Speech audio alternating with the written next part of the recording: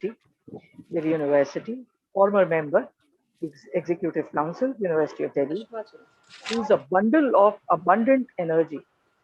Dr. Jail Gupta is the backbone of not only this program, but all the programs that we have had so far. He makes sure that every small detail is looked at minutely and erases out any creases that might be there. Dr. Gupta is a superb organizer and believes in what our late former president, Dr. Abdul Kalam said, think big. Dr. Jail Gupta's canvas is really big and he makes sure that it's painted very well. His planning and organization is immaculate and the kind of energy he exudes is very infectious. If all of us are on the toes, it is only because of Dr. Jail Gupta. So now I would call upon our Chavan Prash model, full of energy, to welcome our guests. He's also the founder of the Indian Accounting Association NCR chapter. Over to you, sir.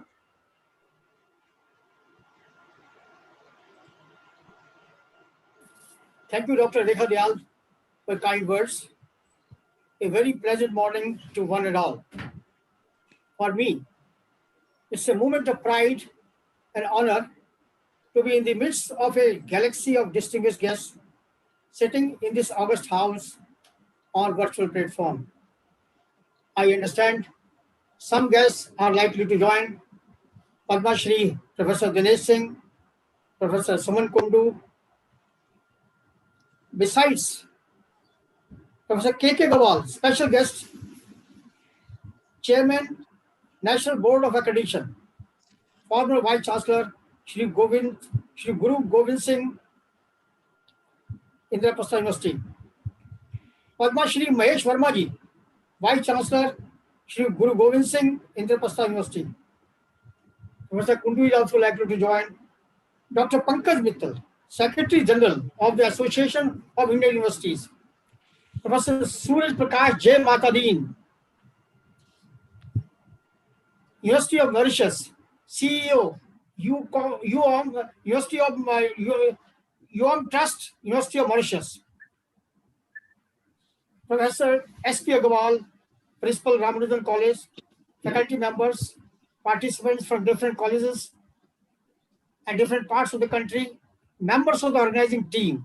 I welcome you all to this 2 weeks interdisciplinary refresher course on Academic Bank of Credits in Higher Education, UGC Regulation 2021.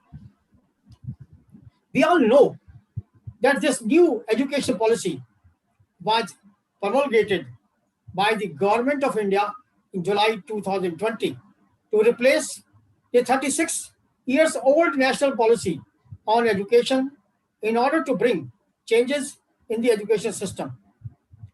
One of the key features of this national education policy, besides others, is the return of FYUP.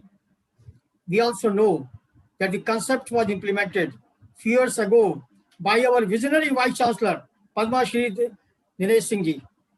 It was not appreciated at the time, but now the time has come to take cognizance of this. Another important feature is it would also introduce the system of academic bank of credits by aiming to assign blended learning to the education system. Academic bank of credit would digitally store the academic credits earned from the various higher educational institutions so that degrees can be awarded, taking into account the credits earned by students. The principal objective of this program is to develop the foundation knowledge about the new concepts introduced through the new education policy, like academic bank of credits and the concept of blended learning. It has been our endeavor to focus on maximum portion of the contents emphasized in the ABC scheme regulations 2021 and blending together learning. I welcome, Dr. Vikas Gupta also. I missed in the beginning, so I'm sorry. Now, coming to resource persons, we are privileged to have the team of renowned and eminent resource persons, which include Dr. Pankaj Mittal, Secretary General, Indian Association of Universities, Professor S.S. Bhakar, Vice Chancellor, ITM University Gwalior, Dr. Mamta Rani Agarwal, Additional Secretary, AIU, Professor R.P. Tiwari, Vice Chancellor, Central University of Punjab, Dr. Professor A.K. Singh, Vice Chancellor, Shri Shri University, Odisha, Professor Alok Chakrawal, Saurashtra University, and many others. Now, the impact on educational institutes, there are challenges. Academic Bank of Credits allows freedom to students to take courses as per their choice with flexibility of multiple entry and multiple exits. Of course, there are certain built-in advantages in the policy, but there are challenges too, which we have to overcome and face. One, higher education institutions need to change their regulations. The participating higher education institutes in the ABC scheme will have to amend their rules in terms of course registration, course requirements, acceptance for interdisciplinary and multidisciplinary impact on education course, credits to be offered to these courses, credit transfer, credit acceptance from other approval institutions. Then enrollment of higher education institutes with ABC. The participating HEI need to enroll with ABC, and there's a condition that the institute should be graded as A. So now the next one would be student counseling. We also know this is a student-centric program. Each participating HEI shall provide students counseling and guidance to all students desirous of opening an academic account with ABC about the details of services of ABC in terms of credit definition, credit accumulation, credit transfer, credit redemption, as well as opening, closure, and validation of students' academic accounts. Now, after two types of higher education institutes will be there. The flexibility of ABC would be available only to students of a college institution with A grade and registered with ABC. And the students from the rest of the colleges will be deprived of such flexibility, and thus they will be deprived of the benefit of ABC. Fee fixation. The fee fixation can be affected by the registered HEI as course fee based on the credits of a course for which the student has registered.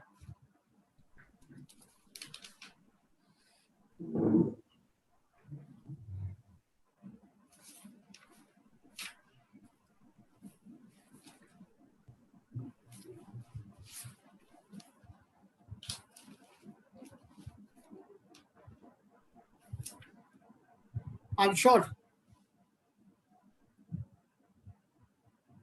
this program will go a long way in the academic growth of the participants, and this in turn upgradation of status through increased API score as required by the UGC regulations.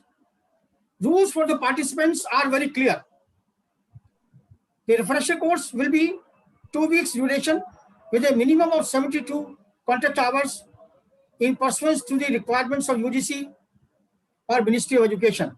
A e-certificate will be issued to participants who successfully complete the program in all respects, which include 90% attendance and evaluation process as per norms.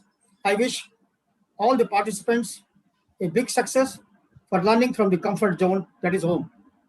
Jai Hind. Thank you very much. Thank you so much, Dr. J.L. Gupta, sir, for extending a warm welcome to the distinguished guests as well as the participants.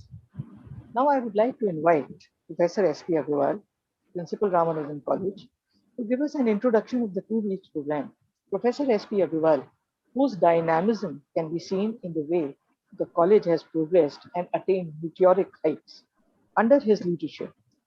Professor Agarwal is an alumnus of University of Delhi and later on went to do his PhD from United States of America. He is not only an astute administrator, but an academic scholar par excellence. He is a motivating force for his teachers, non-teaching staff, and students as well. Ladies and gentlemen, for his immense contribution to the growth and development of the college, the university felicitated him with the award of being one of the best principals in this university. His calm countenance is a balm to anyone who goes to him with a problem. Thank you, sir, for being always there for us and giving us this platform to showcase these events. Over to you, sir. Thank you, Rekhaji. Thank you very much for all the nice words. Good morning and welcome to all the dignitaries, organizing team members, colleagues, participants who always trust us and join in large numbers. Today also, I think around 600 participants have joined in this program. Our chief guest, as Professor Gupta said, will be joining us shortly, Professor Dinesh Singh. We have with us special guest, Professor K.K. Agarwal, not only a noted scientist, accomplished academician, and a very good administrator. Padam Shri Professor Mahesh Varma ji, again Vice Chancellor Indraprasth IP University at present, and a great dental scientist as well as doctor, or you can call him anything. He is an academician, scientist, and an accomplished professional. Guest of honor and keynote speaker, Professor Pankaj Mittal, who is not only a former Vice Chancellor of a university in Haryana, because I belong to Haryana, that's why I know she has run that university very well. Presently Secretary General Association of Indian Universities and brain behind this document, which was released by UGC. Professor Suman Kundu, Director, South Campus, also Director, Center for Canadian Studies, with which this program has been done in collaboration. We are really honored, sir, for this kindness that you collaborated with Ramanujan College on this program. Dr. Vikas Gupta, the registrar, and again brain behind this program, because he initiated that you start this program with Dr. Gupta, and Dr. Gupta talked to me. So he is also available with us. Professor Matadin, who has joined us from, Mauritius. He is representing University of Mauritius, a trust member and a very good friend of Dr. Gupta and myself. My teacher and mentor, Dr. J.L. Gupta, Professor Yamini Gupta, if she's is here. Dr. Rekha Dayal, Dr. Anjali Gupta, my young organizing team members, colleagues, participants, ladies and gentlemen, once again, welcome on behalf of Teaching Learning Center, Ramanujan College, University of Delhi, in this 2-week interdisciplinary refresher course on Academic Bank of Credit UGC Regulation 2021. With, of course, special reference to our new education policy 2020 and blended learning concept note 2021. We have just received a letter from Association of Indian Universities that colleges and institutions must prepare immediately to implement new education policy from July 2021. So, ma'am, I can tell you that this college is already ready to implement the policy. Well, regarding the scheme, Pandit Madan Mohan Malviya and the name of our institution, Ramanujan, actually we get a mission from Pandit Madan Mohanji and a vision from Ramanujanji. So that is how we are able to implement these policy decisions. And under these programs, we have already trained more than 120,000 teachers all over the country in a period of 1.5 years. This is the power of technology, which I'm trying to explain, that how technology combined with our pedagogy can do wonders, all over the world. This FDP is again a discussion on these working papers and how we can implement them in our respective educational institutions. That is very important, because unless until teachers are trained, teachers know the policy, how can we implement? This is very important, because the second part is the institution and the government. So we must sensitize the academic community on these new initiatives of education policy, because most of the time, we read from newspaper different things, and different organizations talk differently, but we want to know the real thing from the people who have framed it and from academicians who know about it. So three things we will be discussing here: new education policy, ABC credits, and blended mode of learning.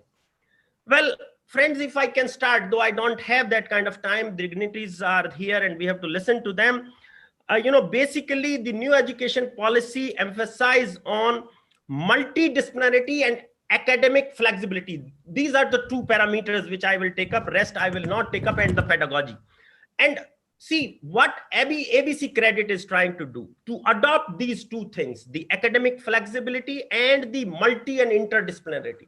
So that, as a student, if I can do one course from IP University, another course from Delhi University, another course from, a SWAM MOOCs platform, another course from some other university. So I get credit for each one, and this credit is accumulated in my bank. That is one important parameter which will give us a lot of flexibility, because if people are stuck in Ramanujan College, if people are stuck in IP college, then probably things may not be that wonderful as per our requirement. So this is the new thing which this ABC credit will provide us. Of course, this needs infrastructure of technology, and we all have to prepare it. Another important aspect here, the importance of cloud. See, now, one way is that every institution have a cloud. Well, that is not possible. It needs large investment. So what we have to create is, we have to create hub of institution where the cloud facility will be there and the others will be hosted on that. So this is another key thing. And for the information of dignitaries, we already have the cloud, and we will be doing it and providing this service all over the country to educational institutions. Another important thing in blended learning is the IPSIT. Basically what it means, I means identifying the resources and learner-centered activities. Very important. Then P means provide resources and announce activities on learning management system. This program is through learning management system. S is scaffolding and support to learners, because everything is learner-based. Nowhere teacher comes. Everything is learner-based. Identification of learning gaps and feedback. I, and T is testing. That means evaluation of the students, which we are all facing a challenge. Delhi University is doing open book exam, but that's had its own limitations. So we have to be ready with what will be the mode of testing and evaluation of the students online basis. Then another important, which I always talk with these kind of programs, when we talk of capacity building of teachers, the communication, creativity, collaboration, and critical thinking are extremely important for each one of us. And these qualities are not now inherent. You can learn them by doing practice. So this is very important. And then the mental and physical health through yoga, through meditation, through ethics, mental health, whatever you want to talk about. Now, another important aspect, which, yesterday a bright industrialist was talking to our teachers, he is a, SoftBank country head. What he was saying, that next 10 years will belong to technology, and the developments which will happen in next 10 years has not happened in last 100 years. And that is for, we have to be ready. The whole Indian community has to be ready. Whole industrial community has to be ready. Whole educational community has to be ready. And if we are not ready, we will lag behind. We will be nowhere. And today, everything is connected with GDP, gross domestic product. So whether it is education, whether it is technology, so that is very important. Unless until we grow at a faster rate, we cannot bring our poverty to poverty level to lower levels. So that is very, very important, which is a development which is happening in this country. And I'm sure India, providing about 50% of the best CEOs in the world, the education is the key. See, today, Google CEO, Microsoft CEO, they're all Indians, and they are taught by all of us. So you can see the future is good, but we have to adopt the change very fast. So this is important for an automated and digitalized world. So higher education and new competencies of teachers are extremely important today. So we have to be, all teachers must be mentally open, flexible. Value and integrity is extremely important. And another important aspect, learning and unlearning, because there are a lot of things which we have to leave behind.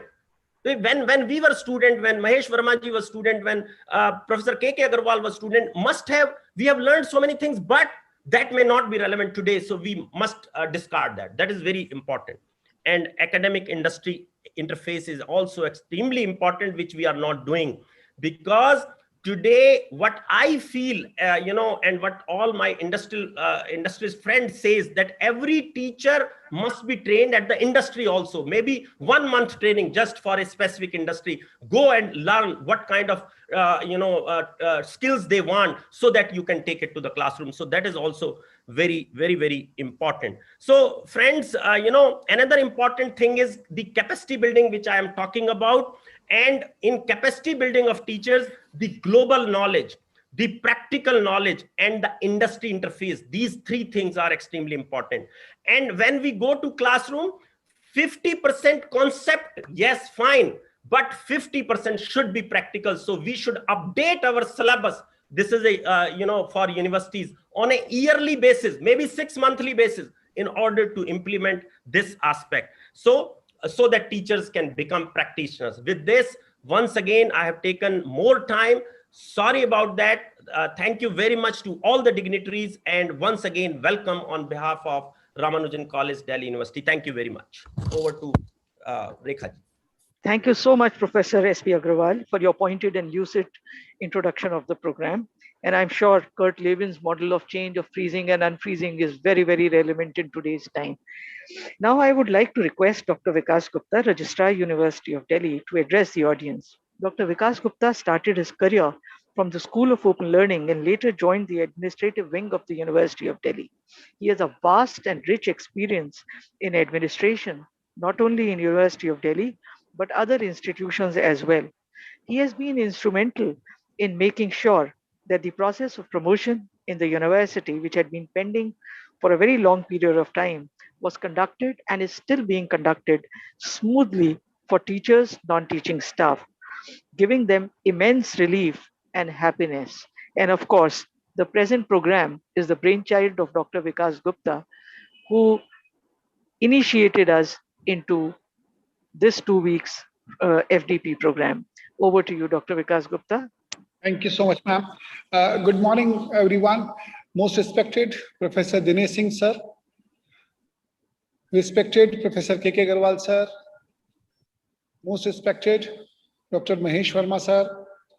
Madam Pankaj Mittal ji, Professor Suman Kundu, sir. Dr. Sumat Agarwal, sir. Dr. J.L. Gupta ji, Rekha ji, the entire team of Ramanujan College, which has planned this program in such short notice. I'm really thankful to Dr. J.L. Gupta, sir, because when we discussed this concept, I thought that it could be a program only of a maximum of 3 or 4 days duration. But the way the organizing committee has planned this program, the credit goes to the center and the center point of the college, Professor Agarwal ji. See, it is almost now 1 year when the National Education Policy was announced last year on 29th July 2020. This program is going to be the best program in the larger interest of the students and the teachers, because through this program, we are going to make them understand the concept behind the academic bank of credit. Dr. Agarwal sir has already explained the 2 basic concepts behind this program, which he said about academic flexibility and multidisciplinarity. But there is one more point which is attached to it, is multiple entry and exit option. Here, through academic bank of credit, a student is being focused as the main learner. Now here, the center point is the student when we talk about academic bank of credit. Definitely, a role of teacher is very important. That is why a training program is being organized, so that we should make aware the teachers what are the nitty-gritties of the academic bank of credit. The national education policy, as I perceive, it is not only a document of a government of India, but it is a commitment of government of India when we say that they are talking about nation building, and definitely the learner-centric doctrine where the student is the center force behind the national education policy. Sir, I would also like to add that by the time our learners would be aware of this program, I'm sure the government of India would be able to launch the academic bank of credit at the national portal. Sir, and the learners, the students, the teachers who are participating, they should only understand the concept behind the academic bank of credit in a very simple term as a bank, where we deposit money, we take out money, and ultimately it is a transaction of that money. But here it is not the money, it is much more value, because here we are transferring our credits, our education which we have earned through the system of learning, either blended mode, any mode. Apart from that, here the freedom is given to the student or the learner that they are not going to depend only on one university to learn the subject of their choice. They have a freedom to go to other universities also.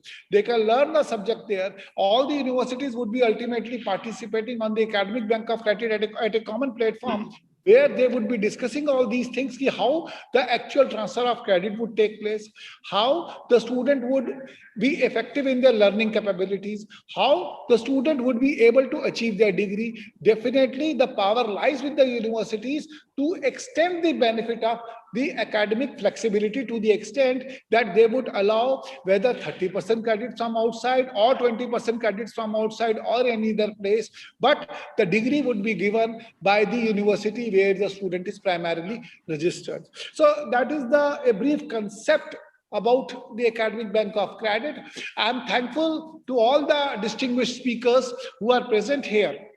And I personally convey my thanks to Dr. Mahesh Varma sir, Professor K.K. Agarwal sir, and Dr. Pankaj Mittal ma'am, especially, that they have taken out time to address these gatherings so that they can understand the importance with which the institution, Ramanujan College, is committed for implementation of all the aspects of the National Education Policy 2020. With this brief, I convey my sincere thanks to the organizers for providing me an opportunity. Thank you so much.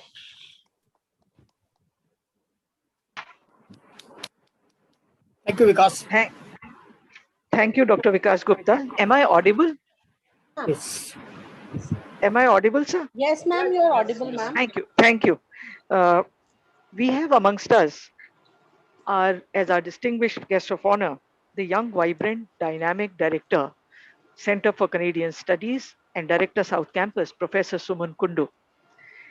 Professor Kundu did his doctorate from the Banaras Hindu University and has a postdoctorate from Iowa State University, United States of America. He's a research associate at Pioneer Hybrid DuPont, USA. Before joining University of Delhi as an associate professor, Professor Kundu had taught at Banaras Hindu University. Professor Suman Kundu was also the Dean of Faculty of Sciences, University of Delhi, before taking over as the Director, South Campus. He has been a part of many administrative committees and discharged his duties successfully. Professor Kundu has been conferred with many awards, SP Tyagi Eurasian Award and Indo-US Research Fellowship, to name a few. This year, he has also been inducted as Fellow of the Indian Academy of Biomedical Sciences. Professor Kundu has published more than 75 research papers and has many patents to his credit. He has also got many chapters in the books which have been written. Professor Kundu is the former editor-in-chief of the Journal of Problem and Proteomics and executive council member of Proteomics Society and Protein Society of India. He is passionately involved in research concerning structure function stability, relationship in blood substitution, diagnosis of hemoglobinopathics, and drug discovery against cardiovascular and sickle cell diseases. We are extremely fortunate to have you with us. I know that you had a very tight schedule, so I would request Professor Suman Kundu to please take over from here. Thank you. Thank you, Dr. Dayal, for the generous introduction. A very good morning to all the distinguished guests that are present here.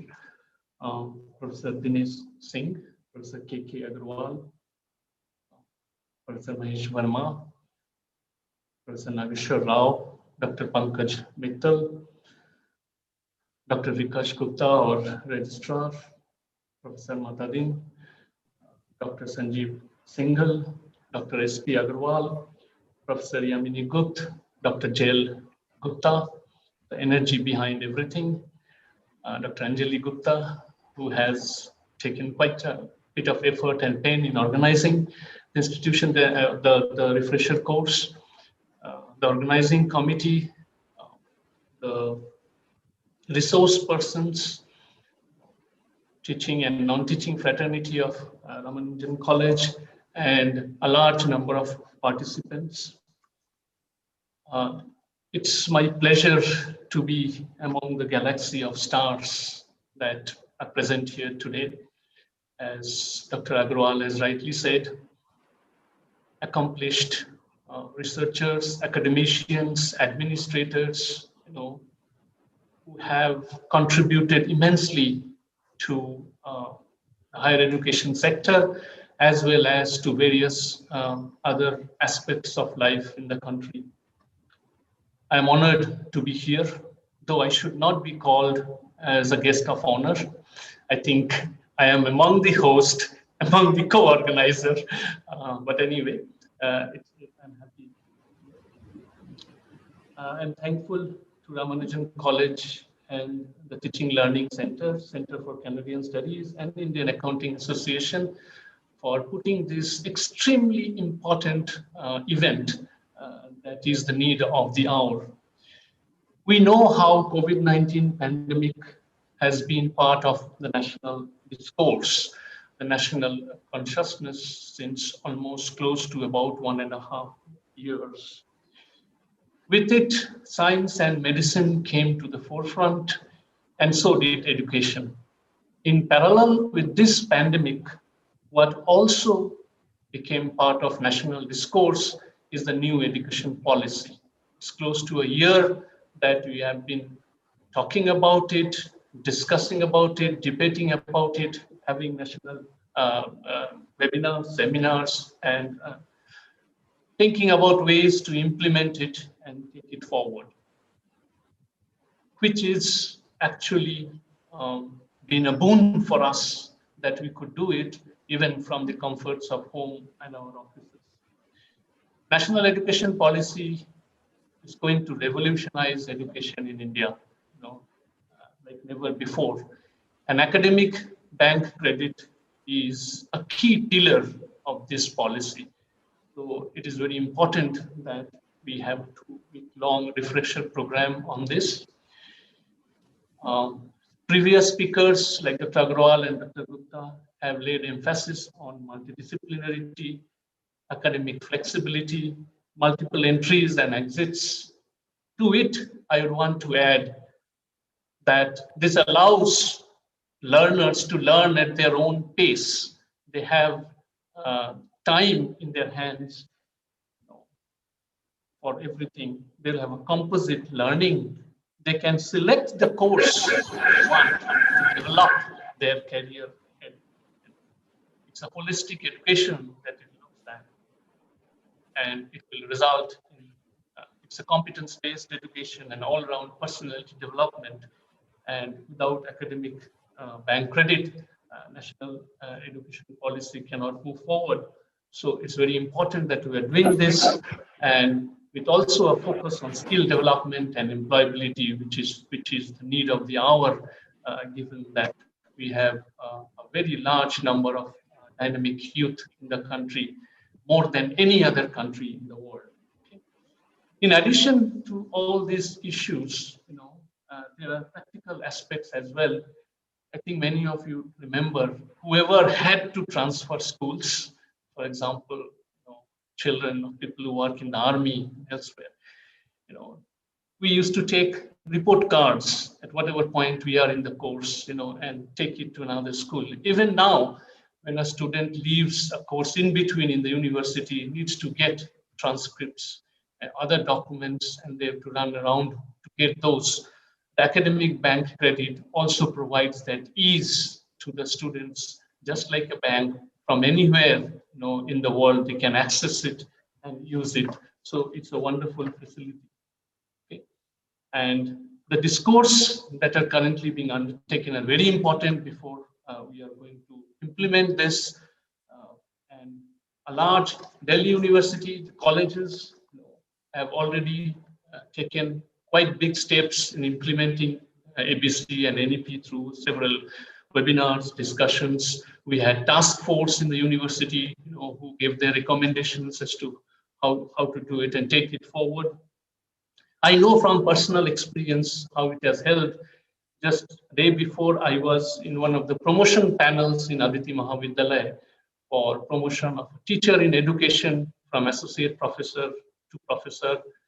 And it would be hard to believe that that interaction went for 2.5 hours, because we are discussing, NEP and academic back credit. And the candidate turned out to be so bright, with so much ideas of her own, that it made us think. That has been an outcome of all the steps that we have been taking in the colleges and the university. And a discourse like this that is being undertaken now will add on to this effort. And I have special word of thanks for our resource persons, because they are very important. They are going to bring forth the entire scheme to the participants. And they will talk about all the deliberations and challenges.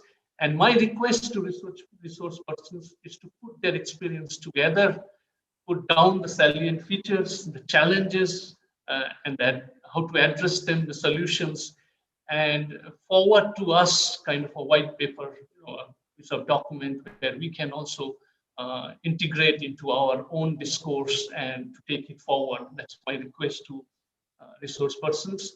My request to resource persons and participants is also to make it a two-way discourse, so that participants also end up asking a lot of questions about different aspects of the academic bank credit, so that we know, and they create scenarios, where you come up with queries. What happens if this is what we come across, and how do you going to take it forward? That will help us a lot. A lot has been talked about student being the focus of this particular policy, but I must say that teachers are also significant. They have to be on their toes, and as Dr. Agarwal has also suggested, they have to continually upgrade their own knowledge and the courses, because now students have the opportunity to choose the best of the courses. They are not bound to take all the courses of a program, not even from one university. They have the choice.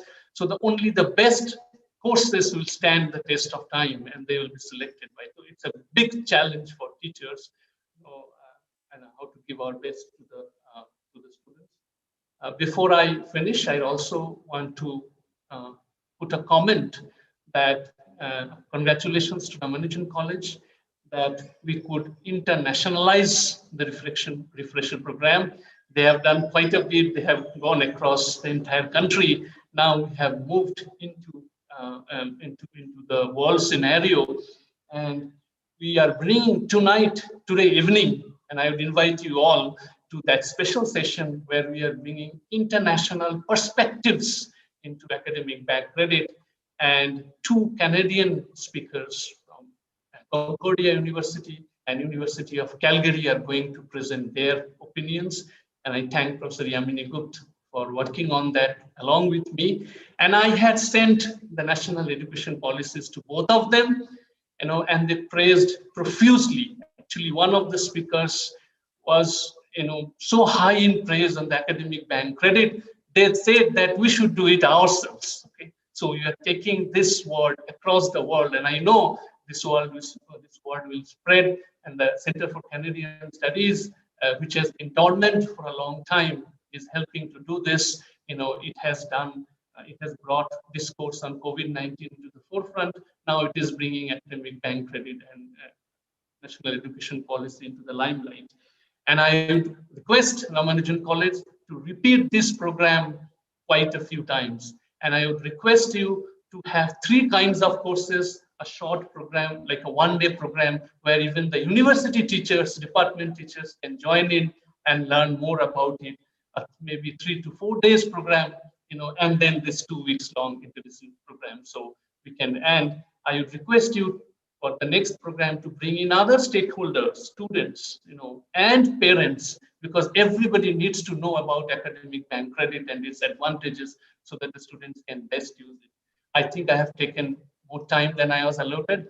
I'll stop here now, and I'll wish this event a grand success and participants a happy learning, resource persons, a good time with them, and bringing more to us. Thank you. Thank you very much. Thank you, everyone. Thank you so much. Thank you, Professor Kundu. We will definitely, Thank you so much. Your idea, sir. Thank you. Thank you so much, Professor Suman Kundu, sir. And I think you've given us food for thought. And maybe already Dr. Jael Gupta and Professor S.P. Agarwal in their thought process must have started working on the Dr. next. Jael Gupta. Yeah, he's already thinking. Yeah. So you've set that process in motion, sir. Thank you, sir. I have immense pleasure in inviting our keynote speaker, Dr. Pankaj Mittal, to this virtual dais for her address to the audience.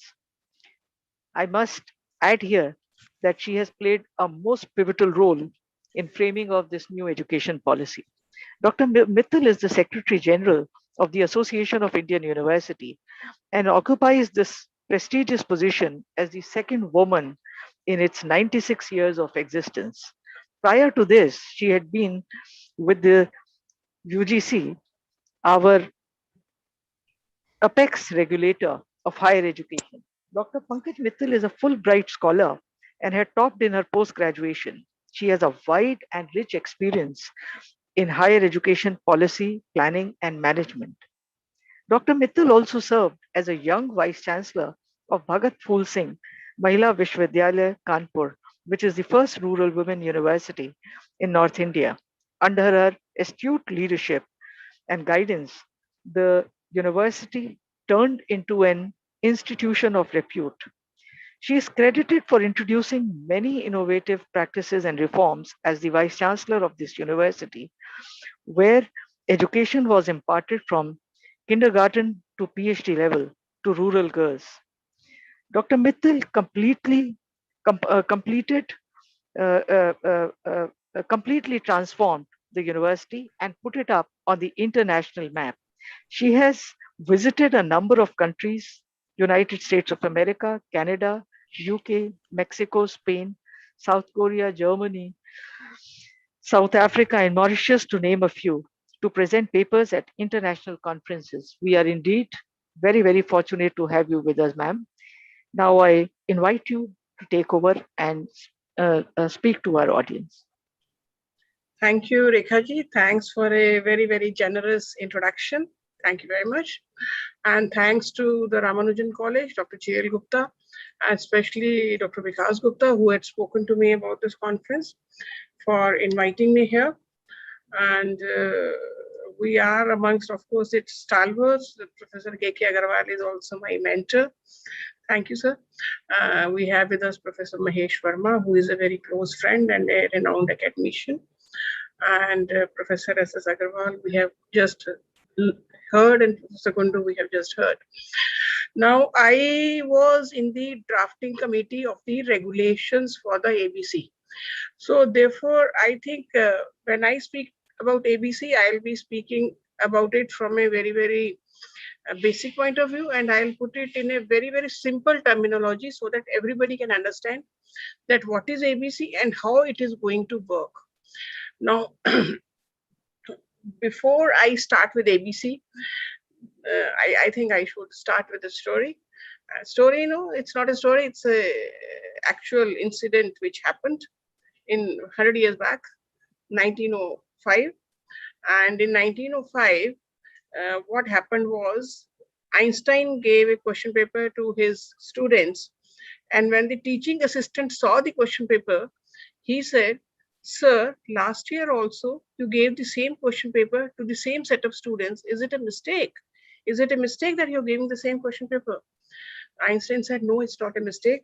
I'm giving it deliberately because the questions are the same, but the answers are different." And why the answers are different? Because 1904, Einstein published 4 papers called Annals, which were like theory of relativity, equal to MC square, Brownian motion, and all those things. And based on that, all the answers had changed. So similar is the situation now. Before the NEP and after the NEP, questions are the same: what to teach, how to teach, what methodology to teach, how to assess the students, how to evaluate the students, but the answers are totally different. So I'm drawing the analogy from that Einstein incident because there those 4 papers changed the very paradigm of physics education, and here the NEP has changed the very paradigm of higher education in India. So what I feel is that there are many, many important recommendations in NEP. I mean, people have spoken about them, whether it is multiple entry exit or multidisciplinary or large institutions or restructuring of universities or restructuring of programs in terms of 4-year program and 1-year masters, or maybe for internationalization where we are allowing foreign universities to come to India. But in my view, if you talk about the most innovative concept of NEP, I feel it is ABC. ABC is the most innovative concept of NEP 2020. And ABC is Academic Bank of Credit. Now, what is Academic Bank of Credit? I will speak in a language so that a layman can also understand. So Academic Bank of Credit, like in a commercial bank, you have an account and you deposit money. In ABC, students will be having an account and they will be depositing credits in place of money. So ABC will be established by the government of India, and it will be only one bank. It won't be branches like you have branches of commercial banks. There won't be any branches of ABC. It will be only one bank. And the students will be allowed to have accounts in ABC where they can deposit credits, they can use the credits, they can transfer the credits. ABC per se cannot award a degree. It will not award a degree. Degree will be awarded by the universities. ABC will only keep the account of the students, I mean account of the credits of the students. Now, how these credits will be earned? See, right now, when you give admission to a student, any university, they give admission to a particular program, like BA, BSc, BSc, BTech, MSc, whatever program, full academic program the student is given admission to. The student studies all the courses in that particular institution, and the student gets a degree from that institution. Of course, some universities have some semester exchange with a foreign university or maybe an Indian university. There are some credit transfers, but by and large, the student studies the program, entire program in that particular university, and then whether it is online or offline or blended mode, whatever, but the whole program, the student studies all the courses of that program in that particular university and gets a degree from that particular university. Now, that is the normal route of getting a degree, which we have been seeing for years now. Now, there is another route which is called the ABC route of getting a degree. In this, the student does not take admission in any university. Student works like a freelancer. So as a freelancer, the student can take, say, 2 courses from one university, 3 courses from another university, 4 courses from a third university, and 5 courses from the 4th university. So he or she can do multiple courses of his or her choice. Today, the student doesn't have a choice, because if you've taken admission in BSc Physics, you cannot take a course in music or political science or history. But here the student is, I normally say that in the new education policy, it is a student-centric policy, rather a learner-centric policy, in which the student is treated like a king. A king because the student is having the flexibility of choosing a program, choosing a course, choosing a university, choosing the speed, choosing the discipline, whatever he wants to study. So whatever he or she wants to learn, the person has the passion for, They can learn from any university of its choice. It could be in face-to-face mode, it could be online mode, it could be Indian university, it could be foreign university, anywhere such student can learn.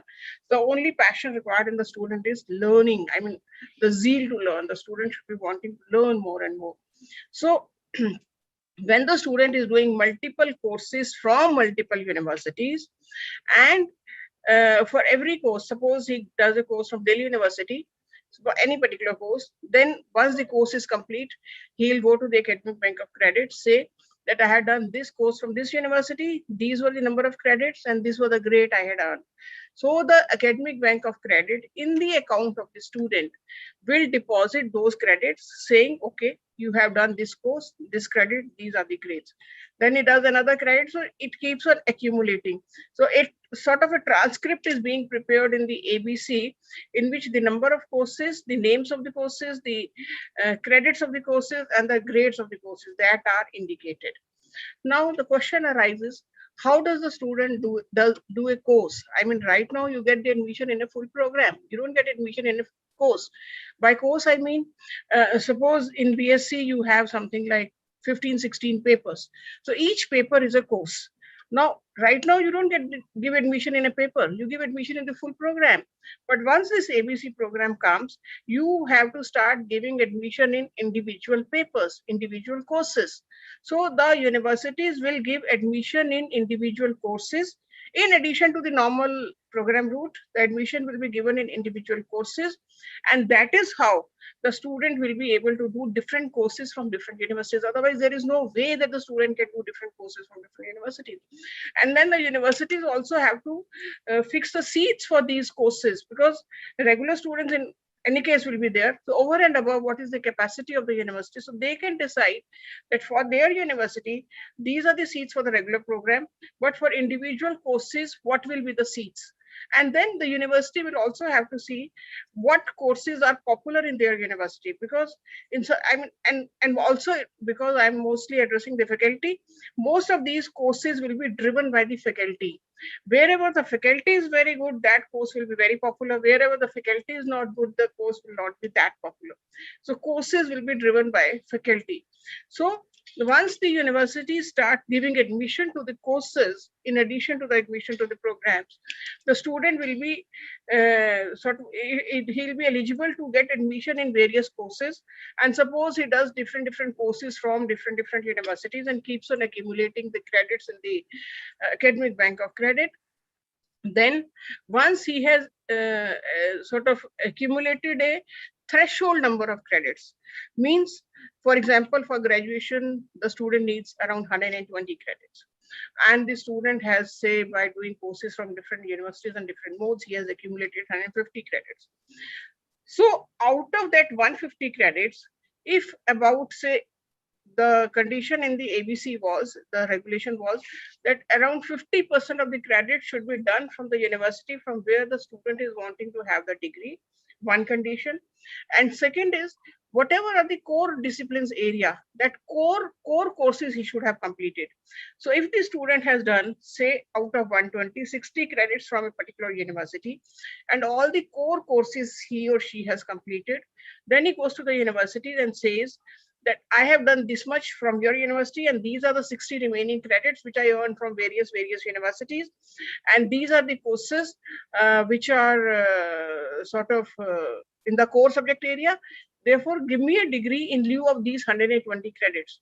So the university will be obliged to give a degree to the student based on those 120 credits which the student is claiming, and those 120 credits will be debited from his account. So now he was having 150. So like you take out money from the regular account, the account is debited with that money.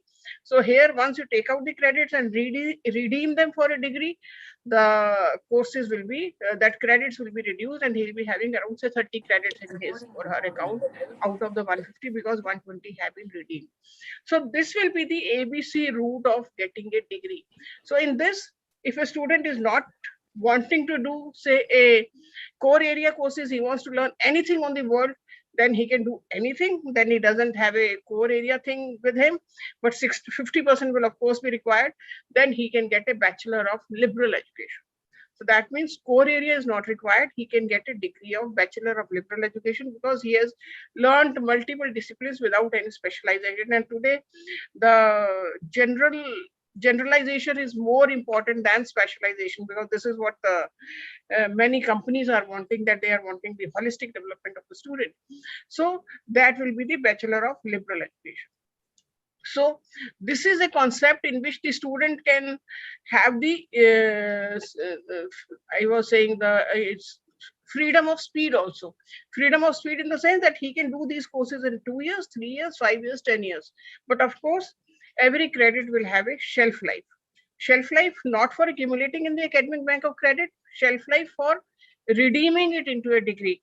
Because suppose today he earns a credit, and after 10 years, if the knowledge of that particular area, because some subjects get obsolete very fast, for example, engineering, technology, AI, but some subjects like history, they don't get obsolete very fast. So the shelf life of every credit will be different. Means some courses will have a shorter shelf life, somebody will have a larger shelf life.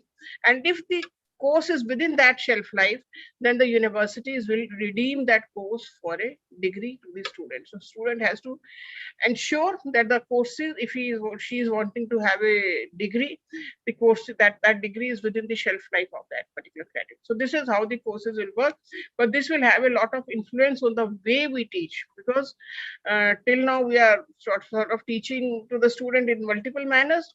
But because I was saying that it will become a teacher driven in the sense, if whosoever teacher is teaching the best, that will be sought after. Therefore, again, I will quote that in future, like we are thinking that brick and mortar universities will always exist, but in future there may be universities in the cloud. Similarly, there will be teachers who are appointed to a particular university or a college, but they will be teachers in the cloud. Because many of the good teachers, they may not want to attach themselves to a particular university or a college. They'll work as a freelancer because they will be in much demand, and wherever they teach, wherever they take the course, that course will be in demand.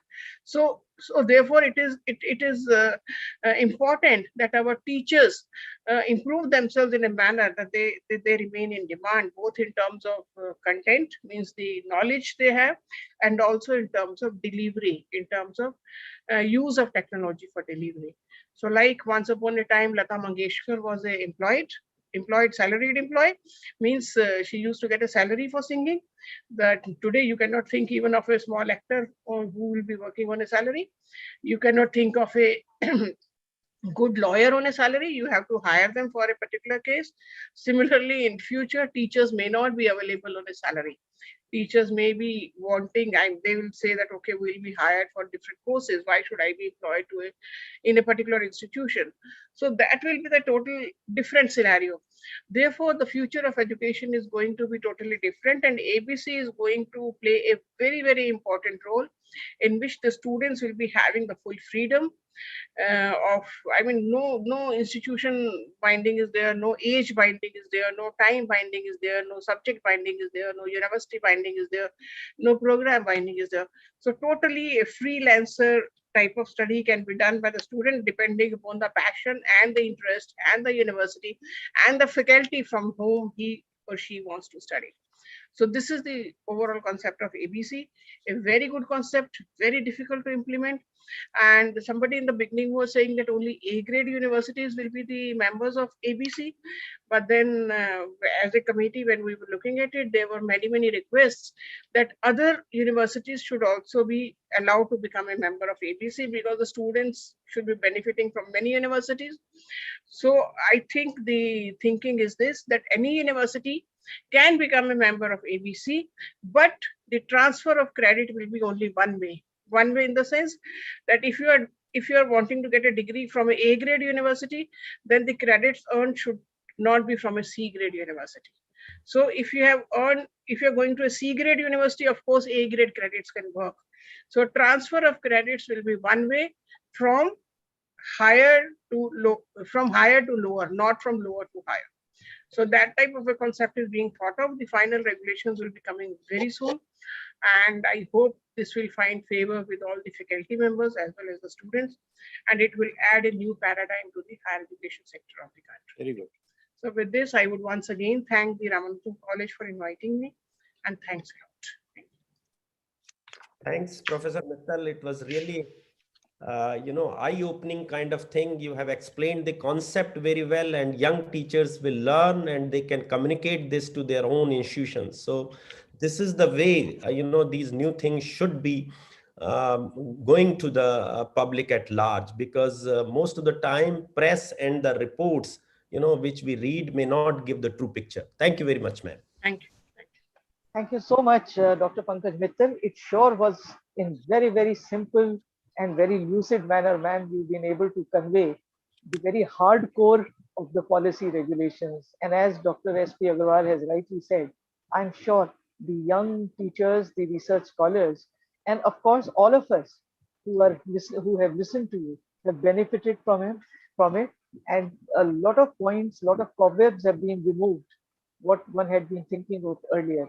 So once again, we extend our gratitude to you for really sparing your time and being with us today and explaining to us the basics of this academic bank of credit. Thank you. Thank That's you. why I try to be very, very simple in my language without using any jargon. Thank you. Thank you so much, ma'am. That is important. Otherwise, if you start using the legal language, then it becomes very difficult for us to understand. Thank you. Now I have great pleasure in welcoming our another distinguished guest of honor, Professor Surat Prakash Jai Matadin, CEO, University of Mauritius, UOM Trust. Professor Matadin's graduation is from University of Delhi and his doctorate from University of Mauritius. Presently, he is holding the position of Chief Executive Officer of the UOM Trust that has all the courses of the Mauritius University under its umbrella. He was earlier the Dean, Faculty of Commerce and Business at University of Mauritius. Professor Matadin has been part of many projects and contributed immensely in the field of higher education. We are very happy to have you with us, sir. And I request Professor Matadin to address the audience.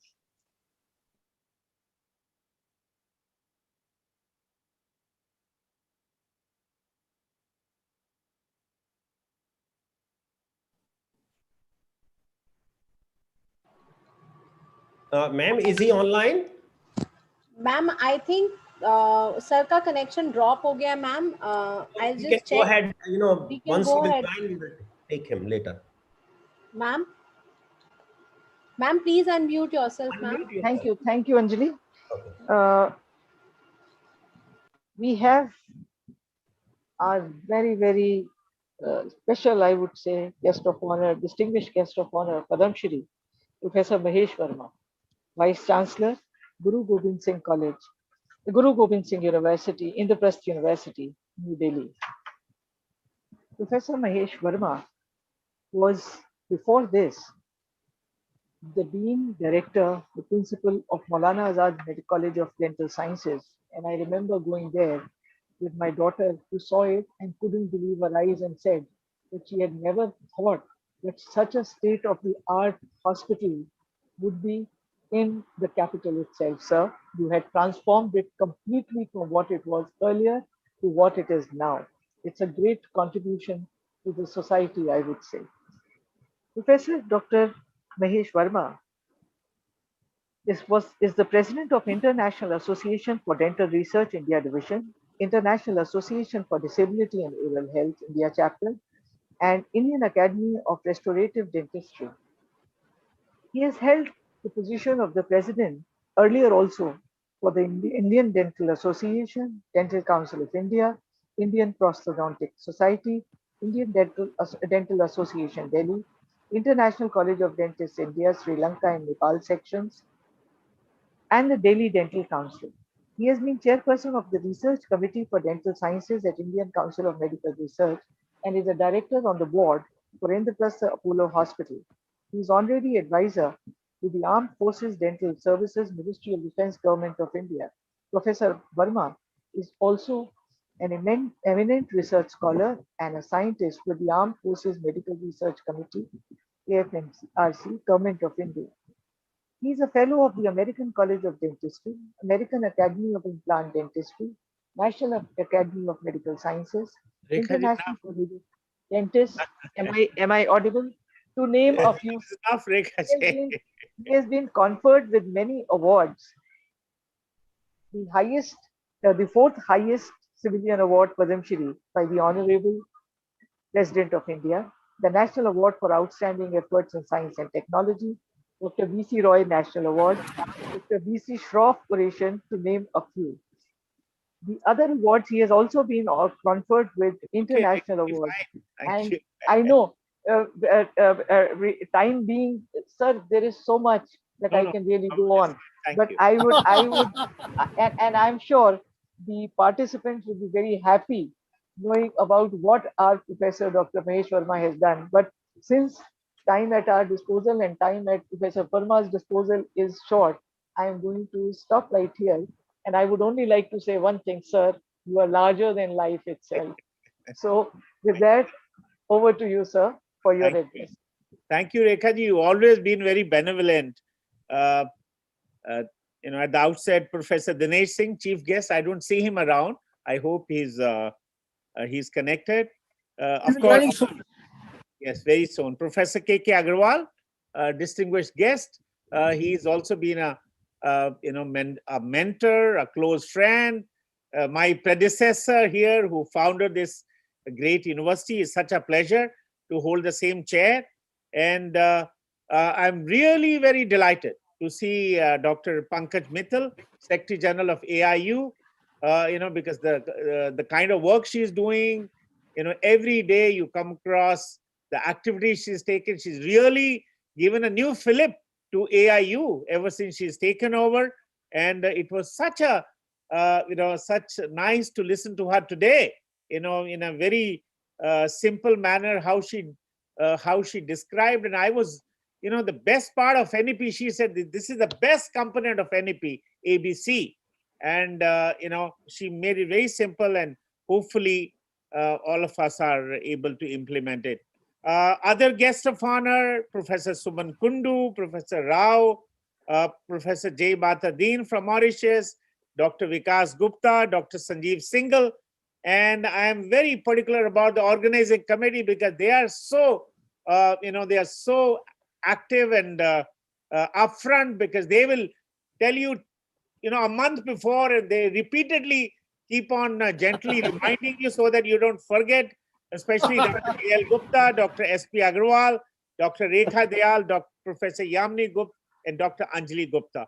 And I really want to congratulate them, because I have been part of their endeavors, many times. And this time it's a trio of Indian Accounting Association, Ramanujan College of Delhi University, and Center for Canadian Studies, for arranging another activity, because they've been doing it so regularly. And as I think Professor Agarwal said, that they've already trained 120,000 teachers. That's a mind-boggling figure, that they've done it in the last couple of months. And congratulations to you.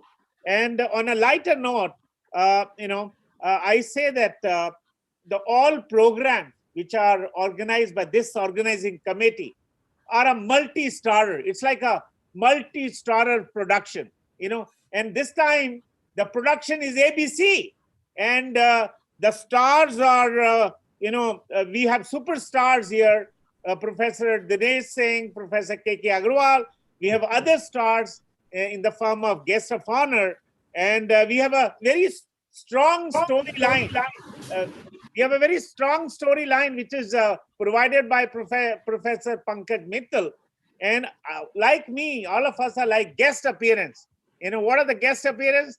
They appear and disappear. So I am one of those, and it's such a pleasure to be amongst you this morning. And as somebody said, that NEP is the best thing ever happened in our country. Of course, it has happened after a long time, but it is the NEP which has started the ball rolling, especially the ABC part of it, and which will totally change, I think, the entire spectrum of Indian education, and especially the regulation which UGC has put up draft regulation, and I'm sure they will, they will formalize it, and it will really make it happen. So I also must say that we had a bright stars here, all of you who gave us all the nitty gritty about what is NEP, how is it going to bring a new framework, how it will be, especially Pankaj said that how we can operationalize it, all the different finer aspects. But, we've been talking about this, and we know that this has worked so well in European countries. It has worked well in North America, especially US, Australia, and some of the other countries. And it's certainly a very fair and a consistent and a transparent system of valuing the learning achievement of a student. As somebody said, that this is a totally student-centric, and student is the king. He can choose whatever he wants. And I'm very sure that this is likely to bring about a sea change in transforming the Indian education system, especially the higher education. And we've been always thinking that our students from India go abroad, and will this NEP will bring about mobility of international student to India and from India to abroad, both inwards and outwards. And also we've been contemplating that how do we link our education with the job prospectus, and I think it will make things also much easier. And the biggest thing in a self-financing institutions, in a deemed university, is the cost determination. How do we standardize the cost of education, especially in a self-financing institution? I'm very sure that this somewhere, that the number of credit is provided, and that it will make the cost determination also easy. And the traditional, the fixed pipe approach which we have, that okay, you can enter through it and exit through it, and you cannot go here and there, I think that will all be gone. So as everybody said, that this will usher in a new age of flexibility. It will bring about the liberty from the restriction. It's all restriction now for a student. There'll be liberty. He can choose the content, the program, the mode, the university, the time, so many things. And so it will give an end to that, the only one entry and one exit approach that we are. So the moral of the story is the onus lies on us, higher education institution, because they are the fulcrum. They're the focal point of implementation. As Pankaj just now said, that it is easy to make a framework, but ultimately, unless we do that. So I think the onus, a great amount of onus, lies on institution, education, higher education institution, because unless they make the concerted efforts, unless they do it, fast track it, because Pankaj said that it's already to be expected to be rolling out in July this year, and we are already in July. And how do we ensure that all our programs are restructured, curriculum are recasted, as per this requirement? See, I come from a medical background, and I want to share that I'm really excited that the medical courses would also, whether it will, it is said in the policy, I read about it, that it will be covering the medical and dental and law courses also. Because, in the medical, dental and law courses, it is a very, very tight approach, very rigid approach, very a traditional approach. And will my student, will they get opportunity to learn economics or management or engineering simultaneously while pursuing, these courses? I'm currently member of the Medical Council of India. I'm also member of the Dental Council of India. So, I know their mindset. The mindset is very, very, very rigid, and a very, it's like silos that they cannot, they do not allow this. And how we can knock out this existing system and bring about this implementation. I'm sure it will not happen abruptly, but it will happen over a period of time. And, I'm sure you have all heard that we are talking about bridge courses, whether a medical graduate can take a bridge course and practice dentistry, and the dental graduate can take a bridge course and practice medicine. Whether this kind of ABC policy will give an end to this system, and whether a dental medical student can pursue dentistry or pharmacy or Ayush, and these students can come to medicine. So this is all we got to show. And as Pankaj said, that if you don't reach anywhere, you still can get a degree of liberal education, isn't it? So you complete certain courses, then mix and match, and you end up getting a degree in liberal education. So will that happen? It is said today that today's market is a job oriented, and today's job market requires multi-speciality, isn't it?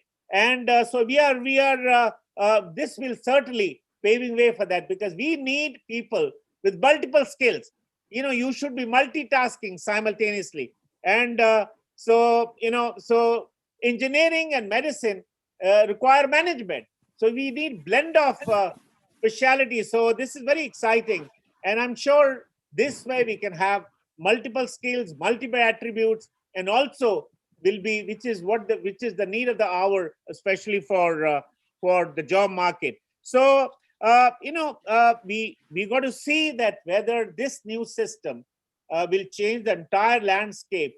And I know it's a wishful thinking, but as I said, the onus lies on the universities that we got to do. Our traditional philosophy earlier was, jack of all trades, master of none. That was what was told in all these years. And today we are espousing this philosophy that we don't want master. We need jack, and we need a hands in different streams. So that is something. And Pankaj also said that the education space, of course, is fast evolving. But today, a student it's not just concerned about specialization, but language, mode of study, country of study, all those things. And also, a learner will also like to choose what is online, whether he wants face-to-face, distance education, virtual courses, or blended mode. So we need to really carve out these designer degrees. When I was talking about designer degrees, in dentistry, we used to make designer smiles, designer clothes. So today, we'll be able to make tailor-made degrees, designer degrees, which has been the fetish of industry, society, and interest of the students involved. So thank you. I want to take this opportunity to thank the organizing committee and really appreciate the efforts of Professor Pankaj Mittal, because she's been a lone crusader, for promoting the NEP, and especially this concept, which she said she was a part of the draft policy of promoting ABC.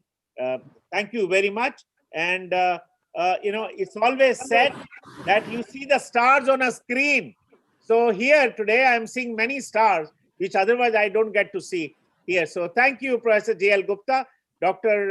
Rekha Dayal, and Dr. S.P. Agarwal for giving me this opportunity to watch some of the stars. Stars of the right here. Thank you very much. Thank you very much. Thank you. Very indebted to you. Well said. Very well said, sir. Let us see that, the kind of blend you made, the dentist, the medical specialist, the Ayush, and the management graduates work together. Very good, sir. Very good. Welcome to Professor Dinesh Singh, sir. Yeah. Welcome to this program, sir. Namaskar. Namaskar, sir. Namaskar. Namaskar. Namaskar. Welcome, sir. Thank you so much, Professor Dr. Mahesh Varma. And I'm sure your encouragement and inspiration will go a long way. It's going to create a kind of a hunger in us also in making sure that these kind of discussions and debates take place, so that I think we progress and develop. And as our chief guest, Padam Shri Professor Dinesh Singh has joined us, I'm still reminded of how the FYUP, which has come back, as Dr. J.L. Gupta pointed out, was his brainchild. And it seems that Delhi University had a vision, far bigger vision, even 5 years, 7 years earlier than what is being planted now. Thank you so much for being with us. You've spared your valuable time, and we are grateful to you for that. Now I would request CA Dr. Sandeep Singhal, uh, our distinguished guest of honor, who is a Central Council member, Institute of Chartered Accountancy of India, Chairman Sustainability Reporting Standard Board, and President Indian Accounting Association NCR chapter. CA Dr. Sanjeev Singhal is an alumnus of University of Delhi, and he also completed his PhD from the Faculty of Management Studies, Delhi University. He was awarded the gold medal in his post-graduation.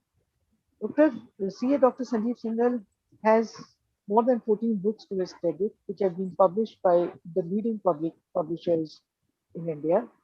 He has addressed more than 450 seminars, I would say more than now 500, on accounting standards, IFRS, and many other accounting, the topics.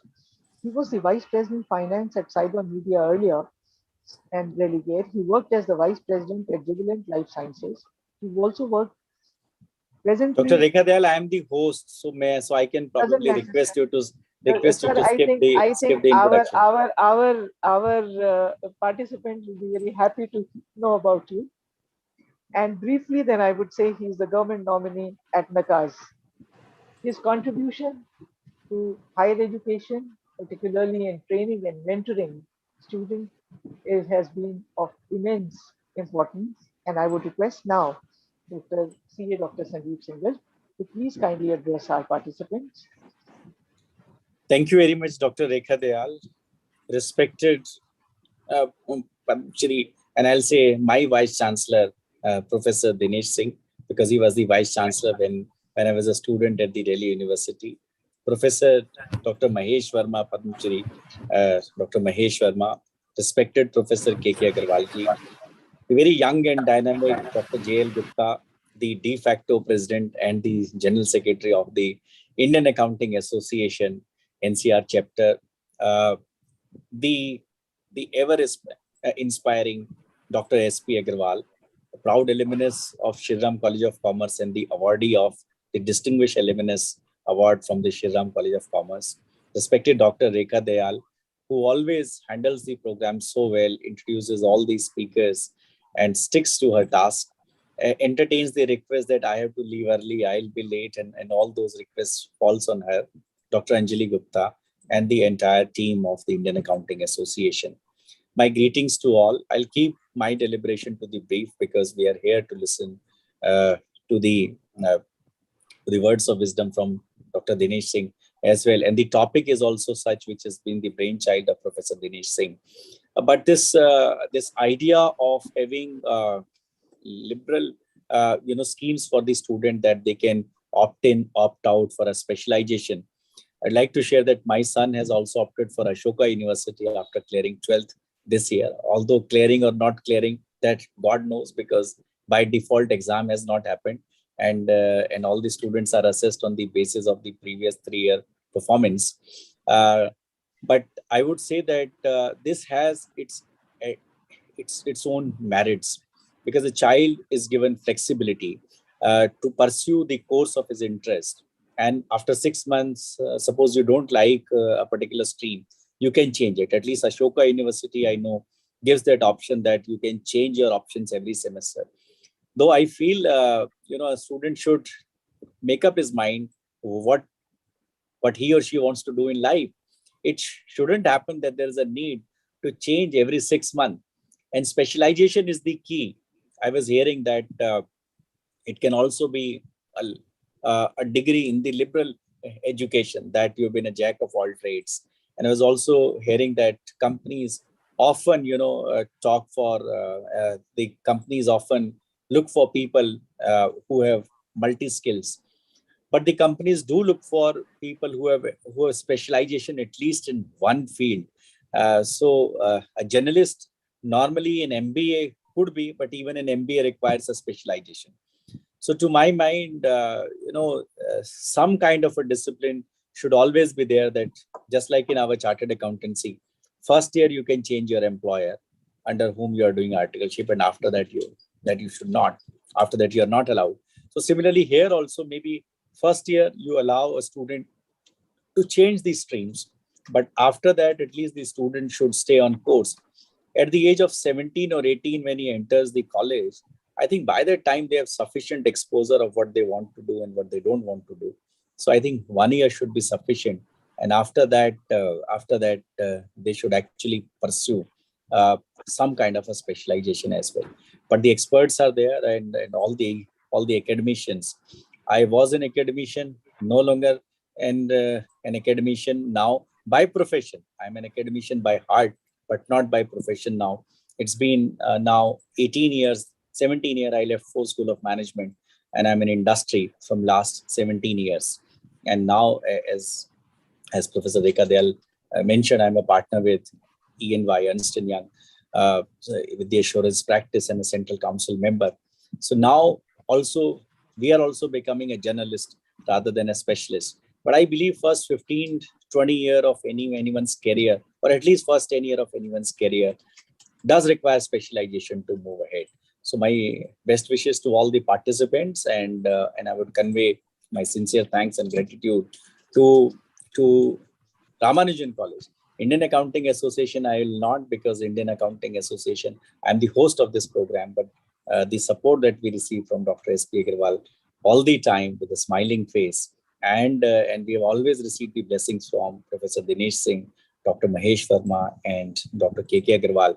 So in my capacity as the designated president of the Indian Accounting Association, I would like to convey my sincere thanks to all the invitees, all the special guests, guest of honor, and all the participants. Thank you very much. Thank you, Sanjeev. Thank you so much, Dr. Sanjeev Singhal. First and foremost, before I call upon Professor K.K. Agarwal, sir, we would like to express our gratitude and thanks to you. You've been with us right from 11 a.m. and we are extremely grateful to you for spending and listening to us so patiently all this while.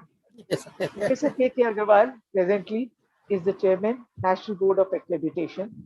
He is the founder, vice chancellor of Guru Gobind Singh Indraprasth University, Delhi, and where he made sure that the university really reached up to very high points in terms of its progress and development. Professor Agarwal obtained his PhD from NIT Kurukshetra, and after a distinguished service of 27 years there, he served as the pro-vice chancellor at Hisar for a period of 3 years, and then he became he joined Indraprasth University as the vice chancellor and was there for a decade. Professor Agarwal, presently, as I said earlier, is the chairman of NBA. He has been the president of the Institution of Electronics and Telecommunications Engineers for a period starting from 2002 to 4, and he has also been the president of the Computer Society of India. He also was appointed as the president of Southeast Asia Regional Computer Federation. Professor Agarwal is a scholar par excellence, where he has published more than 400 papers in very reputed journals, both national as well as international. He has been conferred the honorary fellowship by Broadcast Society of India and was decorated with the Lifetime Achievement Award by IUT and also by the Computer Society of India. Sir, we extend our gratitude to you for being with us, and I would request you now to kindly speak to our audience.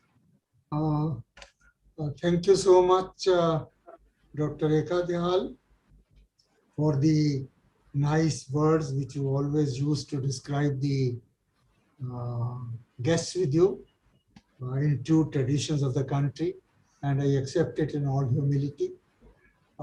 It has always been a pleasure to be in your forum for several reasons. First is you meet so many good friends. I am grateful to you for arranging me to meet with good friend Professor Dinesh Singh, the chief guest for this function. Then my very dear friend Dr. Mahesh Varma, who is looking after my baby at the moment with great care and passion. Then Dr. Pankaj Mittal, who is one of the strongest architects of the topic which you have taken today on academic bank of credits.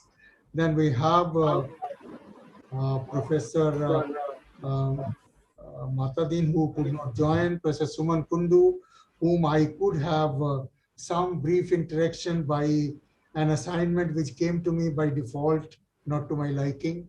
Then Dr. Vikas Gupta, who is the registrar of Delhi University. And I'm so happy, as I have been told, that he initiated this topic. I remember when Vikas started working with me as a young assistant registrar. Now for him to think that there should be a 2-week course on academic bank of credits is a great, great transformation. And I'm so happy about it. And then of course, the hosts, if I call it, Dr. S.P. Agarwal, Dr. Rekha Dayal, above all, Dr. J.L. Gupta, who will make sure that you are there come what may. And all of us are supposed to obey him in right earnest. Then Professor Yamini Gupta, who is Deputy Director, Center for Canadian Studies, which have joined hands, I think, this time. Shri Girish Ahuja, Dr. Anjali Gupta, and so many distinguished faculty members who have joined this FDP. Friends, as Dr. Pankaj Mittal has explained this policy in a great detail, being an author of one of the authors of the policy, I'll take a few points being here. I also decided to be here today the whole day for reasons that time was given to me about a month in advance, so I did not plan anything in the forenoon today. Number two, I wanted to listen because we sometimes get into a very bad habit of speaking only. So I thought listening also should be practiced once a while with thorough seriousness. And I thought today I will definitely listen to everybody. And third was that you have been doing courses on topics connected with the statistics. I was curious to know how a group of people very highly interested in statistics take up this topic on academic bank of credits. And I will connect statistics with it during the course of my brief talk. I'm extremely happy on one other issue because we have been talking about national education policy since the day it has been announced. I think all of us have been talking 2 times a day, 3 times a day on this policy. But all the time you talk about a topic for half an hour, 1 hour, 3 people, and then forget about it. And implementation is a great, great challenge, even now. As a matter of fact, the moment you provide more flexibility, which is very good, which is very desirable, you enter into a greater responsibility. That because more flexibility with lesser responsibility can lead to a higher degree of chaos. And that is where I want Dr. S.P. Agarwal to study it from statistical point of view. Because greater flexibility, greater freedom, without any rules and regulations being defined reasonably well can give us problems. And I was very happy with when Dr. Pankaj Mittal and as well as Dr. Mahesh Varma said, student will be the king. It's a very nice thing to feel in this country that the student will be the king. We have been looking forward to this day, but let us also remember, if king is also not controlled, any king can cause problems. So let us not have students as kings who just talk about anything, want anything. So we will have to probably try and determine the powers of the king also. After all, kings also need constitution to work on. Otherwise, it could be a messy situation, and that has to be done. I'm also extremely happy to see that 600 participants are attending the program, and more happy that you have trained in last 1.5 years 120,000 teachers. Just look to the scale of it. 120,000 teachers having been trained, and I think I've been there in your half a dozen programs. The amount of the training, the rigor of the training, the modalities of the training has been praiseworthy and commendable. So I think I will use this platform to certainly record my appreciation for Ramanujan College and all this group for doing so much for the training of teachers. Because this policy, when will it be a success? When we all work. But if teachers don't work, it will definitely be a failure. That is for sure. So unless teachers are trained in the nuances of the flexibility of the policy, we are in for serious repercussions. And all of us have talked about the concept which many of the best universities in the world have, flexibility and the credits and all that. But I have always been observing, whenever you talk to or you study or you become a part of any best university in the world, you have a person called faculty advisor who almost exercises the role of a parent as long as you are a student in that university. In the national education policy, we have not strengthened that concept. Therefore, there is a chance, there is a risk that the students may go astray. And if he goes astray, well, you can give him a degree of liberal education, fine.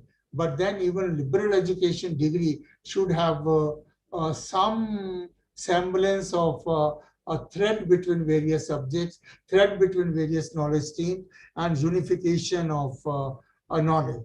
So having said that, I find there have been some very great offshoots of this policy. Yes, Academic Bank of Credits is one of the lighthouses of this policy. But then you have flexibility, you have a 4-year program, which incidentally Professor Dinesh Singh had experimented long back and has come back in the new policy once again. We have multidisciplinarity. We have a feeling that the students will come to engineering colleges without PCM. We have because in the 12th class, there will be no 11th and 12th class. There will be a bracket of 4 years, 9th, 10th, 11th, 12th, and there will be no streams like humanities, science, commerce. So you won't have a commerce student or a science student, an art student classified as such in the school. Now it will be great change, which will bring itself to the higher education by itself. And again, I repeat, handling these changes is going to be a very great challenge. And we all have to be prepared for this for quite some time before it really comes on the ground level. Talking about the topic of the day, which you have Academic Bank of Credits, I'm so happy that 2 weeks you will be talking about this topic. See, normally we talk about a topic for 2 hours at best and are done away with it, and therefore nothing happens. I think the country has already produced maybe more than a dozen books on NEP. But I would like and request you to maybe bring out a book on ACB, and similarly on other policy matters of NEP, because unless you strike a balance between what I call as macro level thinking and micro level implementation, you end up in a mess. There have been many macro level ideas in NEP, but micro level implementation has to be worked out for most of these, and Academic Bank of Credits is one of these very strong points, very desirable points, very healthy for the students. It looks so nice that the student may attend some courses here, some courses in Bangalore, some courses in IIT, some courses in NIT, some courses in DU, and so on and so forth. But then repository of all these things, Professor Dinesh Singh will certainly recall that a few years ago, UGC had given the concept of a meter university, where they said that universities in the same town at least can work as a meta university where the student can study some courses in University A, some in student B, some in University B, some in University C, and so on and so forth. But I'm sorry to say the concept hardly took off. There is hardly any meta university really functioning in the country in the real sense of the word. Now, when we go to academic bank of credits, we are talking about virtual meta universities where you could take a course anywhere and still get a degree.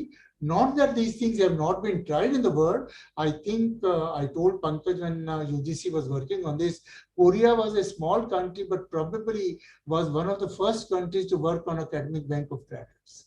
They issued every student a passport.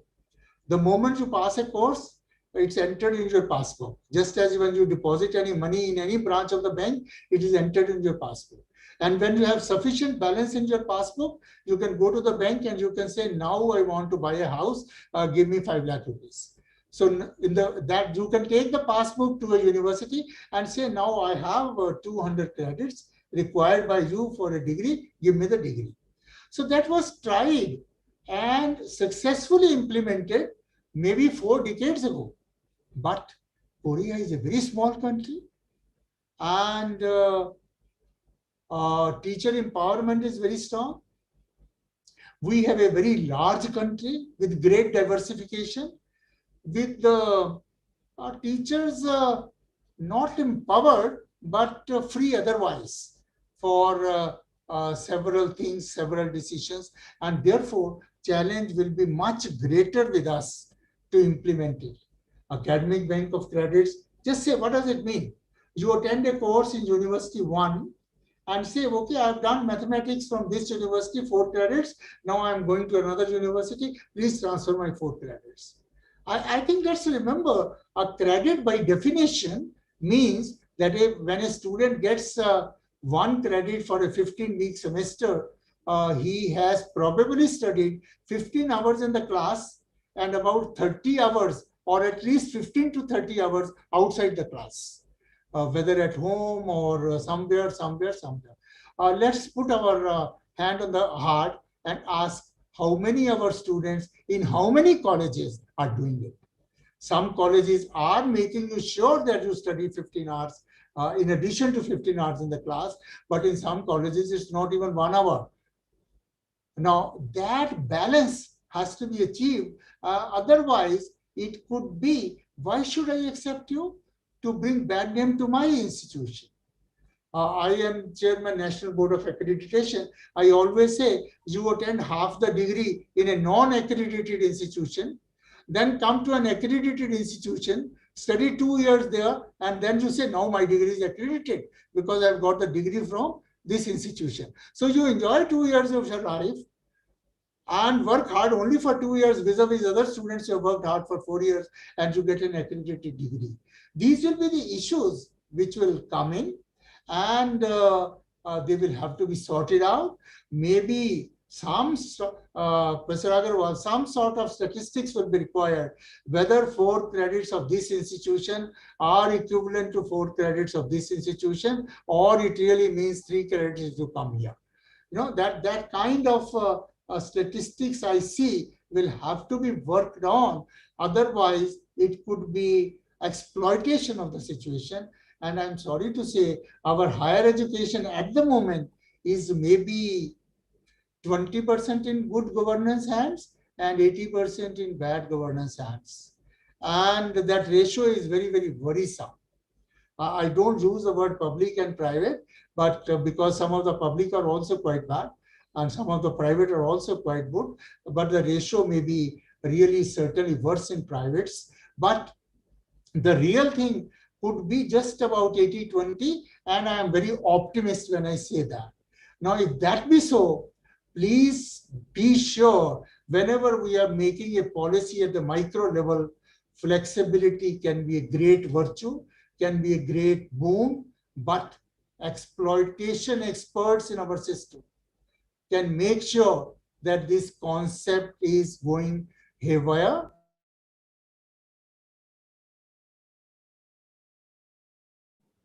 Sir आप mute हो गए हैं sir. Sir please unmute yourself sir. I don't know, have I Yes, talked sir. wrong that you Thank you, muted sir. myself? Okay. Okay. So the point is that it happens with several experiments we have done. For example, I remember we started BSc Electronics with not much great scope. We started BSc Computer Science not with much great scope. We started integrated courses not with very great success. We started MBA with a very great hope that we needed people not very serious experts in economics, not very high experts in commerce, very not great experts in psychology, but people who know economics, who know psychology, who know commerce, but who are problem solvers. But in the process, we produced half-baked economists, half-baked commerce, half-baked psychologists, and no problem solutions. And therefore, our MBA in most of the institutions is what it is today. Same thing happened with information technology. We started information technology as a marriage of computers and communication. And it was the hottest cake in the market 7 years ago or 8 years ago. Every parent is ready to do any damn thing on earth to see that the child gets information technology. And today, half of the engineering colleges have given application to AICT to allow them to close information technology. Why this has happened? Because we think at macro level, start something, and then midstream we feel we have made a mistake, it's not a success, and we come back and reverse the decision. And I always say, I made this statement to a very senior chief minister when I was vice chancellor outside the state. I said, sir, decisions can be reversed, damages cannot be reversed. So in the education process, if you have done an experiment for 10 years, you can change the decision. But during these 10 years, whatever you have done to 10 generations, the country will have to face for a long time to come. So therefore, my request, because it is for the first time I'm seeing somebody is debating a topic for 2 weeks, one of the small topics of the policy for 2 weeks. So please go into take all the risks. I'm a very great proponent of risks, but also make sure that if risks are exploitable, how do we make the checks and balances right now so that things are not exploited? And finally, I was so happy when you talk about, with the reference to blended learning, which has to be a way of life now. And that makes it much more difficult for us. I mean, I think in your platform also, I've complimented all the teachers of this country for taking online classes and saving the ears of the student. But it's also a fact that I've seen teachers going to the online class wearing shorts or whatever they feel like. I've seen students taking the phone at hand and moving all about the house, going to the kitchen, ask the mother for some food, and he's attending the class. Now, we have to somehow find ways and means that blended learning comes to that level of quality, which we really wish to aspire for. Otherwise, it will again be a failure. And finally, once you go to blended learning and ACB, why Indian universities should be the domain? Why can't we take a student from the best university from Harvard? If a teacher is taking an online class from Harvard, why can't he attend it? Why can't you attend a course from Coursera? Why can't you attend a course from edX? And let's learn to credit all those courses in our system. And I, as Chairman, National Board of Accreditation, have been saying in a lighter vein, but I think I'm serious in my heart. Well, NAC accredits institutions, NBA accredits programs. I think now we will have to start accrediting courses. Uh, Mathematics of this is good enough, so credits can be transferred. But physics of this is not good enough, it may not be transferred. So therefore, we will have to go to subject-wise quality checks, and quality will become the key along with the flexibility. And I'll end by saying quality and flexibility going together is a great boon. Flexibility with no quality can be a great curse for the education system. And it is our duty in a forum like this to take all precautionary checks and balances at this stage, that we don't go to that stage and then talk about what to do about it. Finally, I'll end up with a quote by Einstein. He said, if I'm given 20 days to solve a problem, I'll think for 19 days and give the solution on 20th day. We somehow have a habit. I'll give the solution on day one, and on 90 days, I will analyze what went wrong and what can possibly go wrong. So when we have a forum of such intelligent, such great academicians, let's simulate and try to find out what can go wrong. Don't be afraid of it, but let's document it and what possible checks and balances can be taken. Let's try to do that. Short of that, I support student being made the king with a constitution in his hands. King without a constitution has always brought anarchy to the world, and let's save that. So let's produce kings, but give a constitution. And I always say we celebrate Republic Day far more enthusiastically than even Independence Day, because getting independence was very important, but independence without constitution had no meaning. So unless we gave ourselves constitution, we really did not feel ourselves empowered and independent. So therefore, this policy is giving us a lot of independence, but we have to create a lot of SOPs, lot of manuals and working together. Flexibility and autonomy to the university is a must, but autonomy is always with accountability. And I think Professor Dinesh Singh and Professor Mahesh Varma and Dr. Pankaj Mittal and the other vice chancellors would agree with me. Many of our universities are responsible for losing their own autonomy because they wanted autonomy without accountability. And that will never happen. So we'll have to put the two together. Then only all these great concepts of NEP will succeed. And I'm extremely grateful to all of you for giving me an opportunity to be a part of this great academic gathering. And thank you, and wish you 2 weeks of academic trip with a fine resulting document on one aspect. And then if you take different aspects of NEP, you can at least do 20 such programs. And if you do that, and if I'm available, I'll try to attend all of them. I can promise you that right now. Thank you very much, and all the best. Thank you. Thanks, thanks a lot, sir. Very rightly said, and with a word of caution that sometimes things are very rosy, but we have to think and implement in the right perspective. Even Dr. Mittal said that the transfer of credit from A grade to C grade is okay. From C grade to A grade, it is not okay. So, we will have to make very, exhaustive rules and regulations, and the constitution, as you said, and quality with flexibility is extremely important, sir. Thank you very much, sir. And we will definitely see that these things should be, to some extent is implemented, or, they should be adopted by the institutions. Thank you very much, sir. Thank you, Professor K.K. Agarwal, sir. And I think Dr. S.P. Agarwal has rightly summed up one of the most important things that you have pointed out.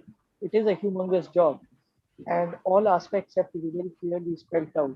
And I think what you said should become a quote by Professor K.K. Agarwal. Decisions can be reversed, damages can't be reversed. I think that should be the key point, which should be in the mind of all the planners and framers, so that there are no damages which are done after the decisions are taken, or these damages are minimized. Thank you, sir, once again. Now, friends, ladies and gentlemen, the time has come, as I always say, and what we have been waiting for, to listen to Padam Shri Professor Dinesh Singh. Padam Shri Professor Dinesh Singh weaves magic with his words. He's a brilliant wordsmith. The canvas comes alive in his hands with his brush. The equations and puzzles of mathematics look so easy when he solves them. And of course, with his smiling countenance, he is able to dispel fears and create a sense of reassurance. Above all, Professor Dinesh Singh is a remarkable human being. So we are very happy to have you with us. Briefly, I would like to mention Professor Padam Shri Professor Dinesh Singh presently is Chancellor K.R. Mangalam University, Gurugram, and former Vice Chancellor, University of Delhi, where he had pioneered many innovative projects, I think, which are not just remembered, but which gave the students and the teachers a great amount of opportunity to do research. And I think inculcated in particularly among the students a sense of being a researcher or what a good researcher should be. Professor Dinesh Singh is a distinguished academic consultant to the Middlesex University, London. He is a distinguished senior fellow, advanced Express Imperial College Science, Technology and Medicine, London. He is an adjunct professor of mathematics, University of Houston, United States of America. He is a distinguished professor with the Shulini University, Solon, and an honorary professor at IIT Delhi. Professor Dinesh Singh is also Director, Mathematical Sciences Foundation. He has been conferred with many honors, one of the highest civilian awards of the Government of India, Padam Shri, by the President of India. The other awards and the doctorates that he has received from across the globe and the country are from the University of Edinburgh, from the National University of Ireland, University of Houston, and National Institute of Technology, Kurukshetra, to name a few. He is a member of the Scientific Advisory Committee of the Government of India, among many other committees that he has worked on. He is the president of Ramanujan Mathematical Society. Professor Dinesh Singh has also been awarded with the Career Award of the University Grants Commission, the Ramaswamy Ayer Award Lecture, Indian Mathematical Society. He has also served as a jury on the Gyanpith Award, one of the India's most prestigious literary awards.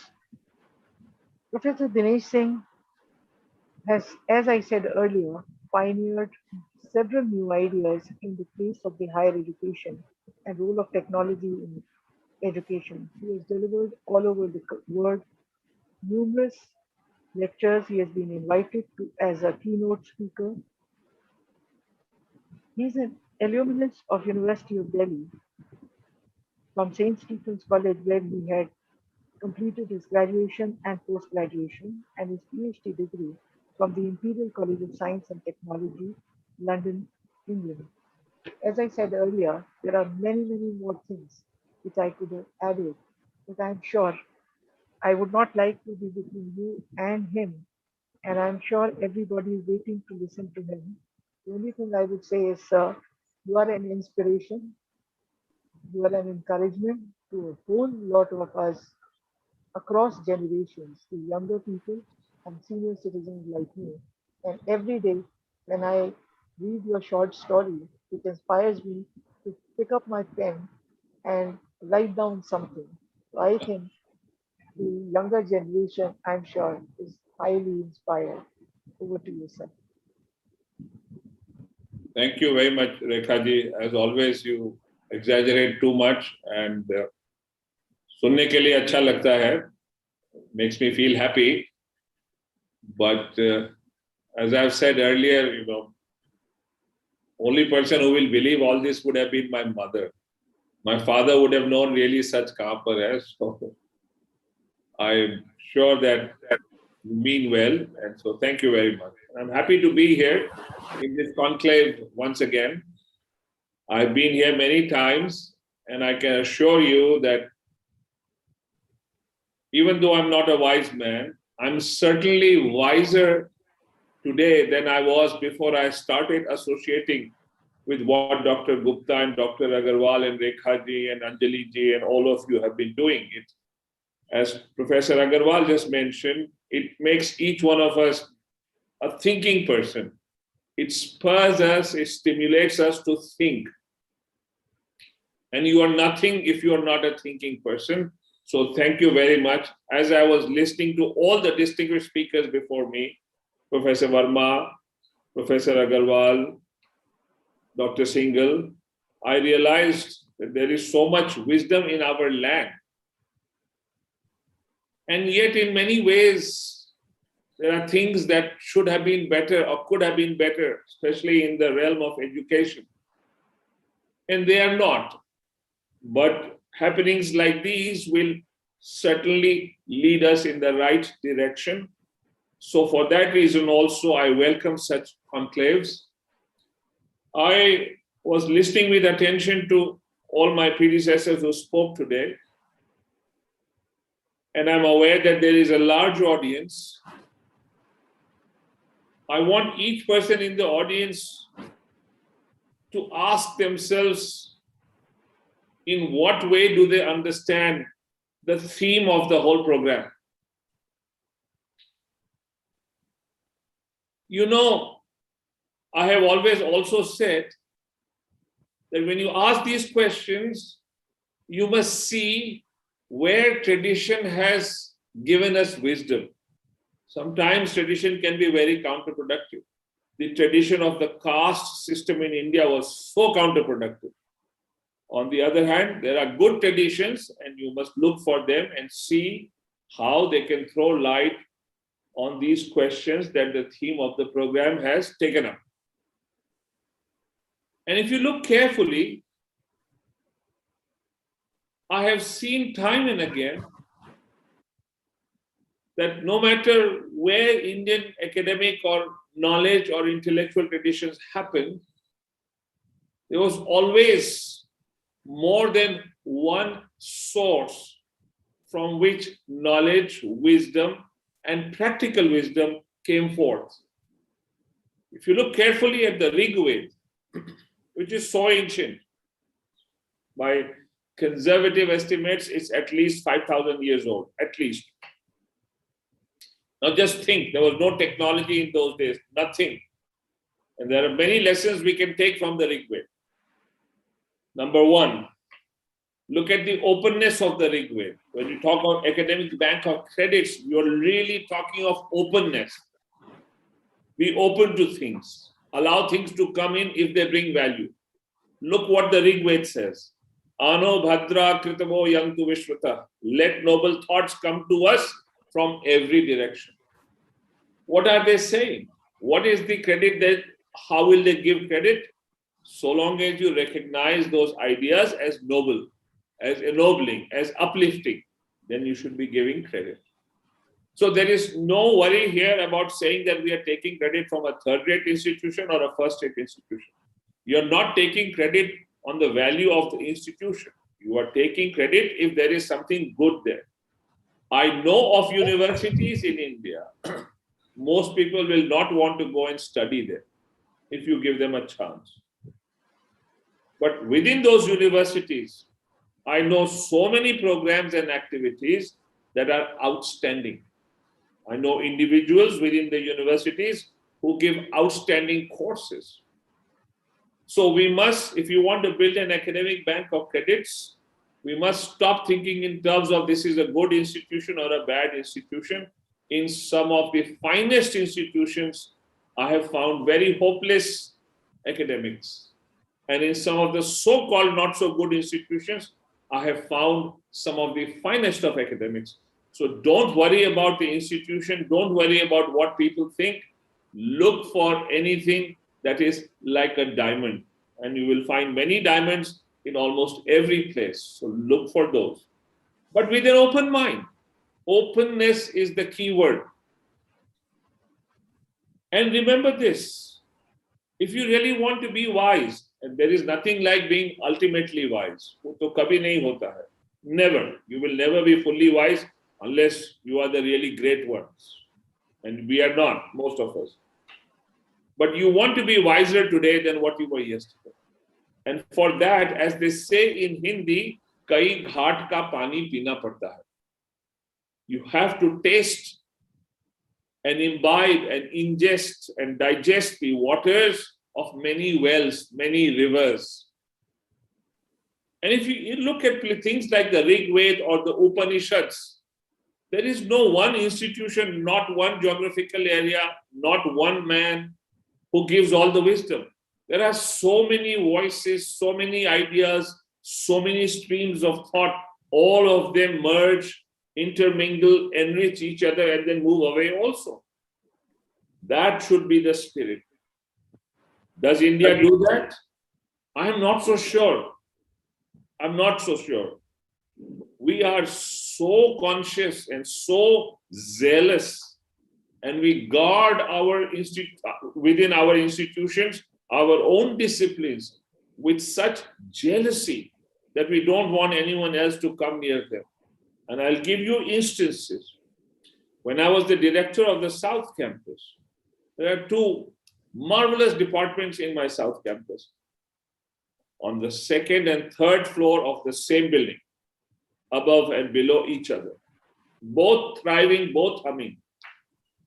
At one time, one of the departments came to me and said, you know, we have found this marvelous university in France, which complements what we are doing. So we deal with finance and they deal with economics.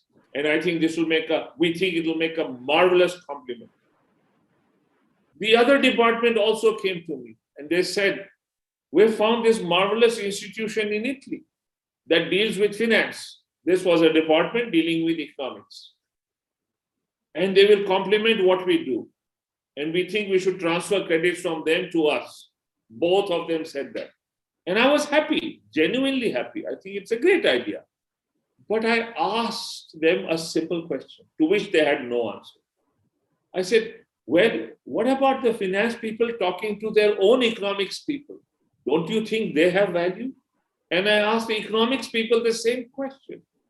What about talking to your own finance people, in addition to talking to people in Italy or France? Don't you think they can give you some value? And there was complete silence. This acute inability to talk with an open heart to the person who lives next door. This is very well reflected in those people who are addicted to WhatsApp and Twitter and Facebook. They will make friends with people across the 7 seas, but are completely oblivious of what happens in their neighborhood. And it is also reflected in a million other ways in our academic institutions. They talk so much of bringing in credit from that great institution and this great institution. But we don't want to look at things right around us.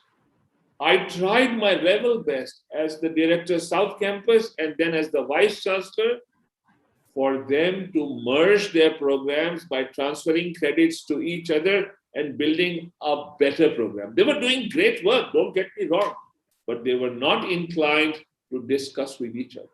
And the story doesn't end there. I've seen this time and again. Professor Agarwal mentioned the meta-university concept. It wasn't the UGC that facilitated it. They had no idea. It was Delhi University that floated this idea. We spoke to Jawaharlal Nehru University. I personally went there in humility. I went to the IIT Delhi. I went to Jamia Millia Islamia. The only university that was open to the idea at the higher levels was Jamia Millia Islamia. And I knew exactly what we want to do with them. We had started a new program at the Innovation Center at Delhi University called Masters in Math Education, a practice-based program, totally innovative.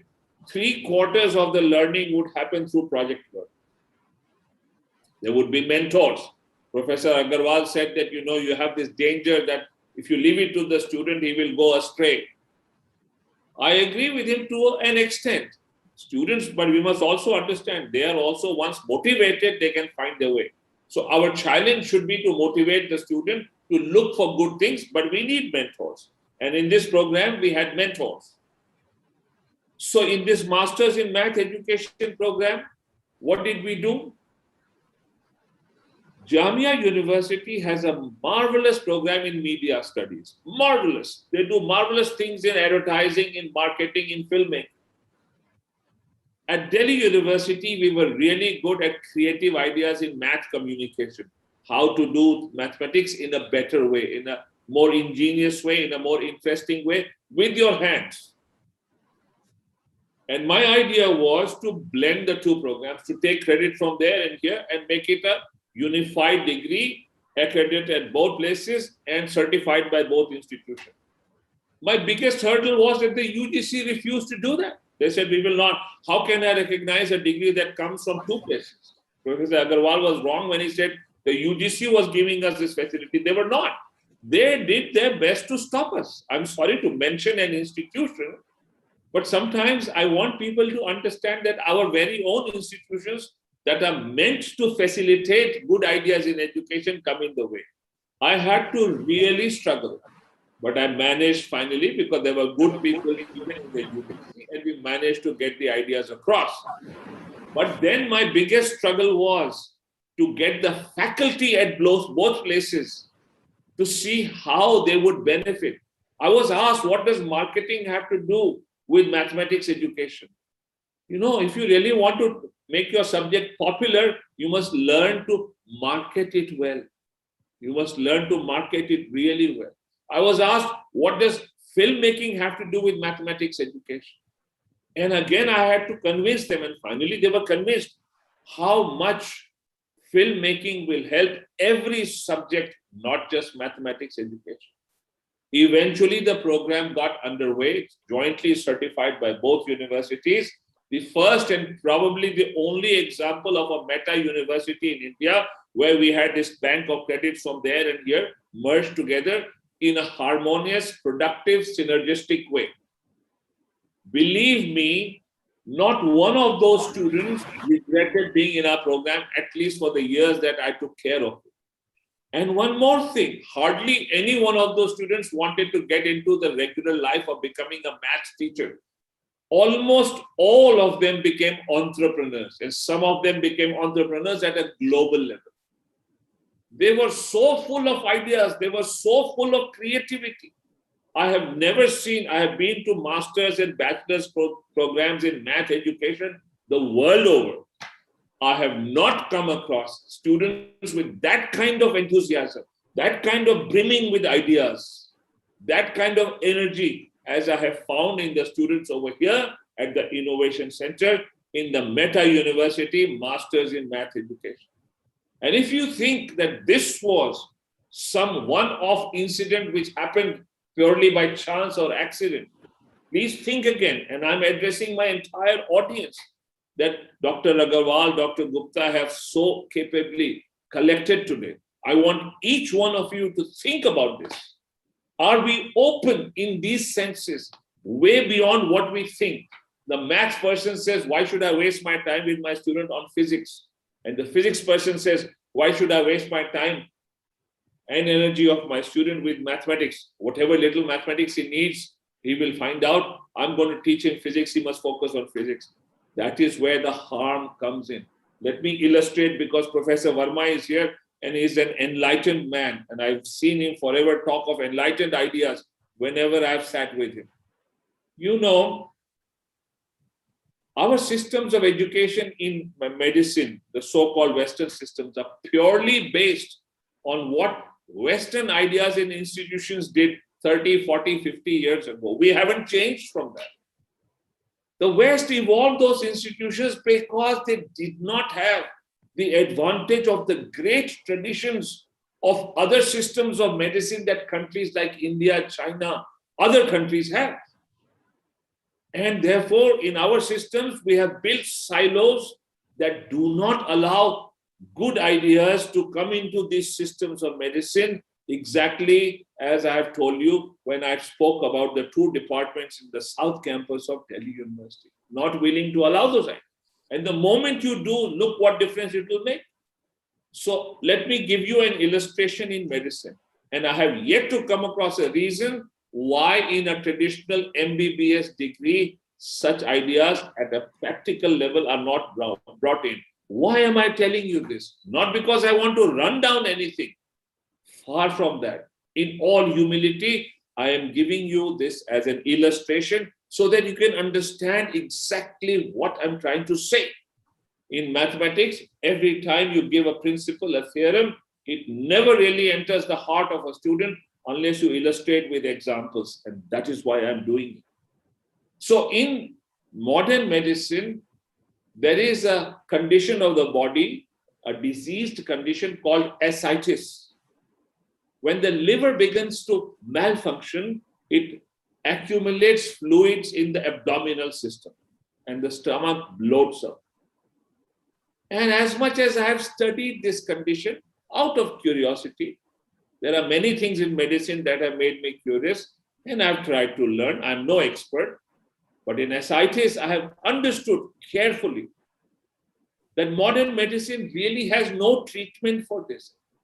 If the liver is in a bad condition, then there is nothing much you can do. You can extract the fluid from the abdomen using syringes. It's painful and it's a temporary thing. The Ayurveda has a marvelous treatment which is gentle, not in the least uncomfortable, and through your stool, it will extract the excess fluid and the body will return to its normal condition. Medicine is medicine. In Ayurveda, what are they doing? They're using some chemicals that come to them from some herbs. That's all they do. That's just medicine. There's nothing like allopathic or Ayurvedic or anything. Why can this system of treatment not be a part of our regular MBBS program? I have never understood till today. My point is, the Rig Veda says this, let noble ideas come to us from every direction. If we really want and understand that this treatment for ascites is a noble idea, why can't we put it in the curriculum, put its practice in place, demonstrate its effectiveness, or debunk it by some scientific study? I have looked at this so carefully by sitting with well-known Ayurvedic physicians who practice this regularly, and they have had success almost all the time. Therefore, I believe there is scientific value. I'm not advocating Ayurveda. I'm not running down allopathy. Please don't get me wrong. All I'm saying is a single principle, keep the mind open and good things will follow. Therefore, if you really believe in this, if you want to learn, if you want to create good systems of knowledge, good things of learning, if you want to create enlightened souls, then the first principle is to keep an open mind, not worry where the knowledge is coming from, worry whether it's useful, good, beneficial, noble, etc. And then see how you can build a synergy. Do not be mechanical. That is the other thing that comes here. So let me give you another illustration, and hopefully, Dr. Gupta, I'm not going to speak for too long, so please bear with me. Hopefully, this will also give you an idea. I heard Professor Varma, and he's always ahead of his time. I heard him talk about designing your degree. You know, at the University of Delhi, at the Innovation Center, we had created a program called Bachelor of Technology Humanities, Design Your Degree. And you can see the choice of words was deliberate. Bachelor of Technology Humanities. I was questioned by these great institutions that regulate our education. How can you have technology and humanities? And I feel so disheartened. You know, Sanskrit poetry is full of nothing but various ways of creating new meters, all kinds of meters. It's all about Chand. One of the Upanishads is called the Chandogya Upanishad because it deals with Chands, the meters. That's how great it is. If this is not humanities, nothing is, right? Do you know that in today's world, to really bring it to fruition and to make it great and productive, you cannot do it without computers. You cannot do it without good coding. You cannot do it without good mathematics. So why do we make these distinctions between technology, humanities, mathematics, so on and so forth? What is the point I'm trying to make? I want the audience to understand. I want you to imbibe this, that do not take things for the sake of building credit like bricks in a building. You have to blend and merge them. That requires openness of minds from both sides. For instance, in the Jamia program where we did filmmaking, it wasn't that they just studied filmmaking as an independent course at Jamia. All the practical projects that were connected to whatever they were teaching there were based on math, education, marketing, creativity ideas. This is called a blending of things. If you really wish to do that, you have to learn to blend greatly. Bring that principle in. So here's what I'm trying to tell you. Two things I have mentioned. There'll be just one more and I will stop. I mentioned openness of mind. ability to recognize good things, no matter where they come from. As an illustration, I mentioned how to treat ascites from Ayurvedic point of view, but medicine is medicine. Just put it into one integrated program. And the second thing I mentioned was learn to blend these things harmoniously. In that design your degree program, more than half the credit came from hands-on projects connected to the real world. And you will not believe this. So we had students in first year undergraduate who took credit from master's programs of Delhi University. And in linguistics, this student just out of high school, first semester, takes a course, master's first semester, and he tops the whole master's program. Can you believe that? Why? Because all the practical parts of his linguistics program were mentored by faculty here at the Innovation Center who built great experiments around them. My point is again this, and this wasn't an isolated case. This was happening repeatedly in all our students who worked in projects. So the third principle I want you to understand, if you really want credits to bring advantage, always use the cement of hands-on work between credits from one institution and another, like the linguistics from the linguistics department and the BTech humanities from our innovation center. The cement that really worked, that made it happen, was this hands-on project-based activity. That brings amazing insights. I will illustrate again in a simple way. When Newton started experimenting with light, he was very hands-on. Newton was a gifted, skilled craft person. All his experiments in light were conducted by devising his own instruments for an apparatus by himself with his hands. And he produced marvelous mathematical insights into light because of all those things that he could understand because his own hands were involved. And once he had done that, he transferred this idea for gravitation. So his ideas on gravitation, the inverse square law, and it's a mathematical law in physics.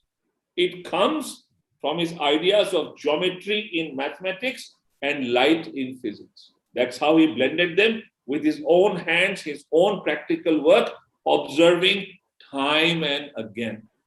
Believe me, our education, you can take credit from institution A, B, C, and D. If it is purely a theoretical blackboard-based course, nothing good will happen. It will be as good or bad as taking credit in the old ways.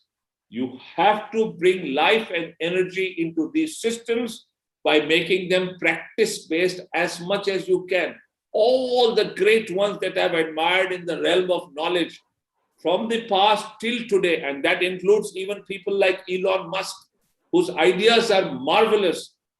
They are great believers in practical hands-on use blended with knowledge. All the great ideas on alternative sources of energy that Elon Musk comes up with, all his ideas on space travel, all his ideas on the Hyperloop travel, all of these are blending great theoretical knowledge with hands-on activity. His electric cars are like that. That is why they are miles ahead of any knowledge system that you will find anywhere in the world. Not even Harvard does what Elon Musk does. Think about that. So bring in this practice-based system. Make sure that everything is connected to experimental modes and every subject is connected to experiments, believe me. And finally, you have to learn to use data. You have to learn to use basic IT. You have to learn to be a good communicator. You have to learn to work in groups. No matter how you create your academic bank of credits, nothing will help you if you don't imbibe these qualities.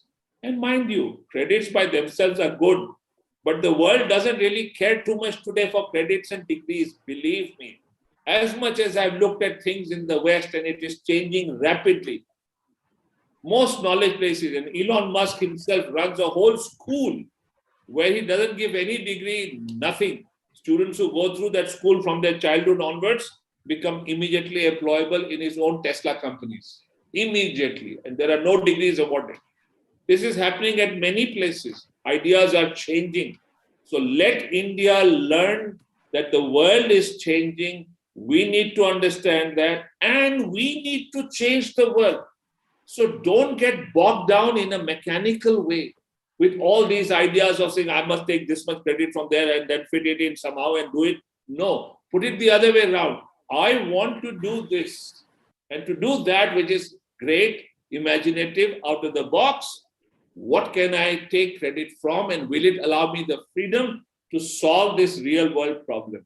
And then all of you who are connected today in this program will get your ideas and make your suggestions. No one is asking you to fight with anyone. I did not fight with the UGC when they said there is no meta university. I sat down with them and I had discussion. And finally, they were convinced. Use that principle of reasoned argument and be bold in your ideas. And maybe 9 times out of 10, you will not succeed.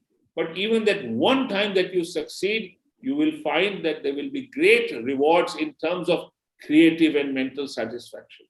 My point is, again, finally, remember what Kabir said. And that's what you should really look for if you want to take advantage of the academic bank of credits. Don't be mechanical. Mala kahe kaat ki tu kyu phere moe. Man ka pher le, turat mila du toye. Think of being open in the mind. Don't worry too much about these mechanical inducements. Don't be mechanical in your approach. Thank you very much. Thanks a lot, sir. Again, very innovative ideas, and we all are suffering because of this mindsets. You know it very well. As you said about these two departments, actually, I was planning to merge mathematics, statistics, and computer science, but you can understand my plight. So, very rightly said, openness, good ideas, blended, learning in the sense, the practical aspect. See, concept is okay, but maximum should be the practice, the adoption of those concepts and experiment based. All these things, of course, you have been introducing, you introduced this concept in Delhi University, but again, very difficult to implement, and we all are, suffering with this. Of course, we understand very well, and every teacher understands it very well, but we don't want to work. That is the basic reason. So, but sir, thank you very much for the great ideas, and we are all striving, and I'm sure most of these good ideas will be, taken care of by the new education policy, and all, as you said, we need not be, we need not think that this cannot be done. We will try our best to keep on doing. Even if we get one success, it will be, it will be an achievement. So with this, I'm sure all the participants must have learned the message you wanted to give to them on academic bank of credit. Thank you very much, sir. Thank you. Thank you. Thank you so much, sir. I think I have always said it's a very mesmerizing effect that you have. Each time we listen to you, there is so much to take back home and to ponder over it and think about it. And it makes us, as you said, wiser than before. I do hope the planners listen, the people who are going to implement listen, and those who are going to execute also are listening to you and able to imbibe exactly what you have said. एक छोटी सी गुस्ताखी करूंगी sir, एक 2 लाइनें कहूंगी जो sum up करती हैं कि किस तरह से आपका सारा हो रहा है. I hope you will allow me to do that. ज्यादा ख्वाहिशें नहीं है जिंदगी तुझसे, बस अगला कदम पिछले से बेहतरीन हो. आपका हर कदम अगला पिछले से हमेशा बेहतरीन होता था. And we remember that I met a student the other day who had gone on that train which you had, on a very noble concept that was taken up during your time. And after so many years, the first thing she said, "Man, I do hope that is taking place even now." And I too said to her, with such a disappointed look, that it has stopped. And she said, what I had learned in those few days was possibly the sum and substance of life. I think, sir, it speaks volumes. Thank you once again, sir, for being with us, as always. and encouraging us and inspiring us. Now, I would request our jack of all, and I would say master of all also, Dr. Anjali Gupta, Associate Professor, ARSD College, University of Delhi, Joint Secretary, Indian Accounting Association, NCR Chapter, to propose a vote of thanks. Before she proposes a vote of thanks, I would like to inform my august audience that Dr. Anjali Gupta is our backbone in terms of execution of the programs, right from the A to the Z of the program. She really takes it superbly, works in a group, makes sure that the team is in order, and I think each one of us, whatever we is instructed to her, she does much, much more. And in fact, for me, it's a huge learning process to see her work. Without a single frown on her face, she's always running around and making sure that everything is perfect on the first day and everything is equally perfect on the last day. Anjali, we are really thankful that you are not only with us, but you are the main force behind this program. Thank you so much for everything that you do. Thank you, ma'am, for your kind words. A very good afternoon to all our valued invited dignitaries, ladies and gentlemen. It is indeed a great honor for me to have been bestowed upon the responsibility of presenting a vote of thanks on this occasion. I, Dr. Anjali Gupta, on behalf of Teaching Learning Center, Ramanujan College, Center for Canadian Studies, South Campus, University of Delhi, Indian Accounting Association, NCR chapter, and on my own behalf, extend heartiest vote of thanks to all the honorable guests who blessed us with their benign presence after taking out valuable time from their busy schedule to join this inaugural session of 2 weeks interdisciplinary international refresher course on academic bank of credits ABC scheme in higher education UGC regulation 2021 with reference to blended learning. At the outset, we express our sincere thanks and gratitude to our chief guest, Padma Shri Professor Dinesh Singh Sir, for his exceptional discourse. Sir discussed that openness is the key to the success in the new NEP. Sir, with examples and illustrations from his experience, highlighted the true spirit behind the NEP. Worry should not be that where the knowledge is coming from, but we should worry about that how it should be put to use was the idea stressed by Sir. We have to learn to blend the things and concepts harmoniously to ensure that there is more effective learning as suggested by Sir. Hands-on project activity is always important in enhancing this learning. This was the idea which was always being stressed upon by the Sir during his time as the Vice Chancellor of the University and as always in all his discourse to which we are the audience. Knowledge of IT, working in groups, the creativity, imagination are some of the keywords which is there according to him to be a successful person in today's scenario. And definitely mechanical amusement should not be looked into as stressed by Sir. We are grateful to you, Sir, for your kind words of wisdom. Definitely, we would like to acknowledge our gratefulness to our special guest, Professor K.K. Agarwal, sir, for always encouraging us in all our endeavors by his humble presence.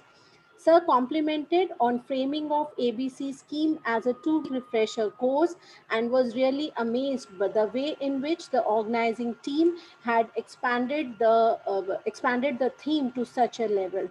For the successful implementation of the policies, teachers will play a key role according to Sir. Sir also highlighted that ABC is the lighthouse of the policy, while flexibility, multidisciplinarity are other important features of MEP. Micro level implementation and meta university concepts must be discussed more in detail according to Sir for the successful implementation of NAP.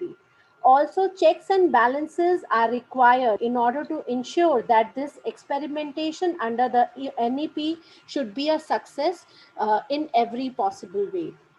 We also express our gratitude to Dr. Mrs. Pankaj Mittal ma'am, our keynote speaker for the day. In her articulation, she pointed out that MNEP will change the paradigm of higher education.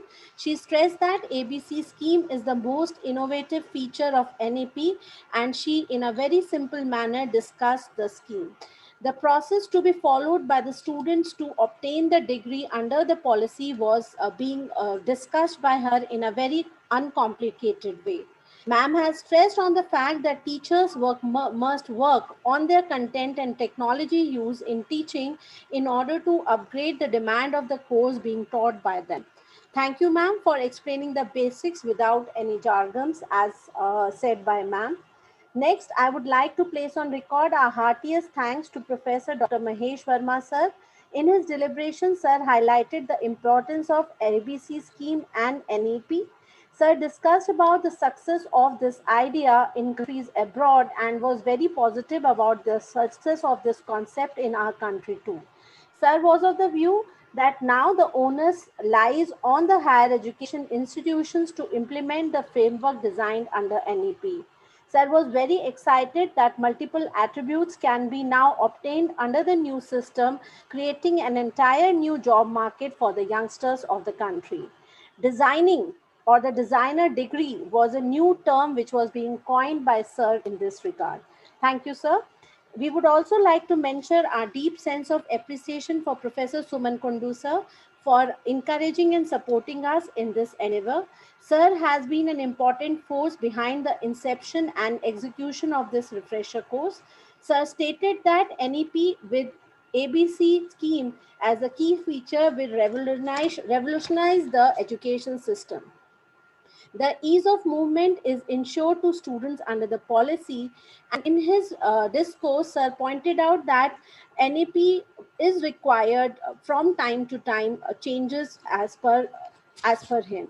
Sir, we will definitely work on your respected suggestions of conducting workshops to disseminate knowledge about the NEP among the students and parents too. Next, we would like to concede our appreciation for Dr. Vikas Gupta, sir, who encouraged us to go ahead with the idea and theme of the refresher course. Sir, in his oration explained about the ABC scheme, he rightly pointed out that student is the center point of this new policy, with teachers playing the key role in learning. Sir stressed on the flexible nature of the policy. Thank you, sir.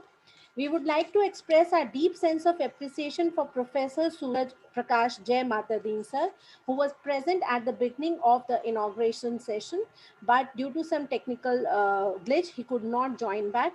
But yes, sir definitely complimented us on this concept or this topic which is being taken up by the organizing team. And we are thankful to sir for the same. Further, we are indebted to the CA Dr. Sanjeev Singal sir for his mentorship. Specialization is the key to success according to sir in one field definitely, but at the same time multi-skilled persons are in demand by the corporates. We are moving from the age of specialization to generalist. That is what was stated by sir, but definitely specialization is must to excel in the career in the beginning. I will be failing in my allegiance if I don't express respect gratitude to our counsel and mentors, Dr. J.L. Gupta and Professor S.P. Agarwal, sir. They both are the choir master of this entire saga. Dr. S.P. Agarwal, sir, never falls short of guiding us in every possible way to ensure exceptional good quality of the program. It was correctly stressed by Professor Agarwal that new education policy is based on concept of academic flexibility and multidisciplinarity. I congratulate sir for being a visionary and establishing in advance a cloud which can be used by the other institutions in the future. It is true that all the education community has to be ready for the new changes and developments in the technology as suggested by sir. Dr. J.L. Gupta, a guide, innovator, and trendsetter, always selflessly pioneers the entire endeavor for which we are grateful to you, sir. His vision is reflected in every program of ours. Sir is oration pointed out that definitely this course will contribute to upgradation of the knowledge of the participant, and that was the idea of sir when he incepted this idea. Definitely, sir, we are thankful to you for always being there for all of us at all the time. Our very special thanks goes to our very dear Dr. Rekha Dayal ma'am, who is the delightful inspiration behind this entire program and always being there for us. Thanks are in store for Professor Yamini Gupta ma'am from Center of Canadian Studies for helping us further enhance the quality of the course by her knowledgeable inputs from time to time. I'm happy to express my thanks to Dr. Nikhil Rajput and Dr. Anshika Agarwal from Ramanujan College, along with members in the organizing team from Indian Accounting Association NCR chapter, comprising of Dr. Abha Vadva ma'am, Dr. Purushottam Kumar Arya, Ms. Saloni Arora, and Ms. Priyanka for the successful deliberation of the program. I would like to place on record our heartiest thanks to TLC staff members, Mr. Akhil and Mr. Prashant, for being a perfect logistic support extended 24/7 to all of us, including the participants. Finally, my gratitude is in store for all the participants from different parts of the country in our midst on behalf of our entire organizing team. I thank you all for participating in this 2 weeks refresher course. Once again, I express my sincere thanks to all the dignitaries for gracing the occasion. It has been a great honor to have the pleasure of your company. Thank you, sir. And with this, we come to the end of the session. Thank you, sir. We resume with the first technical session at 3 p.m. after the break. Thank you, Thank Anjali. Thank you. Thank you. You deserve a Thank lot you, of sir. appreciation. You have appreciated everyone, but all appreciation. Thank you very much. And thank you, sir. Thank you. Thank you, Thank sir. you.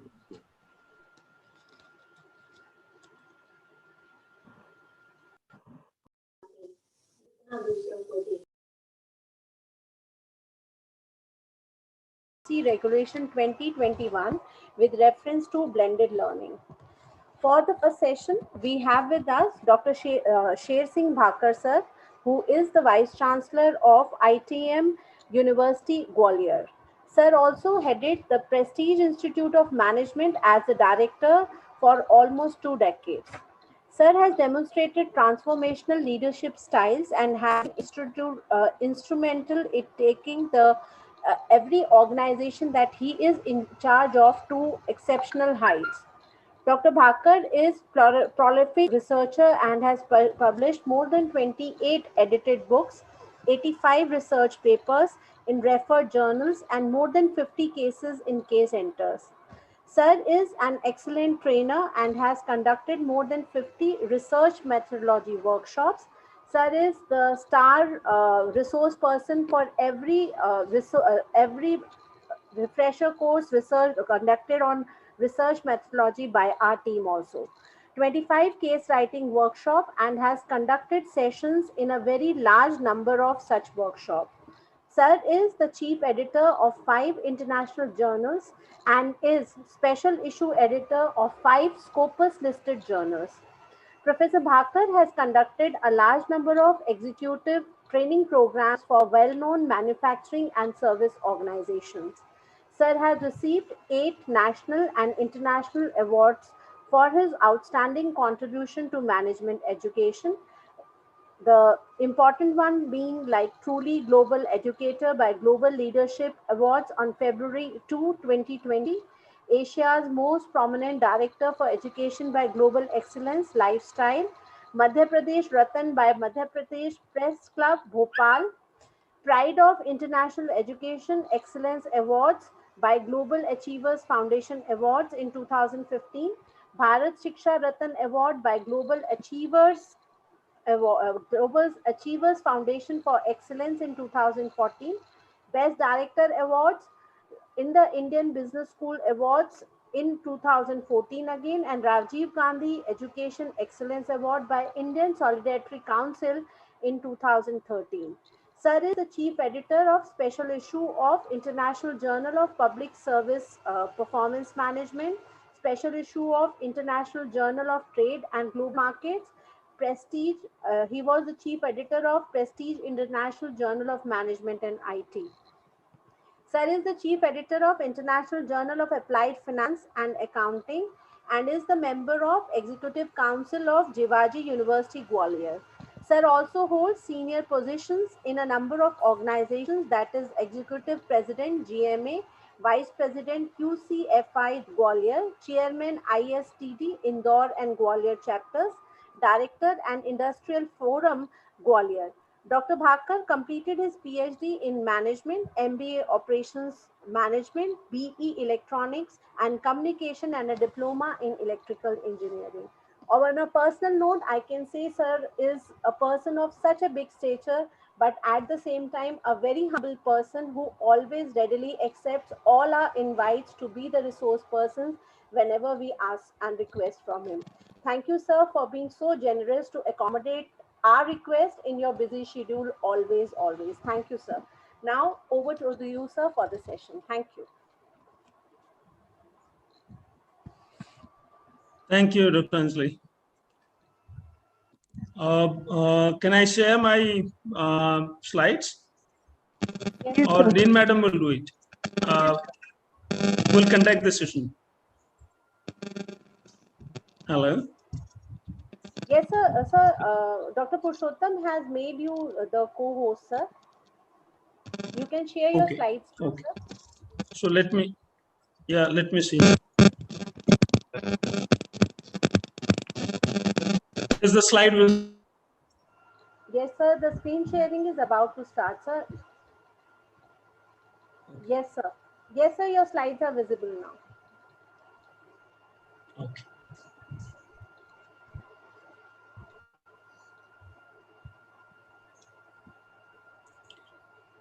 All right. So before we actually start looking at the slide, why did we need ABC, Academic Bank of Stats?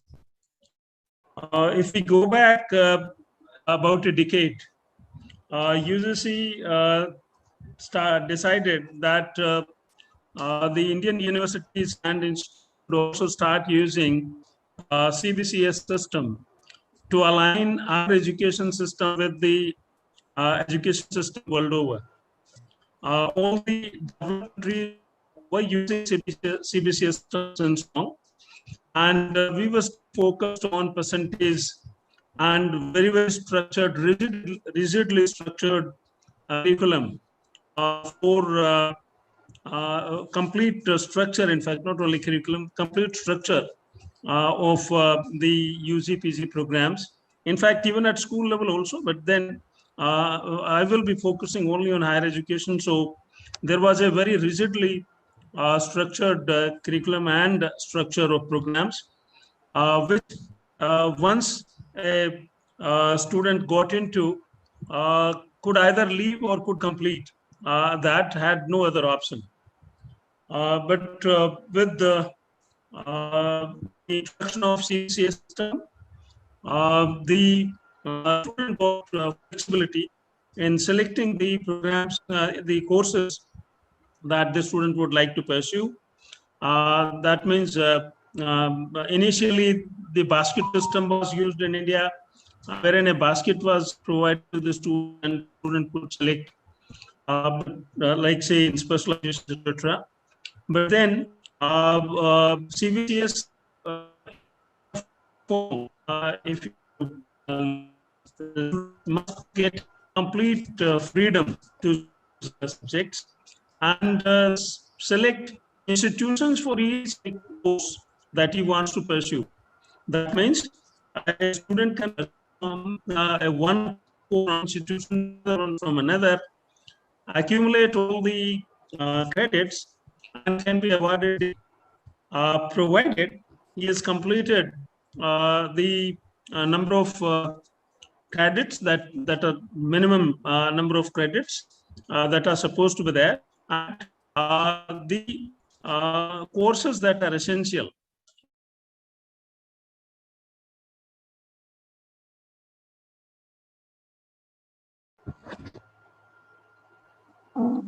Ma'am, I think sir has lost connection. yes, ma'am. Sir, join back.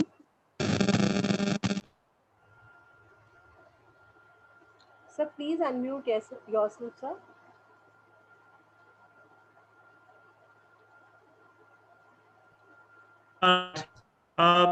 Am I audible? Yes, sir. Lost a connection Yes, sir. for a fraction of a time. With that, there was a need of some repository wherein these credits could be transferred between universities and institutions. That was a centralized repository. And NEP 2020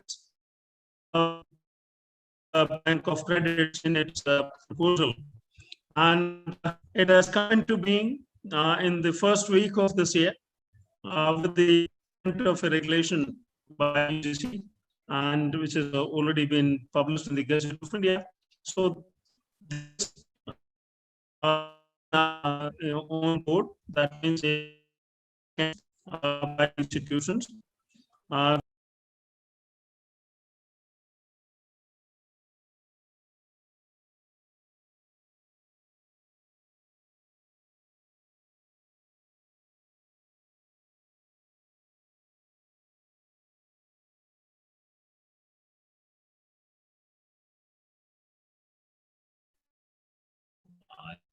I have issues with the connection, but let me have Sir, a can I parallel request connection something to you? connected. Sir, can I request something? Yes, yes, sir. Sir sir आप एक बार अपना video of करके आप देख लीजिए क्योंकि screen share भी नहीं हो पा रही है तो थोड़ी सी नेटवर्क कनेक्टिविटी में भी बेटर हो जाए Okay. by switching off का the issue video. है. I'm going for let me see the hotspot if that can take care of. Otherwise, let me see. I'm going on to the hotspot and see if that can take care of. Yes, sir. Because sir, your voice is also breaking. हमें relay करने में problem आ रही है, sir.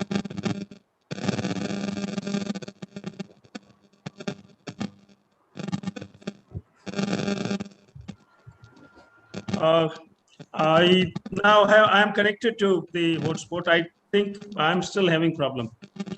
The screen is not visible. Yes, sir. Sir, but your audio and I'll try again. Is it visible now? Yes, sir. Okay. So I'll try and switch off my video if it goes again. Okay, sir. Or I can do it right now. Sir, there is no need. Right now, it is going on fine, sir. Okay.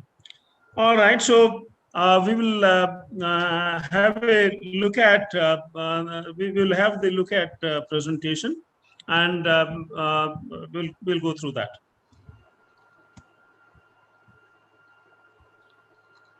So I have put in a couple of slides with respect to or for choice-based credit system, just to prepare a ground that why is the ABC was needed, academic bank of credits was needed. So choice-based credit system, almost now all the faculty members teaching in higher education already know about it. So I don't have to explain anything there. So, but and we all know that CBS system, CBCS system provide choice to the student to select subjects, and that means it is a student-centric system, and it is based on credits. That means a student need to accumulate minimum number of credits at subscribed for a particular program, and then only he or she can be awarded the degree. And those credits can be accumulated from various departments within a university, and also from outside university as well. And with the ABC in vogue, he can, or a student can accumulate, some credits or credits with respect to one subject from one university, second subject from another university, and the third subject from another university. That means at one time he can get registered for various courses in different universities and accumulate all those credits. And if he ensures that at least 30 to 50% of the credits are accumulated from one particular university, he can claim the diploma or whatever whatever requirements he has fulfilled. So credit is generally so it is supposed to be it is supposed to be measured in terms of the content, that how much is the content. But in Indian context, generally we relate it to the time spent by the faculty in teaching, and they are both related. So an hour of teaching or a lecture or tutorial or 2 hours of practical work is counted as one. It's per week. If that much is the load for a semester, it is considered as a credit. In a semester system, that is considered as a credit. So this is how, if you want one subject of 4 credits, that means you need to have at least, if you want to combine these, you need to combine in such a way that 4 hours load is completed. And we all know that work or practical work or field work accounts for 50% of whatever time is spent. So accordingly, we can combine and get credit.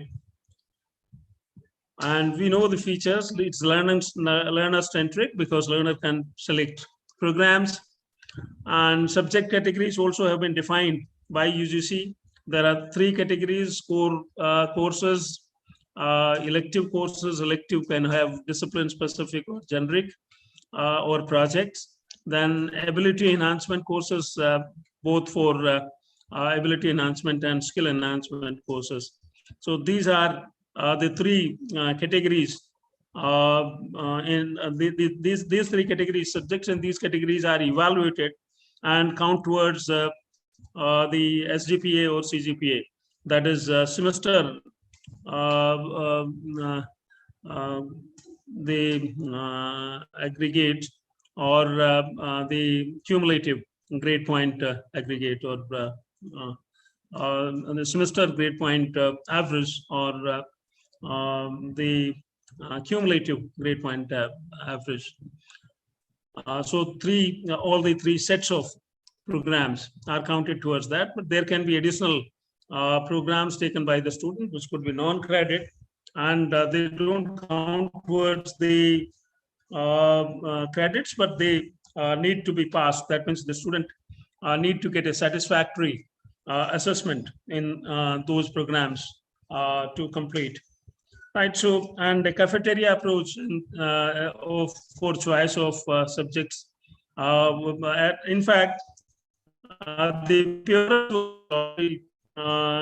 system, but then if we can't give that, at least cafeteria approach in choice of subjects is to be used. And instead of percentage or marks, grading is done. And grading, we know that grading and grade points, we know that grading A plus A, B plus B, C, and then F is P and F. P is pass and F is fail. And we have assigned grade points to them. That is A plus is 10, A is 9, B plus is 8, and B is 7, and so on. So this is how the gradings are done, and grade points are there, and you can then compute SGPA or CGPA from there. So if there is a need, I will talk about that, but right now I'm leaving because majority of us are already using the CBCS systems and so on, so I don't think I will need to talk about that. Now, since now a student can be permitted to accumulate credits from various institutions and universities. Now, unless we have a centralized repository or a centralized depository of credits, it becomes difficult to transfer credits from one university to the other in physical mode, like say certificates or documents. So it became a necessity that we have some repository of credits that can be accessed by all the universities and institutions that are members of that repository. Now, that repository is called Academic Bank of Credits. It has been named as Academic Bank of Credits, and it is now a regulation. That means it's in vogue now, and the institutions can become members of Academic Bank of Credits. There are, of course, rules related to becoming members. Institutions should have NAAC accreditation to be member of Academic Bank of Credits. Academic Bank of Credit is a mechanism or a digital virtual online entity. In fact,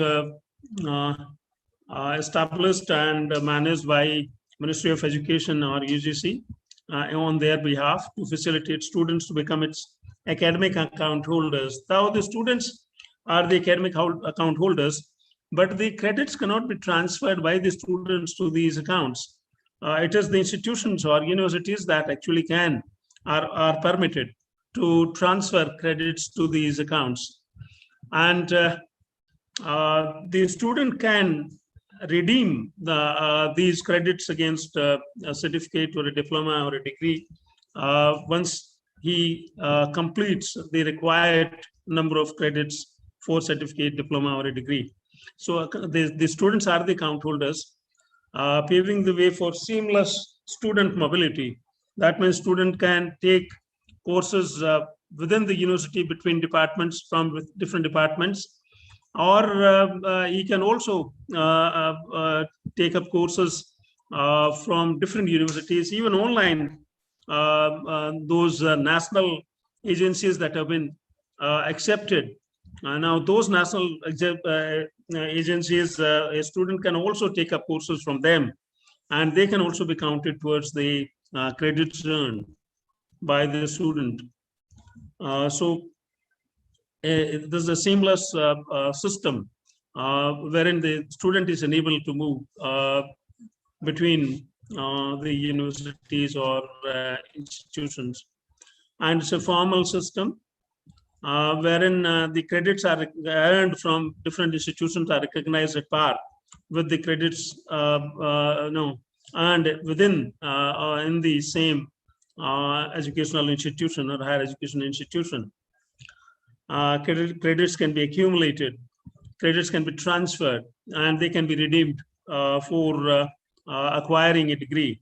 And once you redeem credits for a degree or a diploma or any certificate program, now those credits cease to be available for redemption again. That means credits can only be redeemed once.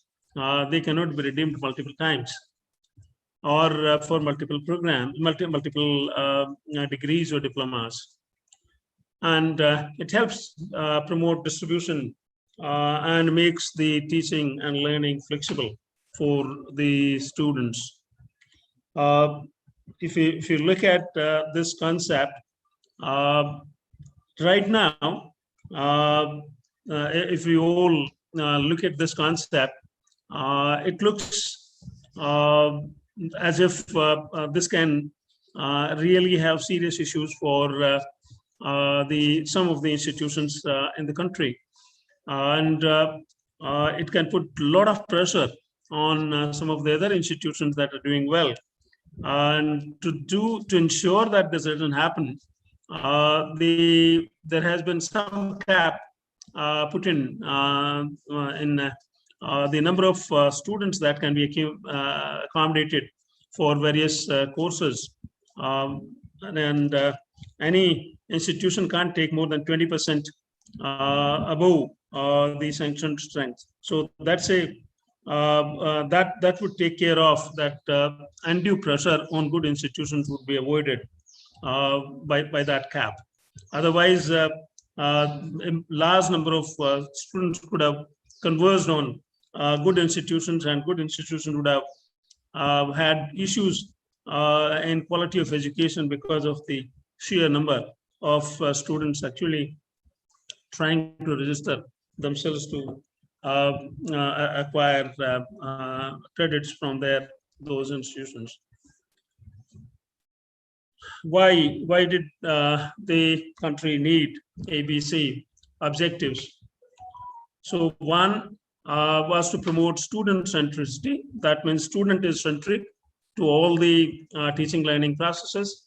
And if student is at the center stage, then student must be allowed to select whatever programs he wants to pursue, whatever courses he wants to pursue, and from whichever institutions he wants to pursue. So that is the basic reason why ABC is created. Promote more interdisciplinary approach in higher education. A student can choose subjects from different disciplines and can still be awarded a degree of liberal education. That means Bachelor of Liberal Education. A student can be awarded with such a degree. That means he may not complete the number of credits required for any degree program. But if he completes the required number of credits by selecting subjects in such a way that the number of subjects required, number of identified subjects required to be, or courses required to be completed are for any degree are not fulfilled, but the total number of credits required for a degree are completed, then the student can be awarded degree in liberal education. That means once you earn your credits, whatever courses you pursue, a student can get credits, and those credits would not be lost. They can be redeemed in terms of degree, diploma, or a certificate program. So OBC helps students select best courses, combination of courses to suit their aptitude and knowledge thirst.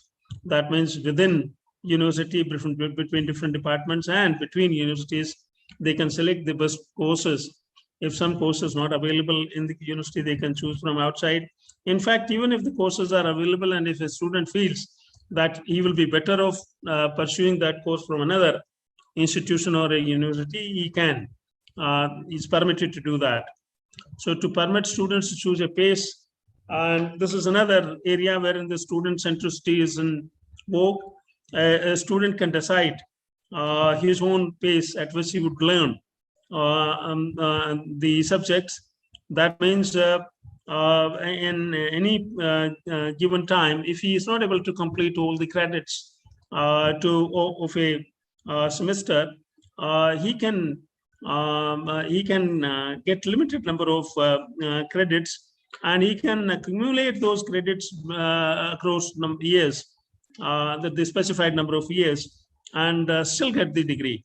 That means students can choose their own pace, and at the same time they can also there could be multiple entry and multiple exits for students. That means a student can pursue some courses from one university, leave the university, and maybe join say an organization to work, and after a year or two decides to pursue the program again and enters again. He might also leave the university, go to another university to pursue few courses, and come back to the same university to pursue other courses from the same university. That means multiple exit and multiple entry points it provides. So another objective of ABC is that the student has freedom to move between universities and university and workplace. And student can tailor their degrees That means along with the specializations, the students, there are no rigid boundaries or there are no rigid structures to specializations. So he can choose and select subjects and carry and get a specialization or a degree, prescribed degree, without going through a structured number of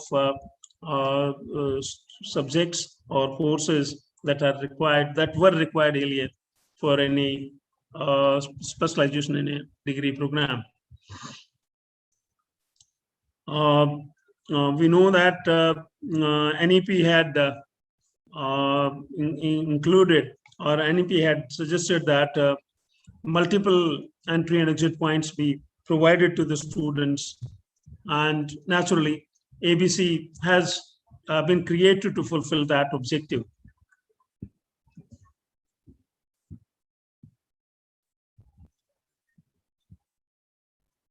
And it also, another objective is to provide teaching learning activities in a distributed and blended manner through integration across campuses, universities, autonomous colleges, online, offline as well, with increased mobility.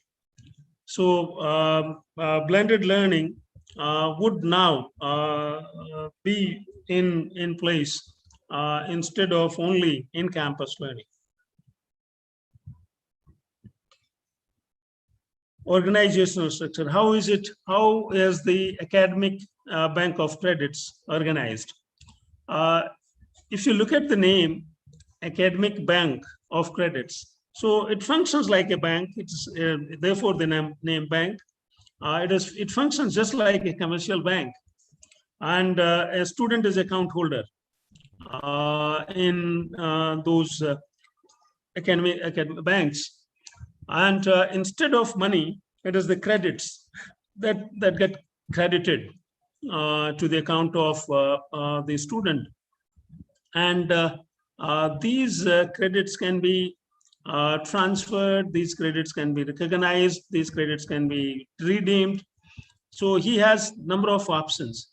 So, and naturally the organization, there has to be a structure to ensure that the student gets all these services by the organization. So ABC is established on the lines of National Academic Depository as a special purpose vehicle. It's a SPV, and it still have a dynamic website providing all details of ABC, operational mechanism for use for all stakeholders of higher education. And stakeholders for higher education means the institutions, the student, the regulatory bodies, everyone. All these will have the access to ABC. It's a bank for academic purposes on the same pattern of commercial banks, and it would provide a variety of services, including credit verification, credit accumulation, credit transfer, redemption for degree, diploma, or degree means it could be UG, PG, or PhD, and authentication as well. That means once ABC is in vogue, the student need not actually ask the institution to authenticate that he has completed those credits. The ABC can be accessed to authenticate that he has in fact accumulated all those credits. ABC cannot provide any degrees or diplomas. It will not be a degree providing organization. The degrees would still be provided by the institutions or higher education institutions recognized for that purpose. That means only degree awarding institutions. In fact, this definition, which is currently only the universities are permitted to award degrees, is going to change.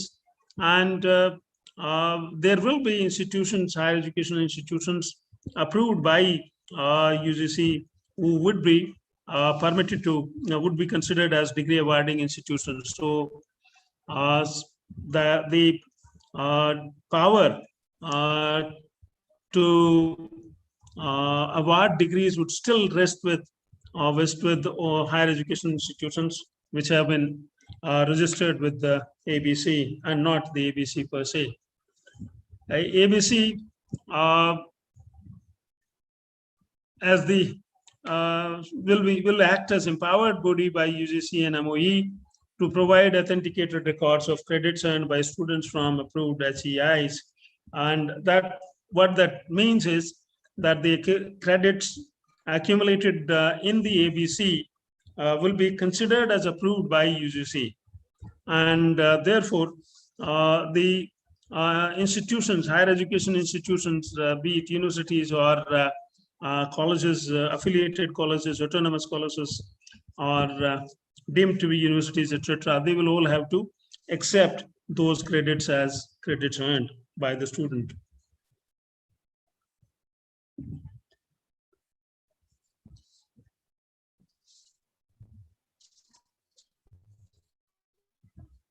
Actually, whatever coursework has to be completed, whatever components of study have to be done by the student, if there are any essential components to get a particular degree, because there will be some subjects or some courses that would be specified by the higher education institutions as essential to get a degree in a particular area. Like say, if somebody wants to get a degree in, say, electrical engineering, he needs to do some specified number of courses, electrical engineering courses, to get an electrical engineering degree. There could be a number of other courses that he can get credits from, which can be accumulated, and but there will be some basic courses that would be required to be completed from that stream to get a degree in that stream, and that would be determined by the higher educational institutions and not by ABC. So that would still be defined by universities or autonomous institutions participating in ABC. ABC said would provide facility to open a unique individual academic bank account. That means in digital form. That means there will be a unique ID provided to the student to operate this account, and there will be a standard operating procedure to operate this account, similar to the standard operating procedure that is used in banks, academic banks, to operate your account. So similar, though it will be defined differently, but a defined standardized operating procedure will be used. What is the ABC going to do? What are the functions of ABC? ABC is going to deposit the credits. It is going to validate credits, which will be done as per the guidelines provided by UGC or MOU, as per the norms provided by them. And ABC cannot accept any credits, as I had said earlier also, from students, though the students are the account holders. So that's the major difference between account in ABC and account in bank. An account in bank, you can, any bank account holder can also deposit money, and the organization that the person works in can also deposit money, and the money can be deposited by anybody else. But in ABC, only the institution from where the student is pursuing his courses can only deposit credits to the account of the student. So the documents submitted by the HEIs, higher education institutions, would only be considered as valid, and they need to be transmitted by the authorized IDs from those universities. Then only they will be considered as valid, and not otherwise. Major functions include registration of HEIs based on the norms already fixed up for the purpose. That means HEIs that have been NAC accredited in A grade would qualify to be the registered members of ABC. So ABC will register the higher education institutions, and students can open their accounts, close their accounts, validate their accounts through ABC. So ABC will do that on behalf of the students. The students' credit verification, accumulation of credits, transfer, redemption would also be carried out by ABC among various stakeholders that would be members of ABC.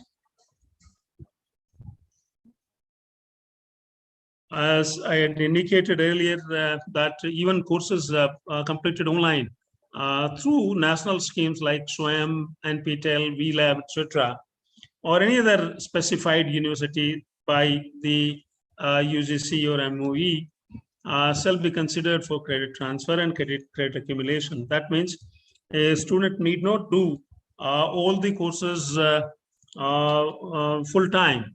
A student can also complete specified proportion of courses on SWAYAM or NPTEL or VLab. In some of the programs, the proportion can go up to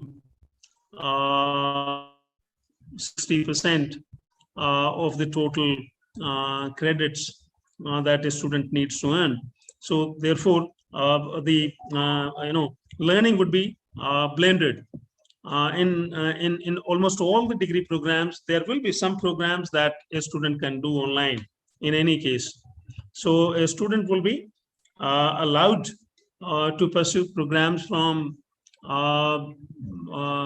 MOOCs, that is SWAYAM and PTEL, that is national schemes, but only national schemes or specified universities. And then those credits can also be redeemed for diploma, degree, etc. Would be counted towards. And functions of ABC are not limited to distance or non-contact mode. It shall be amalgamation of various existing and futuristic teaching learning models. It may also consider credits by students for theory or practical if they are offered as separate credit courses. Some institutions might offer theories as a separate subject and practical. In fact, in some programs, specifically in technology, engineering and technology, we find that the practical is considered as a separate course, and theory is considered as separate course. So ABC would also recognize that as separate courses. Norms in respect to curriculum content, curriculum transaction, education technologies for courses offered, their timing, continuous evaluation methods, attendance, etc., will be decided by the universities or autonomous institutions that are members, where the student gets registered for the degree or to pursue a course. A student can register for a degree in a university or a institution and may pursue up to 70% of the courses from the other university or institutions and still be awarded degree from that institution or a university. The student is permitted to pursue from 50% to 70% of the courses from other institutions to get a degree from a particular university. So when you look at these curriculum transaction contents, technology use or timing, evaluation methods, etc., they will be specified by the universities or institutions, not from where you are pursuing your degree, but by the institutions from where you are pursuing these courses. And so that means that one university cannot dictate even if the student is pursuing a degree from there, that you will have to attend the attendance percentages and how the assessment will take place and how continuous evaluation will take place. That would be specified by the university from where the student is pursuing that course. And philosophy of holistic multidisciplinary education, as proposed in NEP 2020, will basically be the base for the operations of ABC.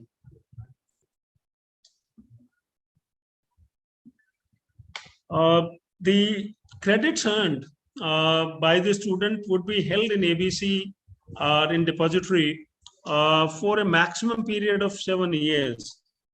What it means is not that those credits earned by the students will get lost after 7 years. What it means is that they cannot be redeemed for a diploma or a course. That means a student can't have more than 7 years break between the credits that he or she has accumulated earlier and the credits that he or she is going to accumulate after. That means the break cannot exceed 7 years. So redemption can take place within 7 years. Although the credits would remain in the count of the student even after that, but they cannot be redeemed. The ABC, all the programs that are offered by the institutions under UGC preview will automatically come under ABC. And also the programs that are that are approved by different regulatory or professional bodies like engineering, medical, dental, law will also be included under ABC after due approval of appropriate regulatory professional council. The process is already on now, and different regulatory councils or agencies have already started accepting that these programs will be part of ABC. The ABC would facilitate that. I have already talked about that. It will facilitate transfer of or recognition of credits and redemption of credits on completion of or on accumulation of credits. In fact, the ABC or the choice-based credit system, if you use it in a pure state, would require a lot of counselors in the institutions and universities, because to pursue a particular will be a prerequisite, because unless you have done those prerequisites, you won't understand the concepts or the subjects that you or courses that you would pursue. So therefore, students will have to understand the linkage between between different courses, and when they take admission at the entry level, they may not understand that. So they may pursue some courses, and later on they may realize that they wanted to pursue a particular line, and they can't understand the courses offered in that line because they've not done the basic courses. Though they are free to do that later on as well. That means that flexibility is there when they realize that a particular course is a prerequisite for undergoing another course. They can take up those courses later on and then pursue the courses that can be done based on these programs. And a student can accumulate, as I said, courses that are not related to any specified degree, but then number of credits earned are equal to or more than what are needed for a bachelor's degree. Then a student can be offered Bachelor of Liberal Education that I said earlier. And that means you select whatever courses you want, you accumulate the number of credits that are required as per your choice, and you still get a degree. You would not be without a degree if you accumulated the number of credits that are required for a degree. eligibility, as I said earlier, also the institutions, all the higher education institutions that are accredited by NAC in A grade can be members of ABC, can get registered under the ABC scheme. All the other institutions and universities that do not have NAC A grade accreditation cannot be registered at this stage. And if a higher education institution is A grade at the time of registration, but later on in the second or third round, in the later rounds, the institution is not able to hold its A grade, and it is downgraded into B plus or B or even lower grades, the institution ceases to be member of ABC. However, the students who actually registered when the institution was a member of ABC will continue to remain in the as members of the ABC, and their credits can and the credits earned in the institutions prior to this institution ceasing to be the member of ABC can redeem those credits and can transfer those credits to another institutions, etc. So the students would not be affected if a university or an institution gets a lower grade in NAC accreditation. However, the institutions would get affected. And credits, as I said, can be redeemed within 7 years, or specified separately by ABC for different disciplines. In fact, 7 years cannot become the yardstick for all programs, because the programs vary from a year program, certificate program, to or a few months certificate programs to, say, 5 years degree course for medical and so on.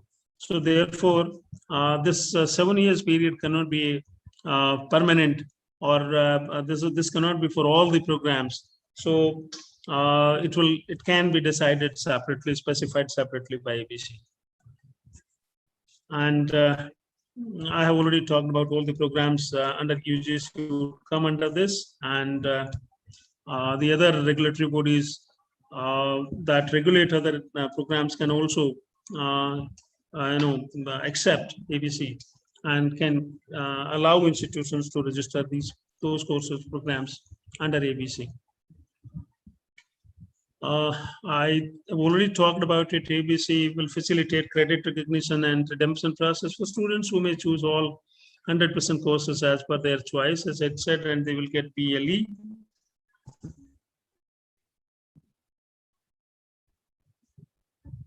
However, HEIs for the categories, all HEIs, in fact, specifically for the programs that are regulated by different regulatory agencies, will have to still get the approval of those statutory bodies, those regulatory bodies, and also to be part of ABC, they will have to get the approval of their governing body. If there is if it is called governing body, or it may be called syndicate in some cases, or board of management, the highest body in the university, it has to be approved by that we must go for ABC, and without their consent or without their approval, ABC will not allow participation of the institutions in ABC scheme. And participating HEIs would be required to give admission in individual courses. What it means is that a student can take admission in an individual course instead of taking admission in a particular degree. And that means he can pursue those courses from different institutions. And then from whichever institution the student has pursued 30% and above courses, he can apply there for degree and get the credits earned redeemed and he can get a degree from that institution or a university. And to ensure that, I was talking in the initial, when I introduced, that to ensure that overcrowding of good institution does not take place, the institutions cannot register students more than 20% of their specified strength by the regulatory bodies, or by the in some cases in private universities, etc., wherein the either Ayog decides or the university, based on their facilities, decide. So it cannot, the admissions to any program, any course cannot take place more than 20% of the seats above the sanctioned seats of the program. Right, so that would ensure that there will not be crowding in some good institutions and creating problems for those institutions. The universities which actually want to go for ABC need to have a right infrastructure, specifically the internet facility. They need to have high bandwidth internet connectivity to support ODL, online courses, programs, and other infrastructural facilities for face-to-face theory practical training courses as specified by UGC regulation or university regulations from time to time. So that's one requirement, that is high bandwidth internet is required. And the universities also, or higher education institutions also, need to have a web page for ABC scheme in their website with details of ABC scheme, list of higher education institutions that actually are part of ABC scheme, and other institutions registered under ABC scheme, guidelines and standardized operating systems, operating procedures for the students to utilize facility, and so on, so that the students are guided properly and they are able to utilize ABC facility fully. Otherwise, large number of students may not even know what benefits or what facilities they can use, or how can they use ABC for their benefit.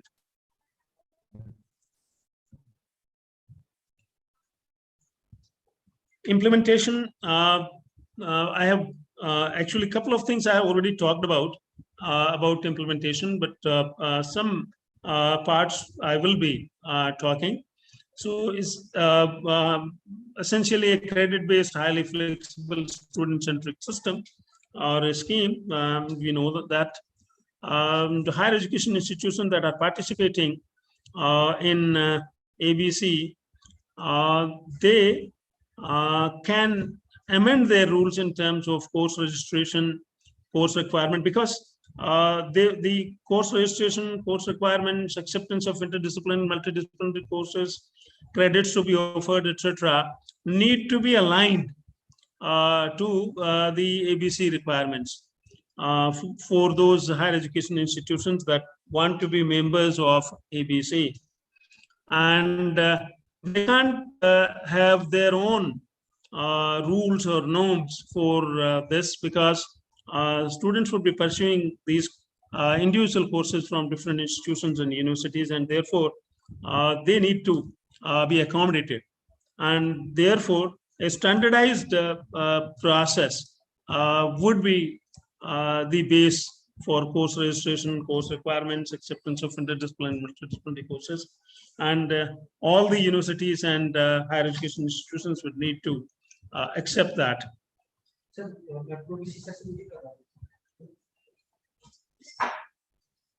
The participating higher education institutions in AB scheme will enable students to build their degree as per their choice across the country, but certainly within the limitations of the registered university's overall broad curriculum. That means any university can actually specify that these are the courses that are essential, and remaining courses the student can choose from, say, from the cafeteria. That is a list of courses that are available from there. So that can be done. And 50 to 70% of the courses can be done in the other institutions rather than the ones in which the student is registering for degree. But remaining 30 to 50% have to be done in that university, and the student can be eligible to get degree with those minimum number of credits to be secured. And necessary approval for credits, flexibility, credit sharings, etc., need to be obtained through the statutory bodies, like for affiliated institutions, some approvals from university, affiliating universities also need to be done. And for autonomous institutions also, universities will be deciding these norms, so that those norms have to be decided by universities. And ABC will maintain dynamic online directory for all the higher education institutions which satisfy the eligibility criteria. So students can only transfer credits between only those institutions that are members of ABC, and not the other institutions that are not members. That means institutions in India, if you look at about less than 15% institutions are accredited in A grade. And that means till now, if you look at today, about 80 to 85% of the institutions are accredited in below A grade. And all those institutions would not be part of the ABC.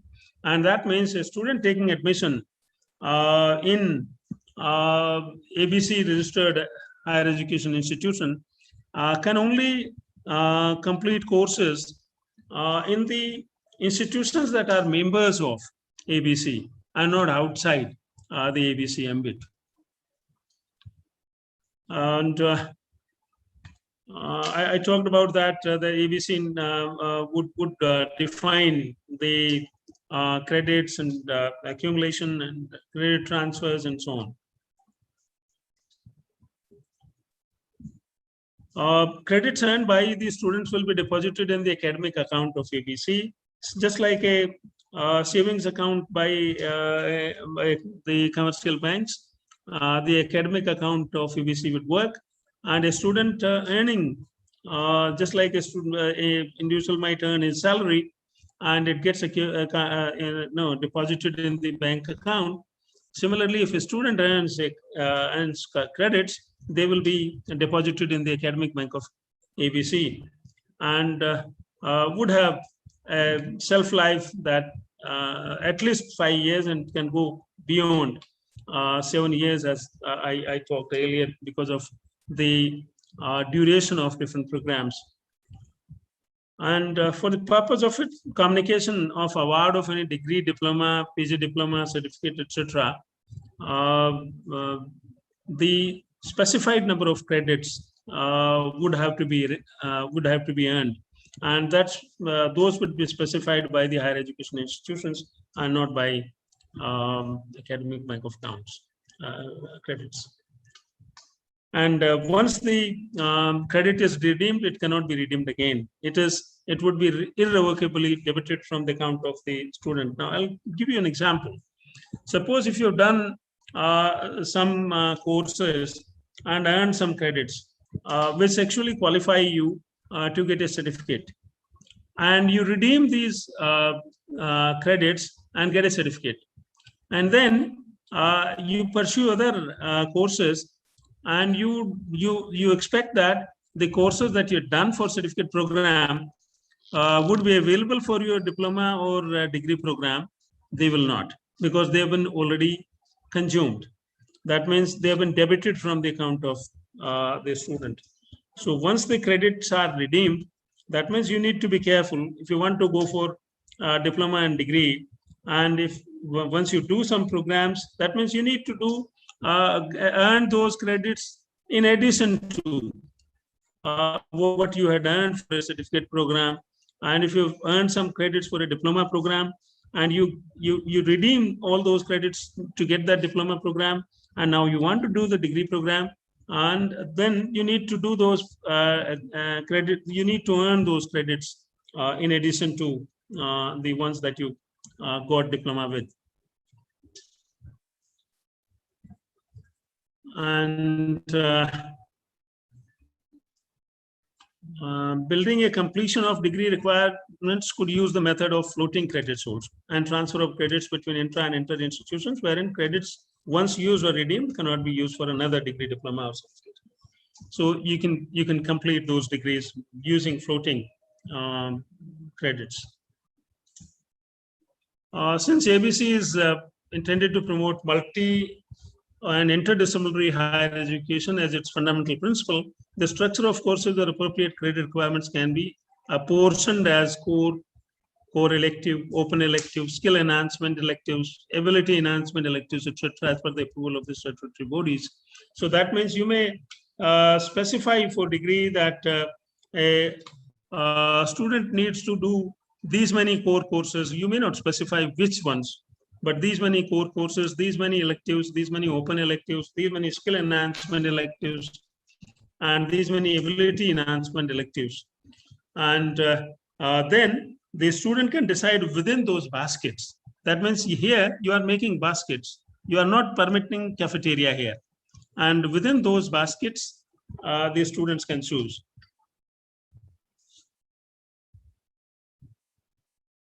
The degrees and degree awarding higher education institutions would need to follow UGC guidelines that in any case for any degree that will have to be followed. Relaxation in duration can be given.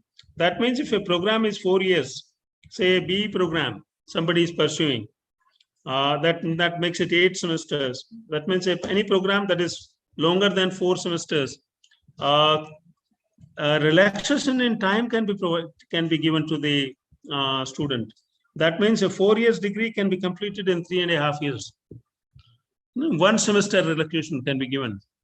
So if the program is longer than 4 semesters, then 1 semester relaxation can be given.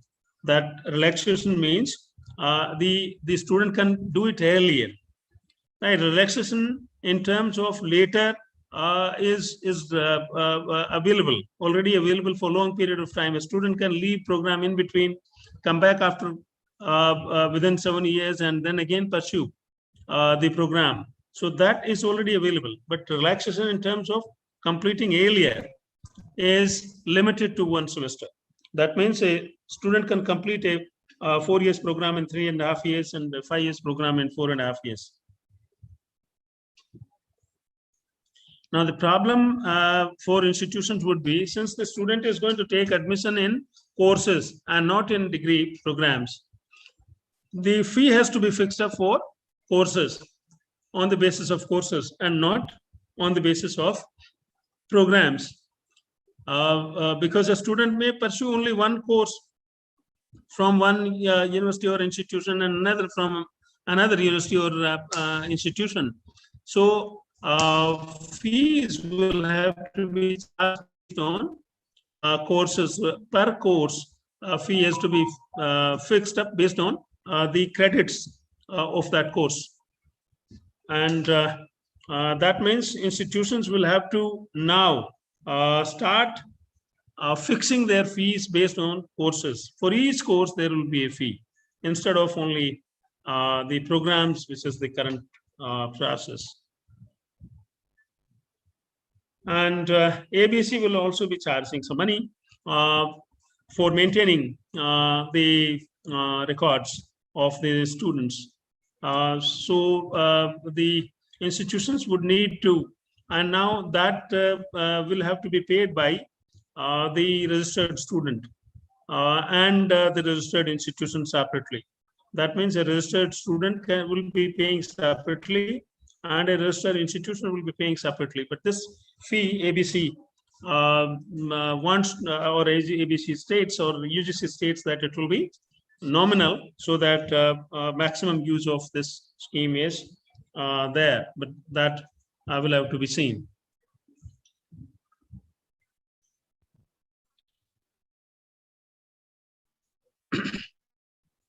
it will be the responsibility of concerned university to provide guidelines to ABC to monitor the development and operationalization of ABC program at the university level and at their affiliated autonomous autonomous colleges. That means if suppose there are 450 institutions affiliated to a particular university, now that university will be responsible for not only implementing or ensuring everything is aligned to ABC for itself, but it will also be responsible to align the processes of the affiliated institutions that are part of ABC.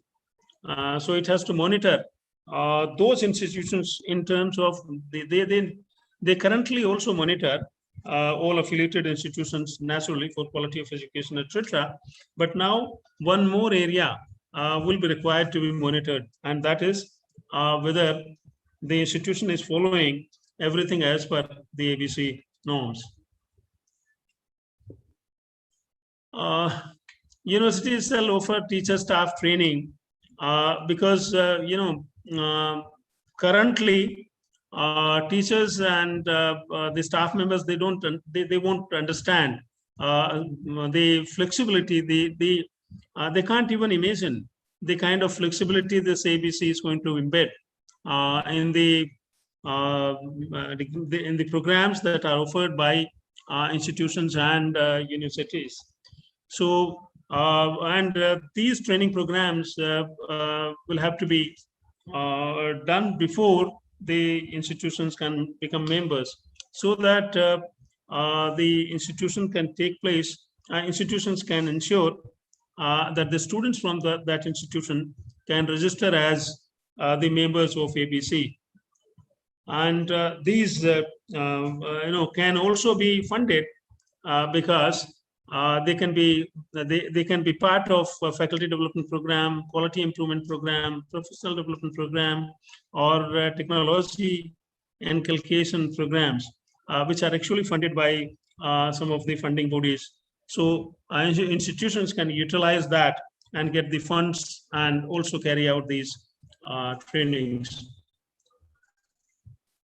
The quality assurance and ABC implementation at registered university autonomous and autonomous colleges level shall be developed by the university college concerned, either through the internal quality assurance cell, that is IQAC, or any other appropriate structured mechanism as may be decided by the HEI, that is higher education institution, that may be called CTC, or that may be called ODL or online education, etc.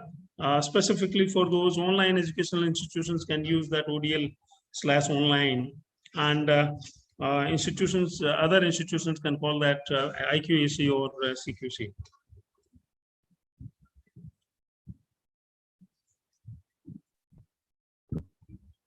I told earlier also that any institution becoming a member of ABC will have to have a page on their website about ABC, and the annual reports of AGC scheme implemented by it will also have to be indicated in their website, and measures taken by quality assurance, quality sustenance, and quality enhancement in terms of these by the institution or university to ensure a smoother implementation of ABC would also be part of these annual reports. A grievance cell will also have to be opened in these institutions, specifically for taking care of ABC related grievances. This grievance cell would be named as ABC Grievance Redressal Mechanism, and it will be this will also be opened at MOE, UGC, ABC level, and it will also need to be opened at individual university and higher education level as well. So ABC grievance redressal mechanism that would be at MOE, UGC, ABC would listen to the complaints of the students against the higher education institutions, etc., and to take care of the problems that the individual students might face. But an individual studying in a particular institution can also approach the grievance redressal cell that would also be formed within the institutions or universities. Right. So the grievance redressal cell not only will be formed in MOU, UGC, ABC, etc. It will also be formed in the higher education institutions. And if any university or institution is found violating or does not fulfill conditions, requirements, or for implementation of ABC scheme as per these regulations, the commission may recommend the removal of such institution from ABC. And any other punitive action may also be taken by the commission. Now, in that case, it will be treated at par with any institution that gets lower grade than A in NAC accreditation. Similar process will take place here as well. That means the students who are registered before the removal of that institution from ABC will continue to enjoy all the facilities of ABC, and the institution, when it ceases to be part of or member of ABC, after that, the students cannot register, or the students studying in that institution cannot register to ABC. With that, I have finished my talk. Now you're free to ask questions, please.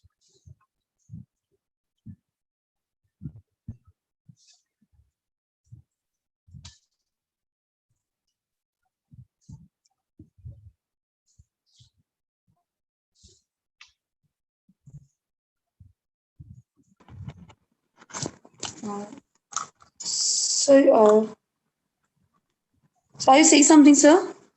No, yeah, sure. No, what I said was that I have completed my discussion. So there are two questions. if somebody has any questions, they can put up their questions. Yes, sir. I'm taking the questions. Sorry, sir, I had some network issues. Sir, there are two questions I can see in the chat box or the live YouTube live. The first question is, does the participating higher education institutions had a right to deny admissions to a student? No. If there is a vacancy, see, it has to be. It has a right to deny if that means a merit has to be developed. Say if there are number of students applying for a particular course in a particular institution, and as we know that more than 20% strength cannot be increased. Say sanctioned strength is 60, and 20% means 12. So not more than 72 students can pursue that course. Now a merit has to be developed, and individual student cannot be denied admission by the higher education institution once the student has applied.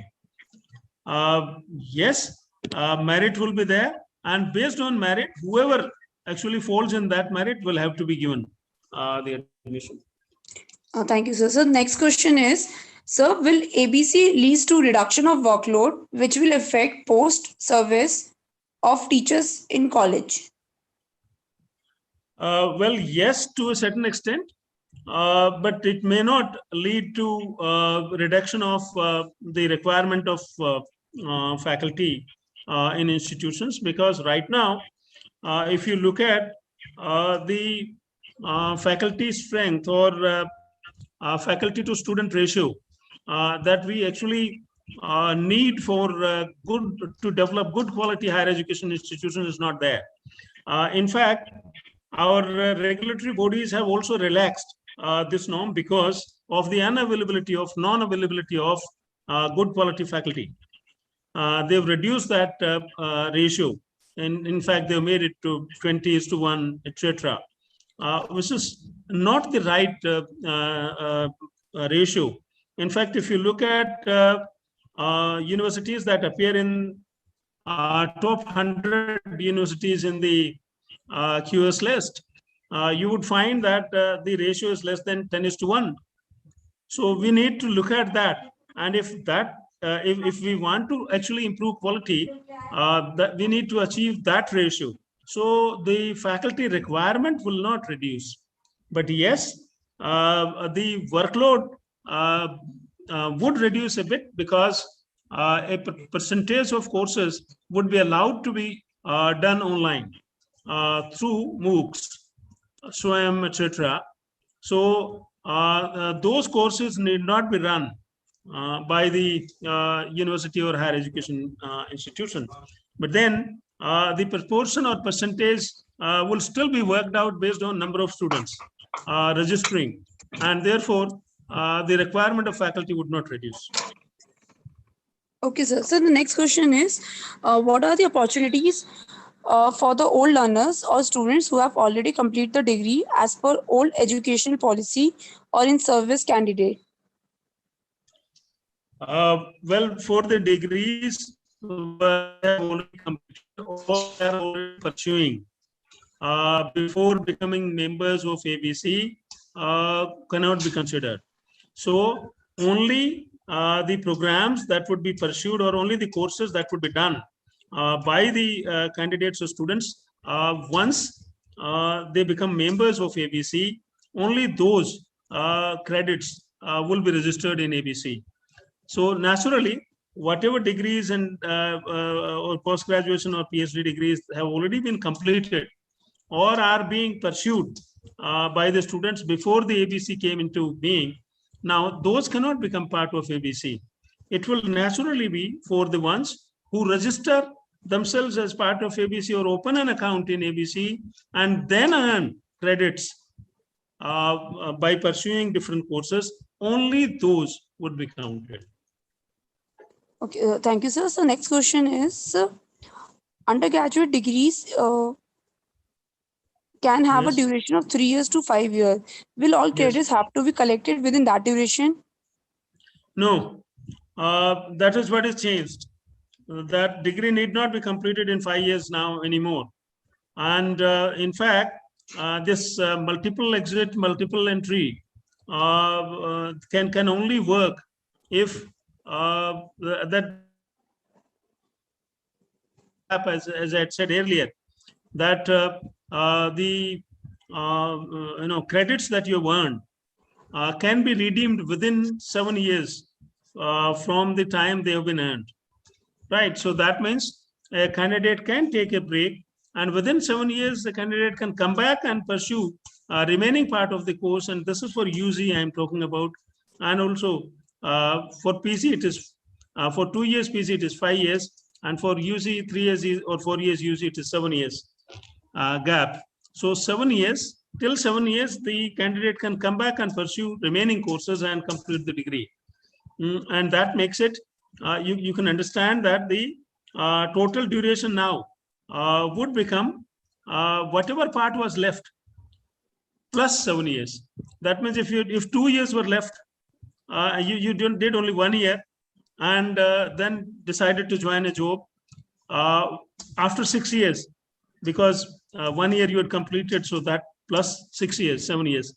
If you come back within that duration, the credits can be redeemed, and you can pursue the remaining part. Thank you, sir. The next question is, can students simultaneously join more than one institution?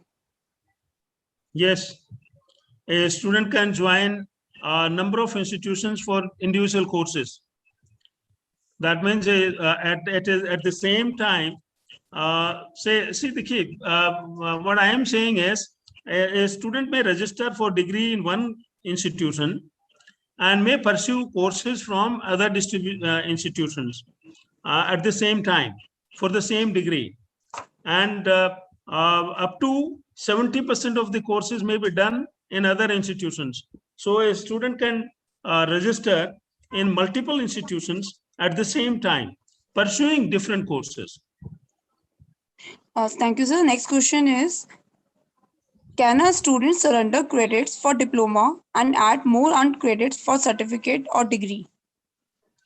As I said, once the credits have been redeemed, this is the issue that has to be worked out, because current norms are that once the credits have been redeemed, they cannot be used for any other degree. But we all know that say in number of programs, when a student has done diploma, some credits of that diploma get transferred to degree.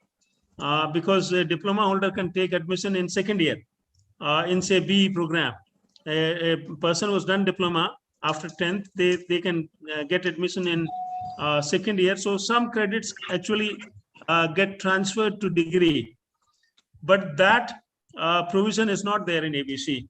Once a student has taken the diploma, then those credits have been redeemed. But if he does not take diploma and pursues the other courses that are required for degree, then initially he might think that I will only do a diploma. So he pursues some courses and then decides that, okay, no, I will pursue a degree and not a diploma. So now he pursues more courses and completes those also, and he gets a degree. Now that way they can be counted, but he can't get for the same courses diploma as well as same courses counted for degree. That's not allowed. Thank you, sir. Next question is there any possibility of conversion of degree after acquiring more credits? Conversion of degree into say honors, etc. So the question Dr. Akhtar Parveen has asked this only. Is there any possibility? And again, I will tell you the same thing here. Unless the candidate takes the degree, requests for the degree, this can be done. That means after completing the required credits for a degree, normal degree, and say for honors you need to do say 5 more courses. So without taking this degree, if you do 5 more courses, you get a honors degree. But if you redeem those credits and take a degree and then think that you will do 5 more and get a honors degree, no, that's not permitted. The courses once redeemed cannot be considered for any. The credits redeemed once redeemed cannot be considered for any other degree. Sir, can I take more questions, sir? Yes. So next question is, if a college loses its NAC A grade, will it affect the credit point of students? Then in that case, can the student change the college or university? It is simple, yes. If the college loses A grade and moves out of ABC, a student who has actually accumulated credits till the time the institute was part of ABC, those credits would remain. There will be no dilution there. And if now the student cannot pursue his degree from or his courses from the institution that is no more A grade, because if he pursues, then he has to move out of the ABC. So he can pursue the remaining courses from any other university or institution, and if he pursues more than 30% of the courses from another university or institution, he can get a degree from that institution. That means he can register for degree. See, you might do courses and you might not register for it. You will be registering for degree only when you have completed the required credits. That means you will be registering for different courses and you will not be registering for a degree, but you will have that degree in mind. Okay. So you will keep accumulating your credits. And when you want to get those credits redeemed, you need to ensure that in particular one institution from where you want your degree to be done, you must have pursued at least 30% of the credits that you earned from that institution. Then you can get a degree from that institution or that university. But if you have pursued less than 30% from all the universities and institutions, and you have not pursued more than 30% from any, then Bachelor of Liberal Education can only be awarded. Thank you, sir. Next question is, academic credit has any connection with NAC accreditation? What is it? Does academic credit has any connection with NAC accreditation? No. Academic credits that the student gets have no linkage with the NAC accreditation, because that minimum criteria has already been set, that a institution with NAC A only can be part of. And after that, whether an institution is NAC A+, etc., the credits would be the same. The value of credits would remain same. So next question is, if the institute degrade itself and be removed from the registered list, then the students of such institutions can register themselves to other institutions and continue credit accumulation. Yes, yes, that is possible. Okay. So another question is of Vilo Ishtar. The person is asking, if it is going to be extra effort for a faculty, shouldn't they be paid? If so, rules for it. I didn't get the question. Can you repeat?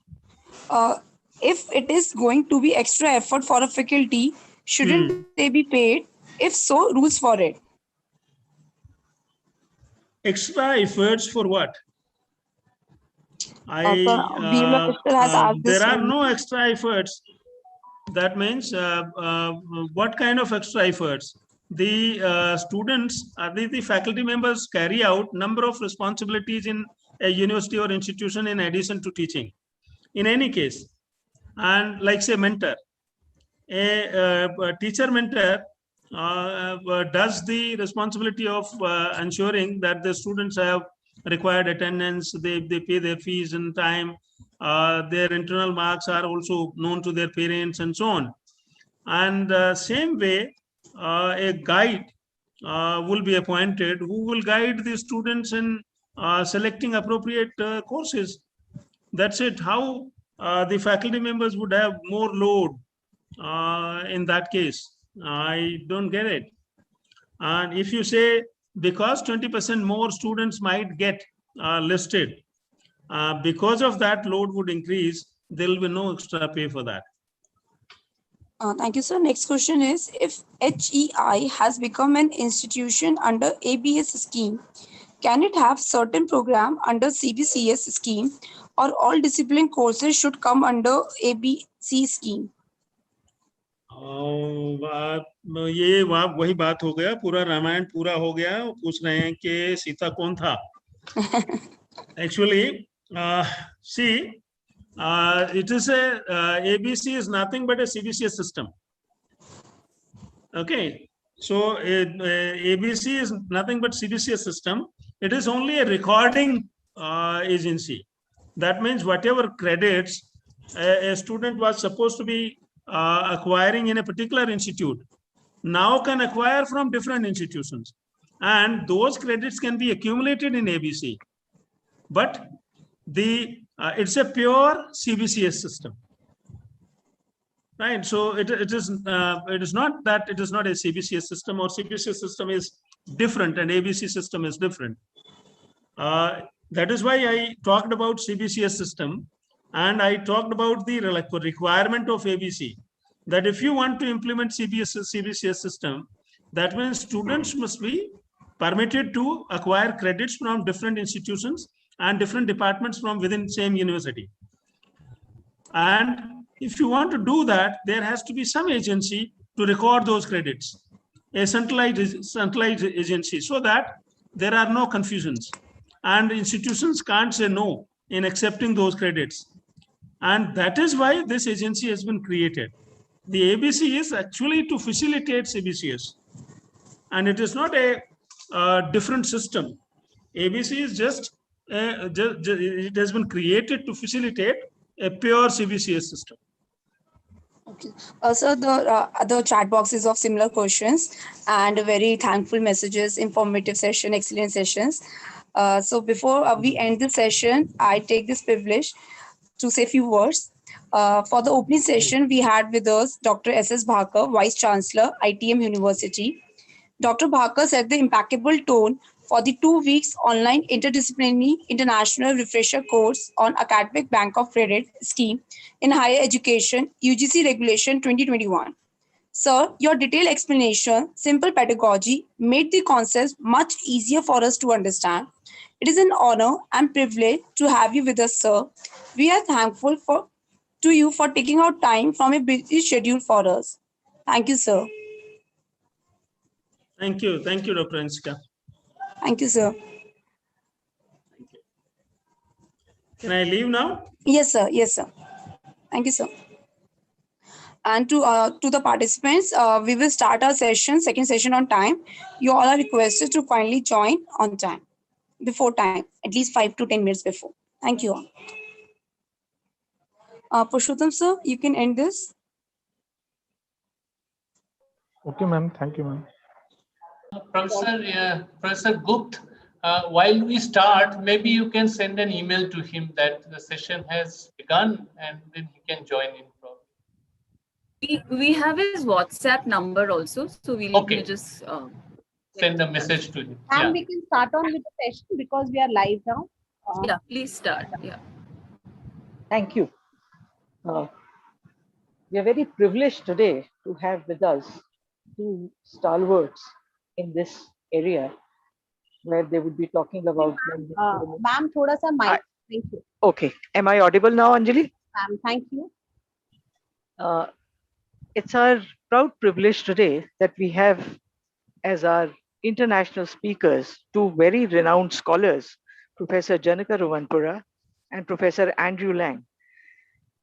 Before I give the introduction, sir, we would like to welcome you, and I request Professor Suman Kundu, Director, South Campus and Director, Center for Canadian Studies, to welcome our esteemed guests. Okay. Very good evening to you all, and good morning to our guest from Canada. It's a privilege for me to welcome you, Dr. Dayal, Dr. Anjali Gupta, Professor Yamini Gut, and our principal of Ramanujan College, Dr. Agarwal, and our resource persons, our participants. As Dr. Dayal mentioned, it's really a privilege for us that we have been organizing such kinds of refresher programs and faculty development programs over the entire pandemic period. But this is an opportunity for us to internationalize it, and Center for Canadian Studies, associated with Ramanujan College, to take that forward. Canada is considered a country which ranks very high in education, and we thought it would be apt to have two of our Canadian speakers, Professor Janaka Ruwanpura from the University of Calgary and Mr. Andrew Lang from Concordia University, two reputed prestigious universities of Canada. And so we organized this session on international perspectives as part of 2 weeks interdisciplinary international refresher course on academic bank of credits scheme in higher education, which is part of our new education policy, which will be implemented at the earliest opportunity. We had an inaugural session in the morning, and then we had a session during the day. And here we are with international session where we have two accomplished speakers, Professor Janaka Ruwanpura from University of Calgary and Dr. Andrew Lang from Concordia University. We welcome you both to the session. Probably Dr. Lang will join shortly. It is our pleasure, Professor Ruwanpura, that you could manage some time in spite of a very busy schedule. I know you are in administrative positions in the university, and your contribution to the university has been remarkable. We are thankful that you could manage some time for us to give an international perspective on international partnership to develop and sustain collaborative degree models to benefit Indian students. A very warm welcome to you. And Dr. Dayal, I think you can introduce and start the session. Thank you so much, Professor Suman Kundu. Sir, you have rightly said, it is a proud privilege to have Professor Janaka Ruwanpura with us today. And sir, thank you for being here with us right in the morning, because I know it must be early morning there in Canada. So for you, we have put you in discomfort, but I think we are the students, the teachers, the research scholars are going to really benefit with this address that you give to them.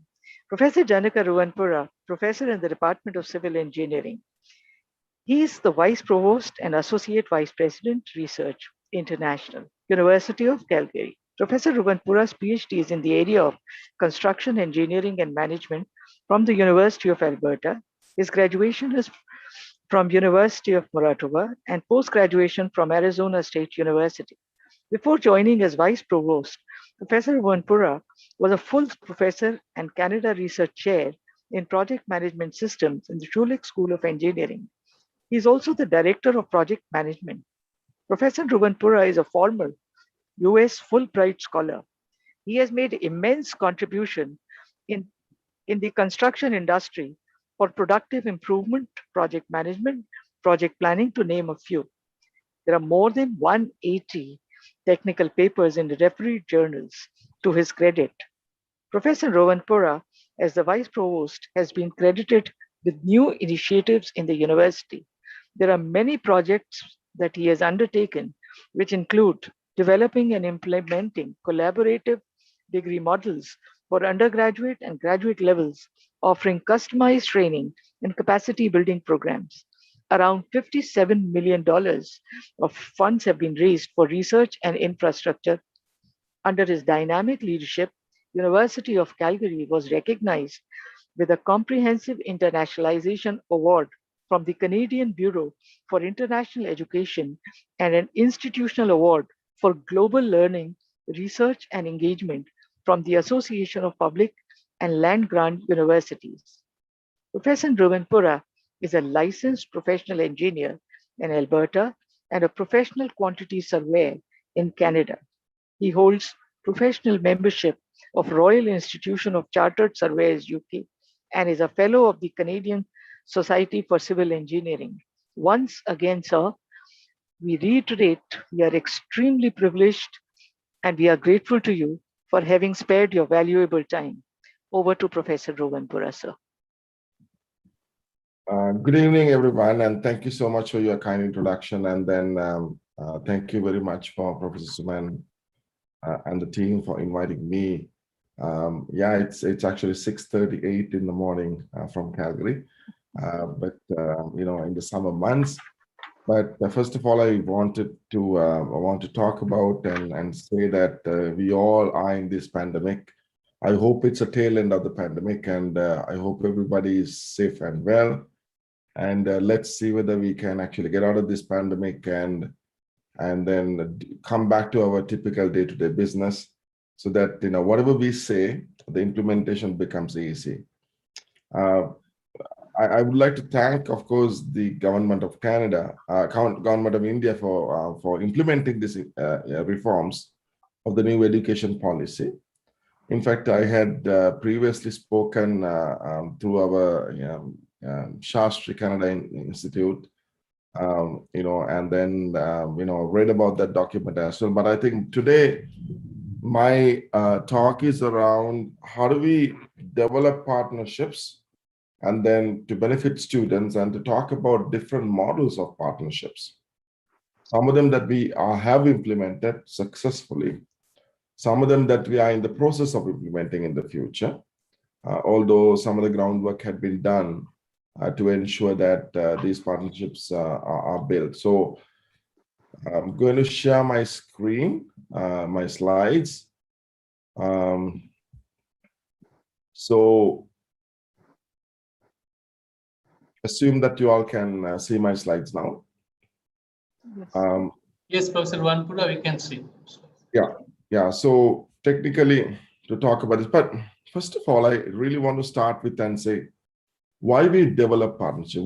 Why partnerships are essential for universities, right?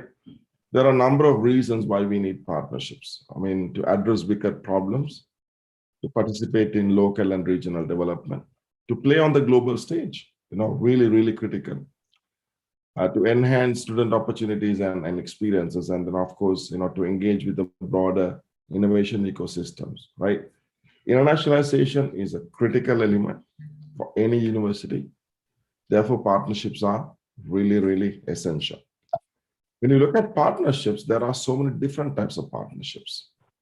There are academic partnerships, mobility partnerships, research partnerships, global development, and the community. And then there are, depending on that partnership type, for example, in academic, that can be between the universities, like a university A with university B, or it can be a network of universities. Likewise, depending on the nature of the partnerships, the entities are different. And I think my colleague Andrew is going to talk about specific to mobility partnerships. But having done this role for the last 8 years, I've realized when you develop a partnership, and that's why I want to emphasize this part first, what are the best practices for managing international partnerships? There are what we identified called pillars of successful partnerships as prerequisites. Because if you don't have those prerequisites, it's very hard to develop, maintain, implement, and sustain those partnerships. Then I'm going to talk about some of the key considerations for managing, partnerships of any nature, whether it can be research or academic or mobility. So the 5 keywords that I'm going to talk about as really critical, and I'm also using this 5 based on my own experience with India, right? Over the last, I would say, I have dealt with India both as a vice provost and associate vice president, as a professor in the past, in terms of developing partnerships. Therefore, it's important that I talk about these 5 as critical prerequisites. One is reciprocity. Reciprocity is critical to make sure that we have the 2 universities so that we understand each other's requirements. To maintain ethics and trust is really critical, right? We want to make sure that when we develop a partnership, that the ethical considerations must be there. And we need to identify a trusted partner. Like having that trusted partner means that it's really easy we can get into to the weeds of any partnerships. That we respect each other, right? We respect in terms of culturally, in terms of laws, in terms of policies and things like that, that needs to be there. And within Canada, of course, we talk highly about equity, diversity, and inclusivity. So therefore, those things needs to be there. Engagement. Partnership does not mean that only one party is active. It needs to be ensure that both parties are really active, and we get our academic units engaging in that partnership. The 5th one is really critical, and I think I actually want to mention that some of the partnerships that I started or at the feasibility stage, why didn't continue when I specific to India? Commitment. The commitment, the word, the yes does not need to be the just yes for the polite reasons. The yes means that it needs to be really committed, that we are making a commitment towards getting these partnerships done, right?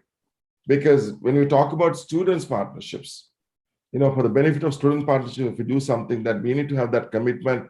It is not a polite yes, it needs to be really committed with resources attached, right?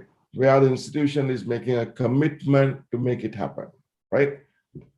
Along that line, before I talk about the different examples and different models, then we thought, it's really good that to say, in a partnership between, let's assume the partnership is between University of Delhi and the University of Calgary, right? What are the common considerations? Mutually beneficial. It's not for one party. I talk about the reciprocity, but making sure that we craft these partnerships that identify how it would benefit both universities. Internal buying. When we do these partnerships or whatever the projects, we want to make sure that our deans are on board, our department heads are on board on a specific discipline. That internal buying is really, really critical. If you don't have the internal buying, it is not going to sustain very well. As a project manager, as a project manager and professor, I always ask about the expectations, because we need to identify what do we expect out of this partnership. Critically identify, what are the expectations that you have from each other, right? And then these partnerships need to be focused on the right areas in terms of curriculum, academic nature, academic areas, right? And then comes quality assurance. Because I've seen in cases where things start very well, but it doesn't maintain very well. It's because we don't pay attention to the quality. We want to make sure that whatever we do, that it will have the right ingredients in there so that the quality will maintain throughout that project or beyond that. Sustainability, right? It's not about just start something, having everything getting there, but forgetting the rest of it, right? Make sure that whatever we start, we maintain it very well, we sustain it, and we renew this partnership over and over again. Like, for example, we have some partnerships at the University of Calgary with the international partners that sustain over 35 years for the benefit of students. And those are really critical partnerships. Agility.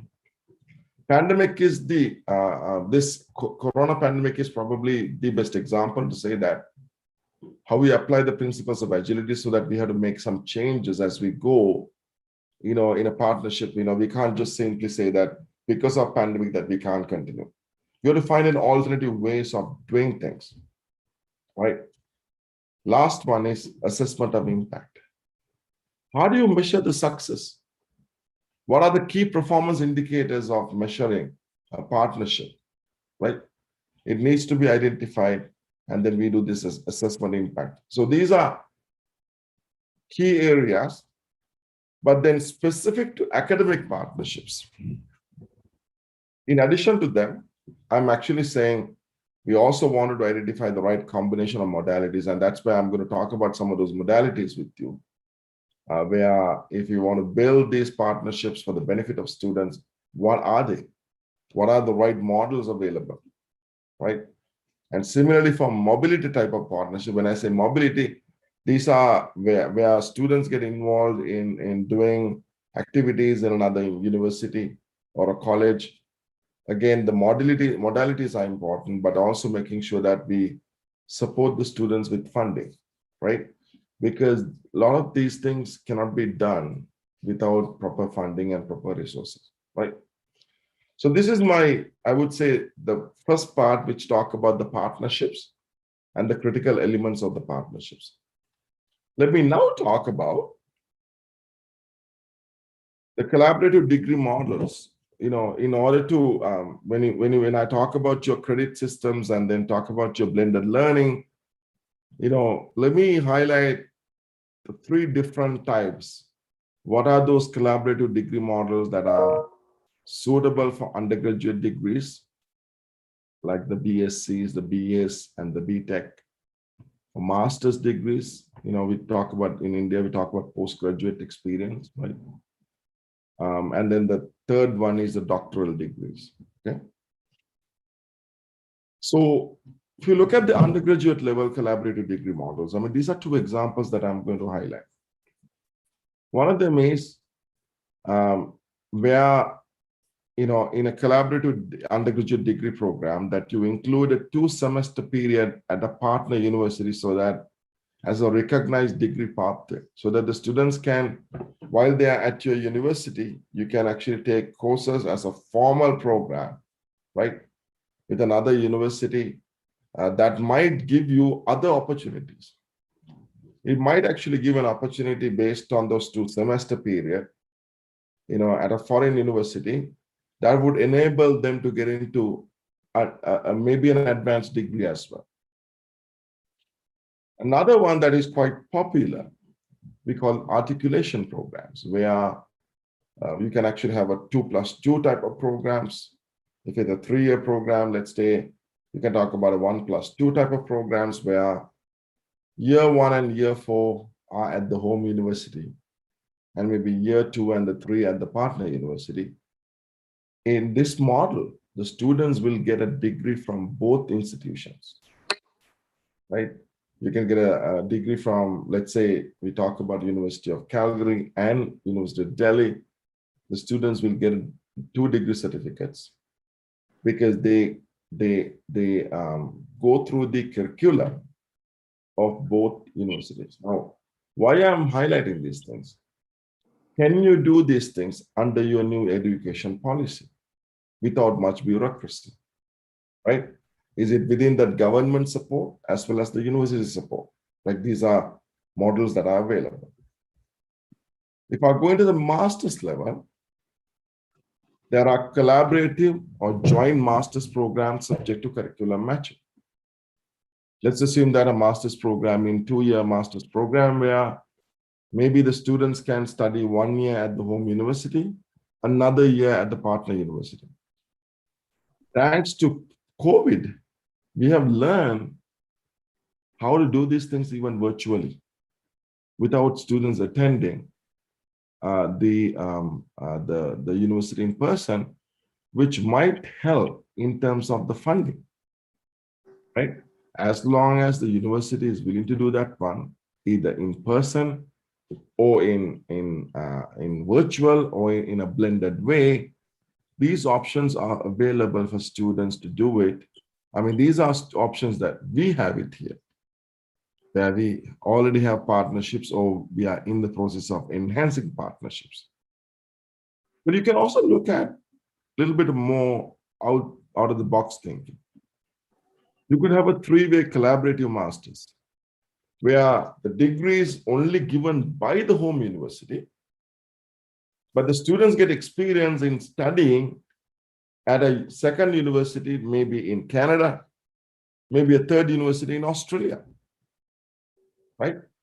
And you come to a formal agreement and then do the curriculum matching, but the degree is given by the home institutions with collaborative learning experiences from 2 other universities around the world, okay? At the doctoral level, these are 2 famous programs that we have, some other universities have. I'm sure that my colleague Andrew has it in Concordia too. There is a PhD Kotutel program. A PhD Kotutel program is where a student in home university or the partner university can work with 2 professors from both universities, fulfill the requirements of PhD requirements of both universities, right? With a residency requirement of at least 1/3 of the degree that the student will have to be at both institutions. And at the completion, the students will get a PhD Kotutel degree, where the degree is given by the home university, which is actually mentioning that this is done in collaboration with a partner international university. Technically, the student gets a dual degree in this case. The collaborative joint PhD program means the degree is given by the home university with collaborating with another international university, where the students will be supervised by professors from both ends, right? But subject to all the academic requirements of the home university. So the bureaucracy of this one is a little bit less than the PhD Kotutel degree, because the Kotutel degree has so many things about fulfilling the requirements from both universities, right? In terms of mobility partnerships, I know that my colleague Andrew is going to talk about the credit system now, but I'm going to talk about different models available. The first one is a traditional exchange program, and we actually like to call it that we do it with preferred partner status, so that we can do advanced credit evaluation for specific departments and degree programs, so that a student will involve in an exchange program for a semester or 2 semesters, where the students will get credit by studying at a other institution, and given that credit to your institution, so that the basically you get that reciprocity in there. And then we also have, in order to make sure that we have those programs to work better, we have to have a healthy balance between that. Let's say if I send 5 students to your university, I think it would be the best ways that the 5 students from your university come to my university as well, right? And that's a traditional exchange program. Then we have collaborative online international learning type of programs where within existing courses, faculty members from partner universities contribute to course content and enable student collaboration in the virtual space, right? Where one is in person, the other one is through collaborative online, right? Which happened a lot during the last, I would say 16 months around the world for these programs. 2 other programs that actually can go beyond exchange. One of them is, I'm going to talk about the one on the faculty-led group study program first. Professor from, let's say, Department of Geography, right, wants to lead a group of students and go to another country, partner with another university. We are the geography students from that university, also in the same class together, taught by instructors from both universities, right? It's a collaborative instruction. This is very famous. We have a number of those programs from my university every year. And we encourage them to do that, and they actually get academic credits for these courses. Then if you look at my elite program is where what we call academic industry learning, international learning program, where student would go to a 1-year exchange. Let's say a University of Calgary student goes to India, to your university, and then study 1 semester there. And once that semester is over, he or she will be placed at a work placement internship. Maybe let's say for example, recently we had our university sign up a very high level partnership with Emphasis from Bangalore. And for example, they could probably work in Emphasis for another semester. Or they would do a research internship with a professor at the same university, right? So recently, University of Calgary did this program. I just want to highlight that, which was very successful. We did this one twice. I want to highlight. अपना laptop देना जरा laptop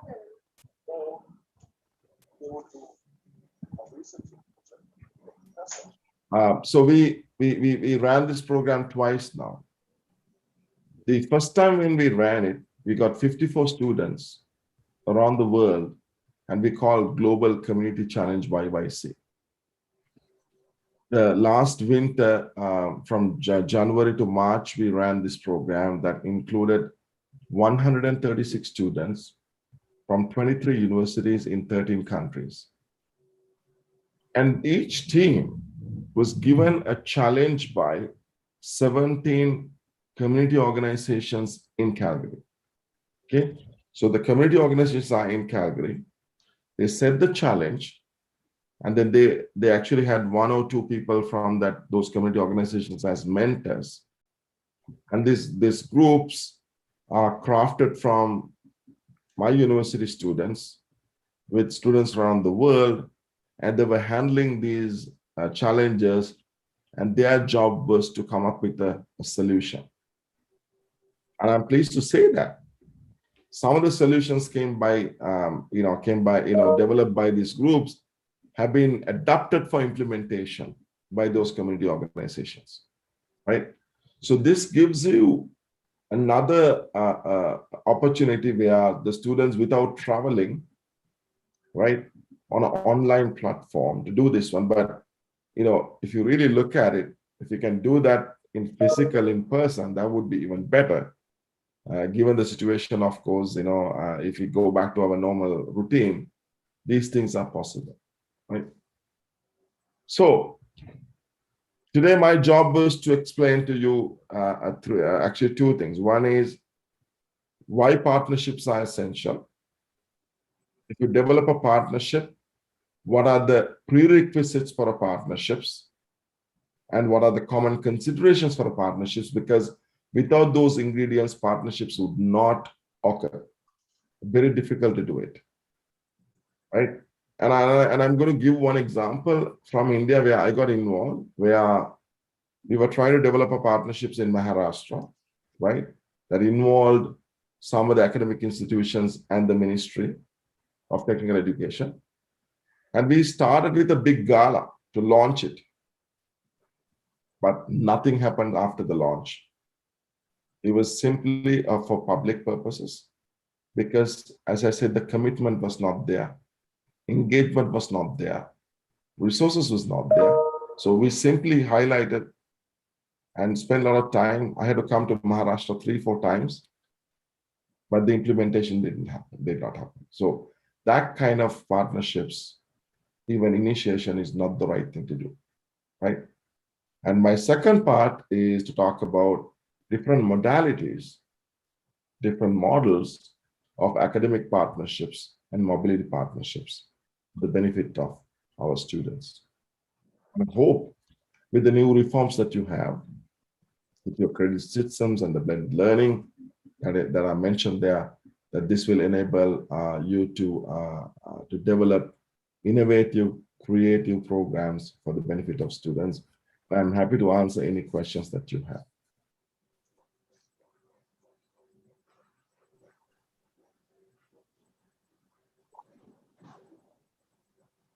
Dr. Anjali? Yes. Yeah. Are there any questions on the chat box?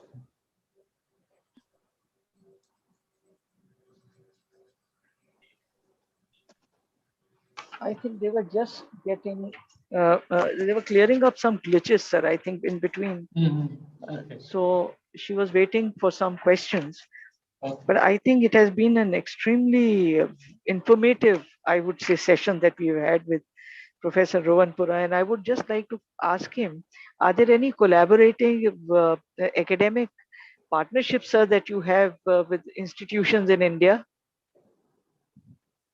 Yes, we do, but not on the academic side, especially on the collaborative degree model side. I think the Yes, bureaucracy I'm is just the, asking the question, sir. 1 minute, he's answering a question. Yes, sir. I think So the one biggest question issue. is from Anjali, wait. Ma'am, am He's I answering. audible? You are audible, but sir is answering a question. I think you couldn't hear me. So after that, you can ask. Yes, sir. Sorry. I think the biggest challenge on the academic partnerships is to make sure that that's the reason why I mentioned about those common considerations, the bureaucracy sometimes, because you always talk about the guidelines and protocols at your university and which are difficult to do it. But however, I think the easiest out of the three is the PhD level. Yeah, we have actually got a few of those collaborations at the PhD level, which is much easier than the undergraduate and the master's one. The undergraduate one is the most difficult one. And sometimes we find the answer no without looking at how to get out of that word no, right? Because we talk about, this is how this university works and we can do it. But you don't find a way, how can we make it happen, right? And that's why I talk about those, key considerations and the prerequisites, because if you really want to do it, there's a way to do it. You have to find it. I mean, of course, not bending the rules. With maintaining the university guidelines, if you want to make it that happen, you can make that happen very easily. It will take time. But mobility partnerships, yes, we have it. But academic partnerships of collaborative degrees are unfortunately, we don't have it with any of the Indian institutions. Thank you, sir. Anjali? Over to you. So one question is from the participants that how do we manage about the finances of the students, especially the stay part? Yeah, so for example, in a collaborative degree model, let's say, for example, if you are getting a dual degree from international university and the home university, of course, the students will have to pay the tuition of the international university, that's a requirement. Otherwise, in Canada, of course, we are public universities. I mean, pretty much 99.9% of our universities are public in Canada. Another question is that the concern. I've not, Dr. Anjali, are you not, can you hear us? Yes, sir, I'm able to hear her. No, he has not finished answering. Why are you asking the second question? Sir, actually, Please. I think there is a gap between YouTube Live and Zoom that is coming. That is why Yeah, this yeah. is happening. So please listen to him first. Yeah, let him finish answering the question. Okay, so as I said it, I'll repeat this answer again. If you're looking at a collaborative degree model, especially at the undergraduate level or at the master's level, since the degree is given by both universities, when the degree is given by both universities, where the students will have to pay the tuition of the partner university. That's a requirement. Otherwise, as a public institutions, we are not able to take that tuition away, because we are accountable for taxpayers in our country as well. However, for exchange programs, I think Dr. Lang is going to talk about that. For exchange programs, that's not the case. As long as you keep the balance of that, you don't have to pay. You basically can manage on a reciprocity, right? And that's sort of the way that it works. But what we have done is, on some of the collaborative programs in the past, we have given a very small portion of the tuition as a scholarship back to student, which is almost like a maximum of 10% of the tuition. But otherwise, we are not in a position to do it to avoid the tuition fees. Go ahead, Dr. Anjali, your next Sir, question. another question is from Dr. Pradeep Kumar Agarwal. He is asking that how the collaborative degree can really help us in getting the right balance between the just a minute. Yeah, how the collaborative degree model can be fitted under the NEP, where there is a structured program about the courses and credits.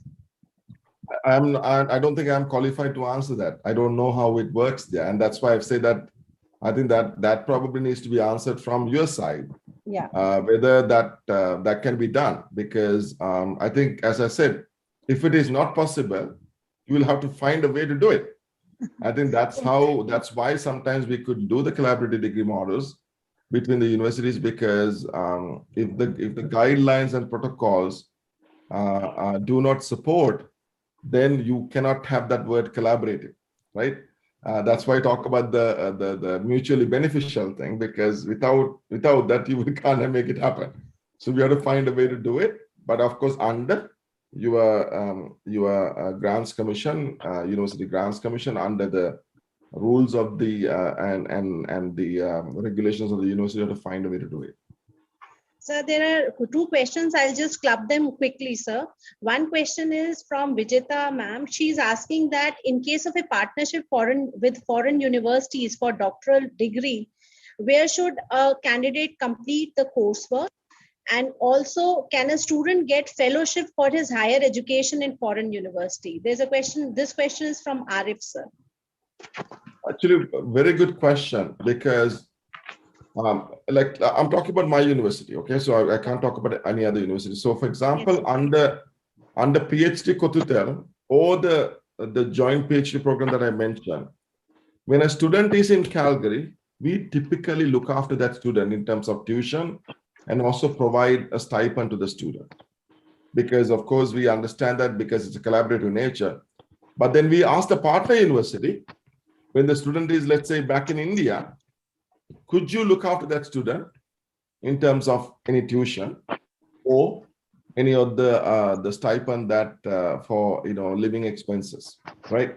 So you come to a reciprocal agreement that when the student is at my place, we look after, and the student at your place, you look after, right? But the rule is, in a PhD Kotutel program, wherever the student, that they have to pay the tuition to that institution, not to the home institution, right? So those are some of the things that we discussed during the negotiations. But I mean, there are lots of programs that we have on a reciprocity that we don't charge a tuition, and that happen in PhD programs, that happen in a lot of undergraduate exchange type of programs. Sir, another question is by Raghavendra sir. He's asking that, is there any general procedure that is being followed for the purpose of shortlisting the candidates for doctoral program? And should this collaboration with government, is with government consent or just with the collaborative university consent? As far as I know, all our joint programs, we don't deal with the governments because those are our existing programs. So we don't deal with the governments at our end of the foreign countries. Because those are existing programs. The issue is if we come up with a new program, then of course in Canada, we have to go through a whole new procedure about getting that approvals.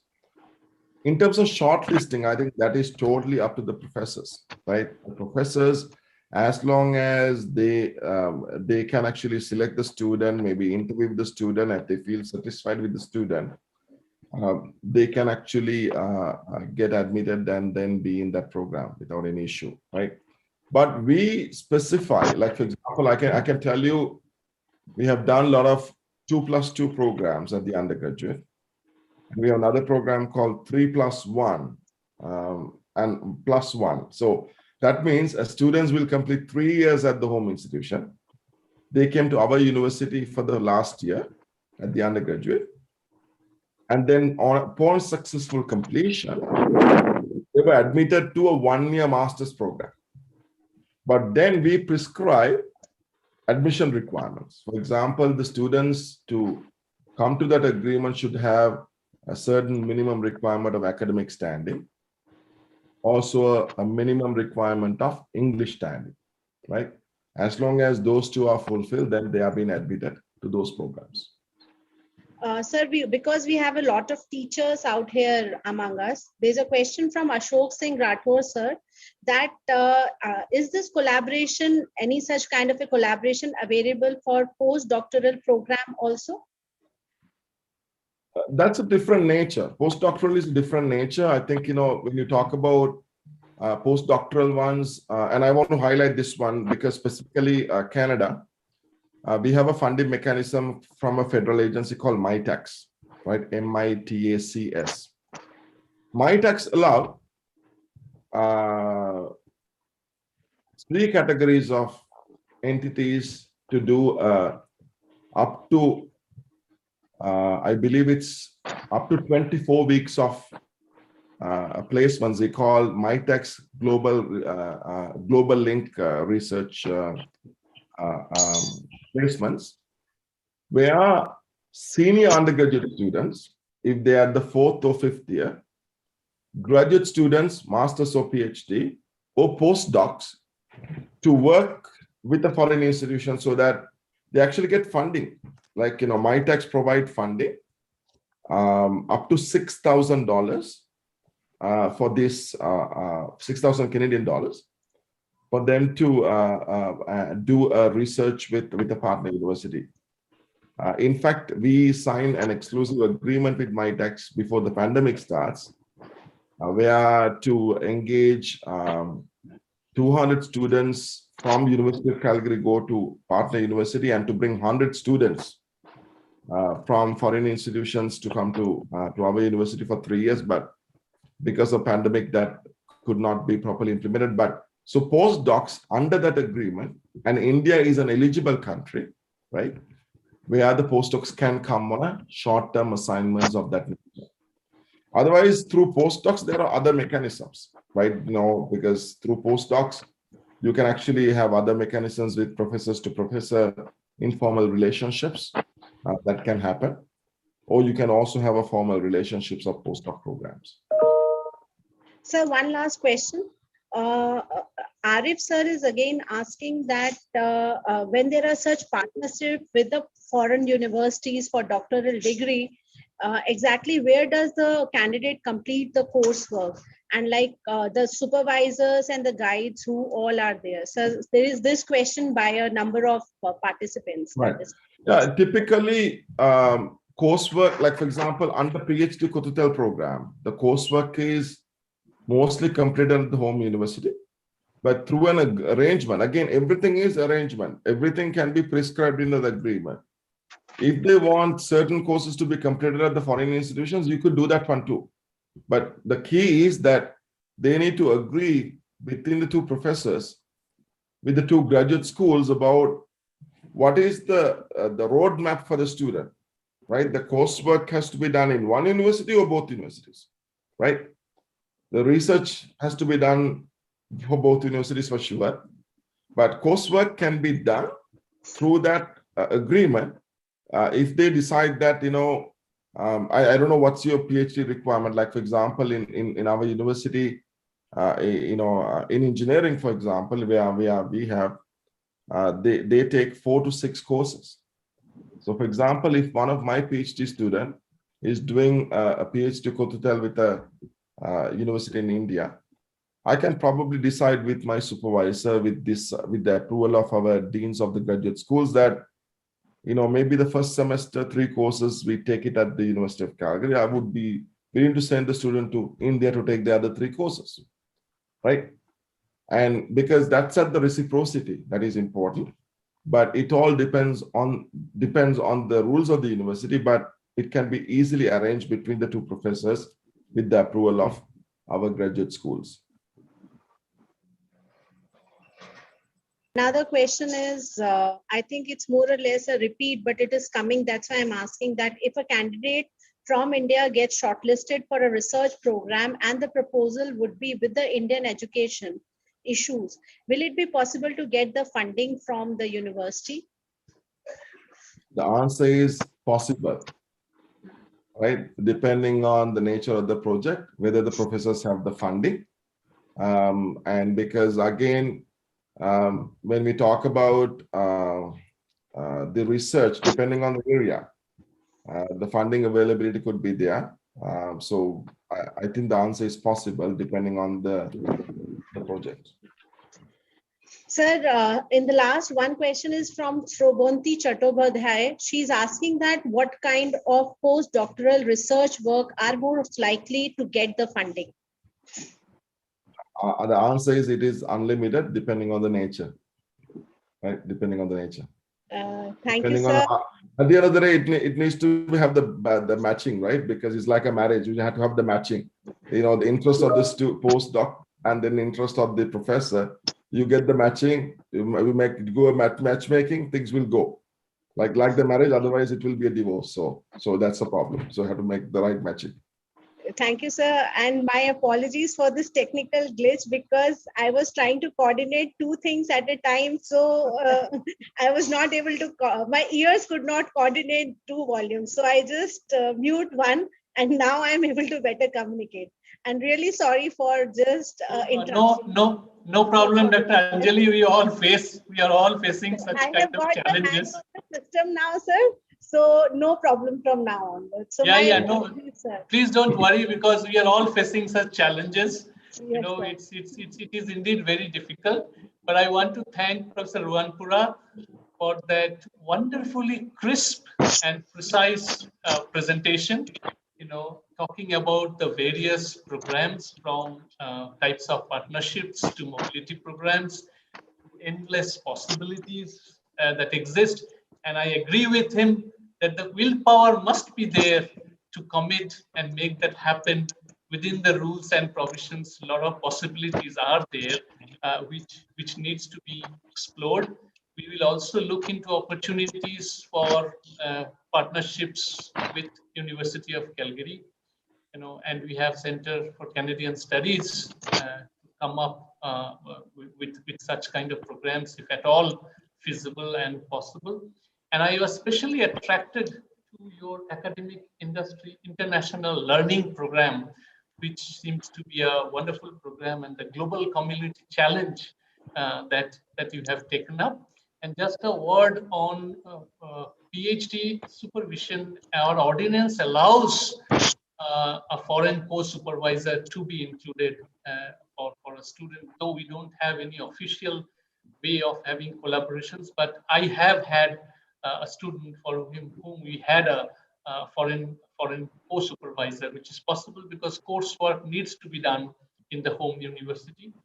And I also want to draw attention of a lot of participants to Shastri Indo-Canadian Institute, which we call SICI, which also allows for a lot of short-term exchange programs and other kinds of fellowships that may be made available even on subjects of mutual interest to both India and Canada.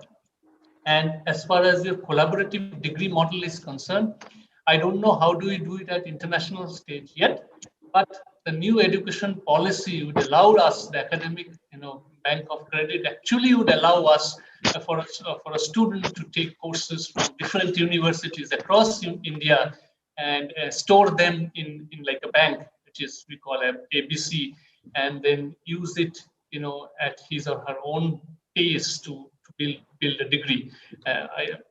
As the program is implemented and pans out, we will see whether it can go to the international stage as well.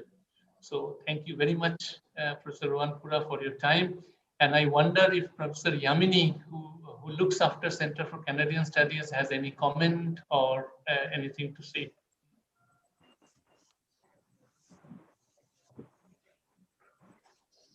Now, unfortunately, I was trying to get Mr. Andrew Lang, helping him to join. He had a problem with the link that was sent to him. So I missed some part of Professor Rohanpura's talk, and I will, of course, listen to it, to the recording. Yes, Dr. Lang is right here. So Dr. Lang, we welcome you to the session.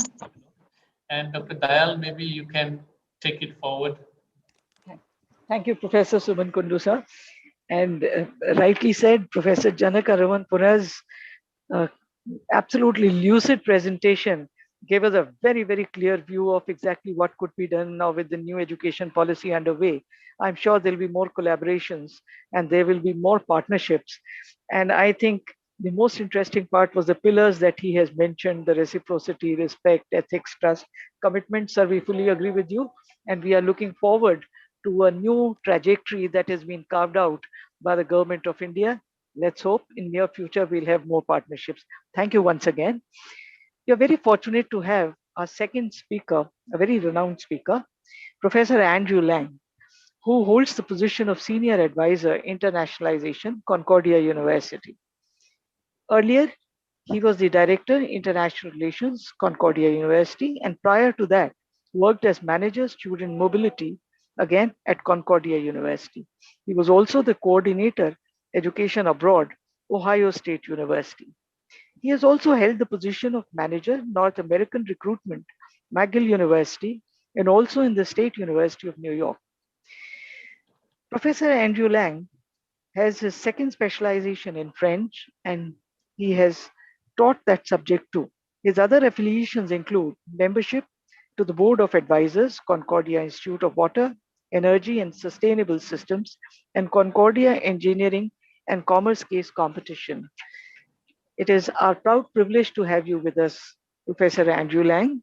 Now, the virtual dais is for you to address our participants. Thank you so much. Okay, so thank you guys for having me. I trust everyone can hear me, or at least I hope so. If not, just let me know. I'm going to try to share my screen here, so bear with me just a second. Okay.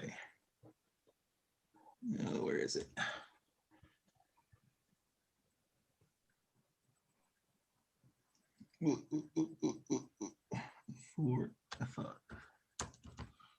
Okay, so again, thanks for having me. I appreciate your time, your attention, and I also appreciate your patience as we all try to navigate Zoom. I'm going to talk about, and I hope that this talk will complement my colleague from Calgary's speech as well. I thought at first I wasn't sure exactly what he was going to talk about, but I knew that you were going to talk about the ABC system. I wasn't necessarily that familiar with that system, so I did some research on it. And then, of course, I saw his speech, and I had a pretty good idea of what he would say. There was a lot of the challenges, a lot of the successes, a lot of the challenges that he explained. We face the same things here. We have our own context, our own way of dealing with them, slightly different approaches in some ways, and very similar approaches in many other ways. So just to give you an idea of what I'm going to be talking about, so I'll give a brief introduction. Thank you for the very nice introduction. It's already been done. I'm going to give a very brief overview of Concordia University, where I work here in Montreal. I'm going to explain a bit more why this topic. I'm going to explain the North American system. And yes, it is in quotation marks for a reason. The culture of the system, accreditation, government, professional licensures and organizations and oversight that affect the system, the credit and finances. I think this is often a topic that international universities don't understand. Transfer versus mobility, types of mobility and levels of education. And I think here I really in these slides, I really echo some of the sentiments that my colleague from Calgary expressed, some emerging trends that are affecting our system, and then I will also talk a bit about, how this all comes into play in terms of partnerships.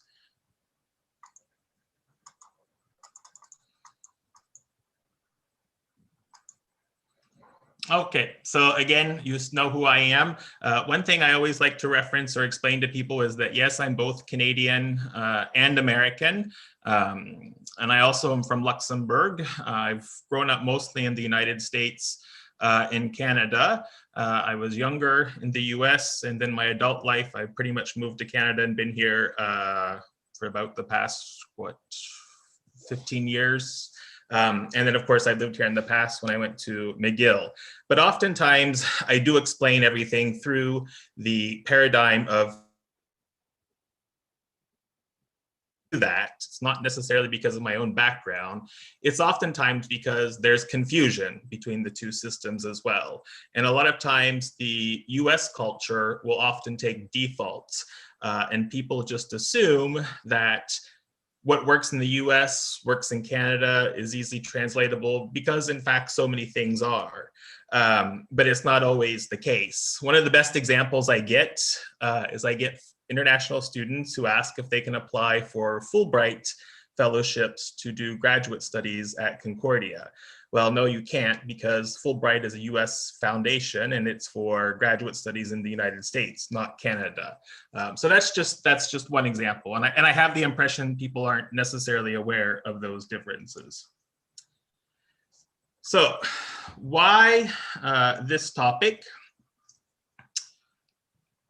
Again, as I said, it was inspired by the concept of the ABC system. When I investigated it, I thought, well, this seems to be a very innovative approach for the types of mobile lives that professionals today do live and also have to live. I do think that mobility is basically addressed at two different levels. It's addressed nationally.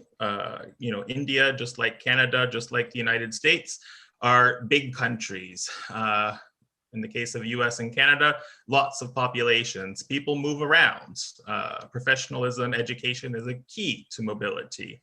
And how do we basically facilitate that? Because we know that it's going to increase with the 21st century.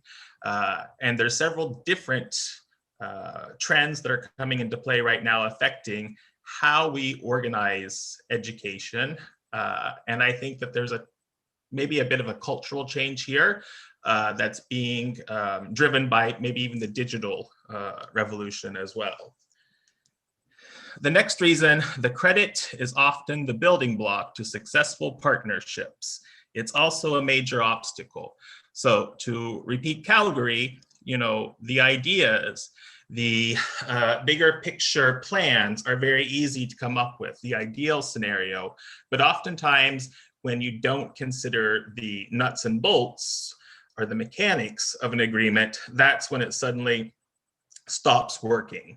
And unfortunately, I find that one of the biggest challenges to basically nuts and bolts are cultural. It's simply understanding each other's systems, understanding how the various components of our system impact our business practices as well as our culture, and then try to find some sort of common ground there where you can move forward. For us, all forms of successful mobility beyond undergraduate exchanges often rely upon this dynamic, the credit, what it comes down to. How do you count it? How do you add it up? How do you show that all the work has been done and all the bills have been paid is another important aspect for North America. Not all forms of mobility require credits. I will echo what my colleague said. I found over the past few years that research mobility for graduate students is actually far easier than even undergraduate exchanges. Last, I kind of want to talk about when I look at the facilitation of mobility, of transfer credit, when we try to standardize things, I think there's a real risk for brain drain there that you have to be conscious of. And we'll talk a bit about mobility versus transfer as well, and making sure that you understand the difference between the two. And then last but not least, just to let you know that we struggle with our own system just as much as you probably do, and people around the world struggle with their system. So, you know, in general, there is a system, but everyone does that system differently.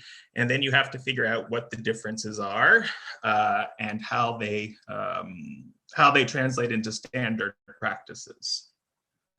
And last but not least, I'll tell you that, you know, typically I work for Concordia, but I'm going to basically give you an overview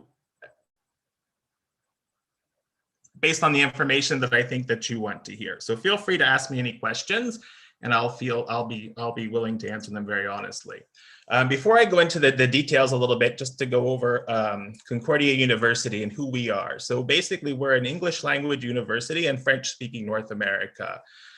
So for those of you who are familiar with Canada, Canada has two official languages, English and French. The province of Quebec in the east is the largest French-speaking region in the country. There's other pockets as well all across the country, but the language of the majority here is French.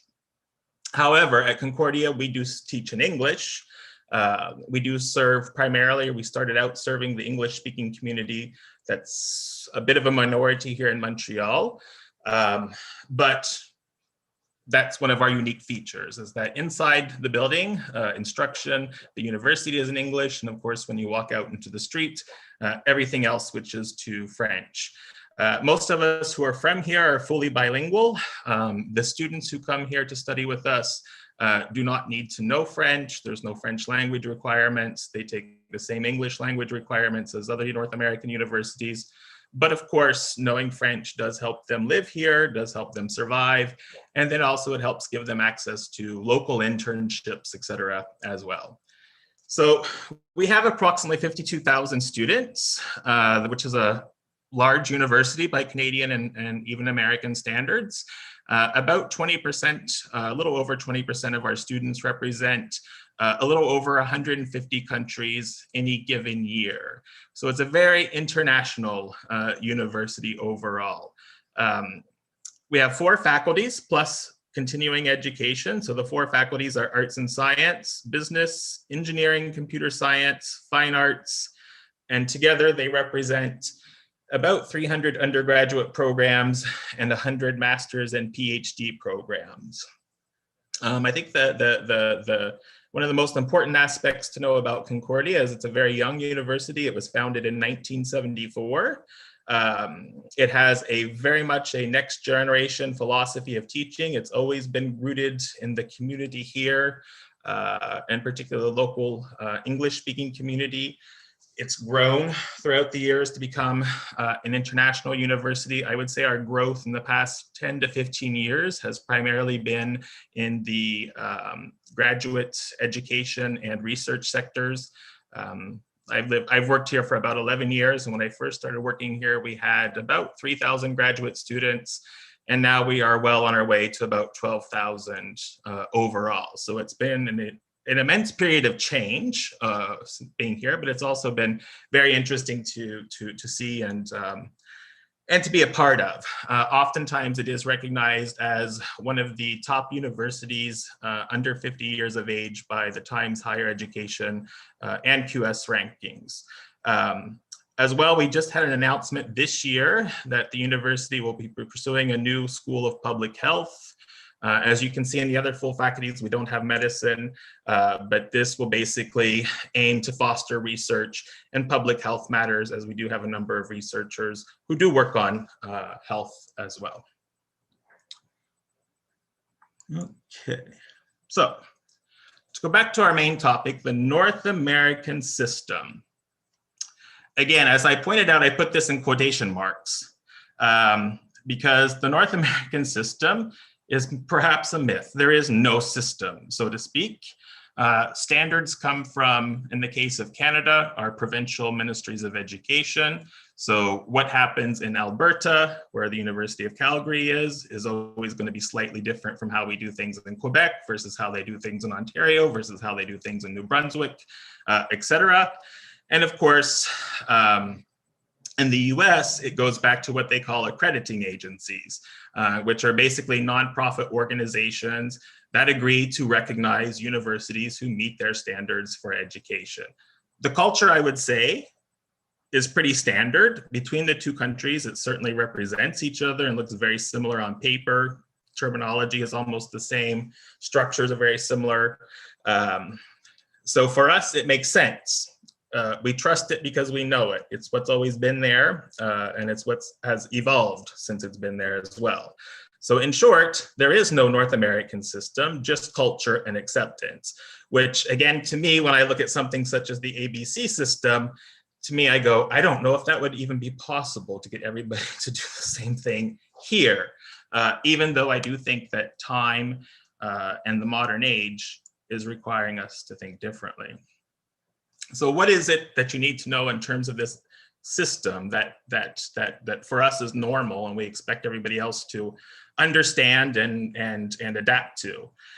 In short, it's still based off of the agrarian calendar for the from the 1860s almost. However, we're in the fourth industrial revolution and our lives are not the same. So most people are not farmers nowadays. They're not basing their entire lives off of the schedule of planting, harvest, and then the winter. They have professional jobs in buildings that are pretty much the same regardless of the weather all year around. And they have more time than they've ever had before to pursue education. And they also have more need to pursue it, quite frankly, than ever in the past. The credit that we use today, it results from a time in history around the turn of the 19th, 20th century, when there was a push, mainly in the US, to standardize education, to make or create some sort of a national system that would be transferable amongst the various states at that time. Oddly enough, when you go back and you look at it, the motivation for having done that was not necessarily for the students. It had more to do with faculty workloads and the fact that standards were very different at other institutions. So some faculty members were saying, hey, I do this, but I only get this, or I do this and I only get this. And then, of course, there was little recognition or little transferability between professions. I think it was probably most notable with the profession of lawyer at the time, and perhaps even medicine as well. But the lawyers were the ones who seemed to go after it at the time. There was a foundation at the time whose purpose was to advance higher education amongst the people, to help them gain the skills they needed for the new industrial revolution they were facing. Sounds like just today, called the Carnegie Foundation. They took up the cause, imposing a 120-hour system in order for faculty to benefit from a retirement plan. So in short, the Carnegie Foundation, you've probably heard of the university in Pittsburgh called Carnegie Mellon. It's from the same person who started this foundation. Basically,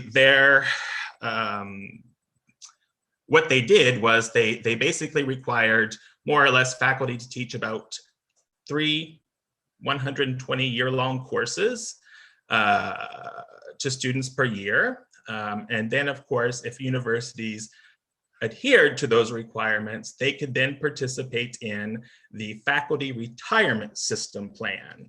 Because one of the other things they realized is that, well, in today's world where there was no social security systems at that point in time, if we're going to have teachers, we have to educate them. We have to make sure that they can teach, that they're spending time doing research and not having to go out and plant food and harvest it. So basically, a retirement system was set up to allow professors to be able to devote their full lives to teaching and research and not have to worry about what they lost from not having a farming income. Today, if you've ever worked in the US, you've probably heard of the organization called TIAA-CREF, which is a very famous private retirement plan system for academics, hospitals, etc. It is the old Carnegie Foundation from that time, basically. So in short, we're working with an agricultural calendar in the 21st century, and that is the basis of it.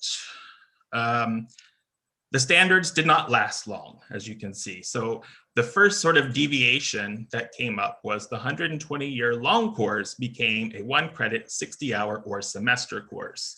Because I think that even as time evolved then as it is now, people also realized that we don't have all of our lives to spend years in school, especially at that point in time when life expectancies were a lot less than they are today. So, and of course, people also didn't necessarily want to spend an entire year learning the same thing. So they eventually took the year and divided it into semesters. So the 120-hour year-long course was worth 1 credit, and a 60-hour semester course is worth a half a credit. This system is technically still in use in most, if not all, Ontario schools, as far as I know. However, it's since evolved since then for some reason that I couldn't really find out. For now, we use 3 credits and 6 credits for semester and year-long courses. I would also say that it's very rare to find year-long courses in North American universities right now. That old system just did not last long. And I would say there's maybe even a push to reduce the amount of courses from a semester to even more condensed periods. I've seen other universities do this. They'll do blocks of 1 course at a time for 6 weeks. You'll do, 1 course during 6 weeks. The next 6 weeks you start another course. The next 6 weeks you start another course, rather than doing all 3 at the same time. Our summer sessions are also intensive, so students won't take a full-time course load. They'll often take just 1 course that is intensive over a period of perhaps 3 to 4 weeks. Oftentimes it's remedial, but at the same time, more of our students are using it, and they're also enjoying this condensed version because it oftentimes gives them more time to pursue other things. As well, I would say the standardization of terminology or nomenclature for degree names was established during this time. So bachelor's degree, 4 years of study, master's degree, 2 years of study, and PhD, 4 years of study. Titles, completion, etc., were more or less standardized. So you know, when I say 4 years, 2 years, PhD 4 years, this is the first clue to start paying attention to the credits in the North American system, because we say 4 years. And for us, we would say, well, 4 years is an estimation of what we've come up with for your students to complete a bachelor's degree here. At the end of the day, the amount of time it takes is going to be up to the individual students. If they take less classes, it's going to take them longer. But if they follow the schedule that is suggested and is applied, then they should be able to finish most of their degrees in 4 years. But there's exceptions to that, and we'll get to them. As well, even though I would say that that's sort of the starting point for now. So basically a school year that spans the agricultural calendar for us from September until May, a break during the summertime where nowadays you can do optional learning. In the past, it was never possible. But then of course, there's regionalisms within the system, and we have a lot of regionalisms. Probably one of the best known ones is within the US system. You've probably noticed that some schools are on what they call a semester or trimester system, and others are on a quarter system. I think California State University is still on a quarter system overall. Instead of having basically, you know, 2 main semesters, they have 3 quarters. They follow the seasons. So you have basically fall quarter, winter quarter, spring quarter, summer quarter, etc. A quarter credit is normally only worth about 0.75 of a normal credit. For us, the calculation's easy, but when you're a foreign university and you don't understand the differences, and again, finding where this is explained or what the rules are is a bit difficult, because you'll find it in different places, and it's all suggestions. So you almost have to judge the reputation of the organization providing the information or the suggestions rather than the information itself. And then of course, since I'm in Quebec, we have our own big deviation from this scheme that I'll highlight. In the province of Quebec, a bachelor's degree is typically only 3 years rather than 4 years. It doesn't mean that somebody from another system outside can come here and do a bachelor's degree in just 3 years. It's only 3 years because our education system prior to university or prior to post-secondary schooling is based on 13 years of schooling, rather than 12 as is standard in the English-speaking high school system. So basically, our students have gone to school longer as younger people. And typically that first year, what they're exempting them from is what they often call general education requirements. We've already covered those in high school, so the students go directly into their field of study. Now, if you're coming from abroad, basically your system or your application will be assessed upon the system of your country if you have to do 3 or 4 years. Someone who comes from, let's say, Ontario or the United States, British Columbia, who's done the high school system, will basically go for 4 years, and a Quebec student will go for 3 years. And then for other countries, we start looking at their individual systems. So students from France, Germany, UK, for example, only have to do 3 years. Somebody from, let's say, Mexico has to do 4 years. It's all based upon prior education. One thing I will say they didn't touch during this time, and this is very important to understand well, is they didn't touch the marking system or the grading system. So this is something that is extremely different at each and every institution. And the only way to figure it out is to basically read the information that is listed on the transcript itself. So the transcript in North America is the key to understanding the regionalisms. Oftentimes, you'll get on the front side of the paper a list of the marks that the student has earned or the grades the students earned. And on the back side, it'll explain basically what those marks mean. And then as well, how much time the student spent in class or with the professor receiving the instructions. And then from there, you can typically see how that translates into your system. It's something that we all use. When I was doing admissions for North America at McGill University, Our standard way of assessing an application for admissions was we took the transcript, no matter where it came from, we took out the marks, we looked for very specific courses we called prerequisites, and we calculated our own GPA for the students based upon the mark they had received, a point system that we had assigned, and then we also placed emphasis on the ranking of the student. So if the student was at the top of the class, middle of the class, or bottom of the class compared to others with his or her marks. Subcultures of the system are also important to understand. And oftentimes you'll probably hear North American universities talk about accreditation. It tends to be American slang, and it's mostly the American universities that will use this term. When you ask somebody, do you want a partnership? Oftentimes the first thing they'll say is, are you accredited, or who credits you?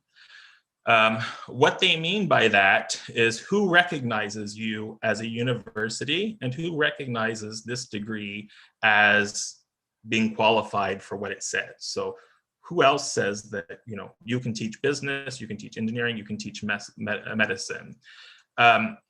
In Canada, we don't really have an accreditation system or accrediting system.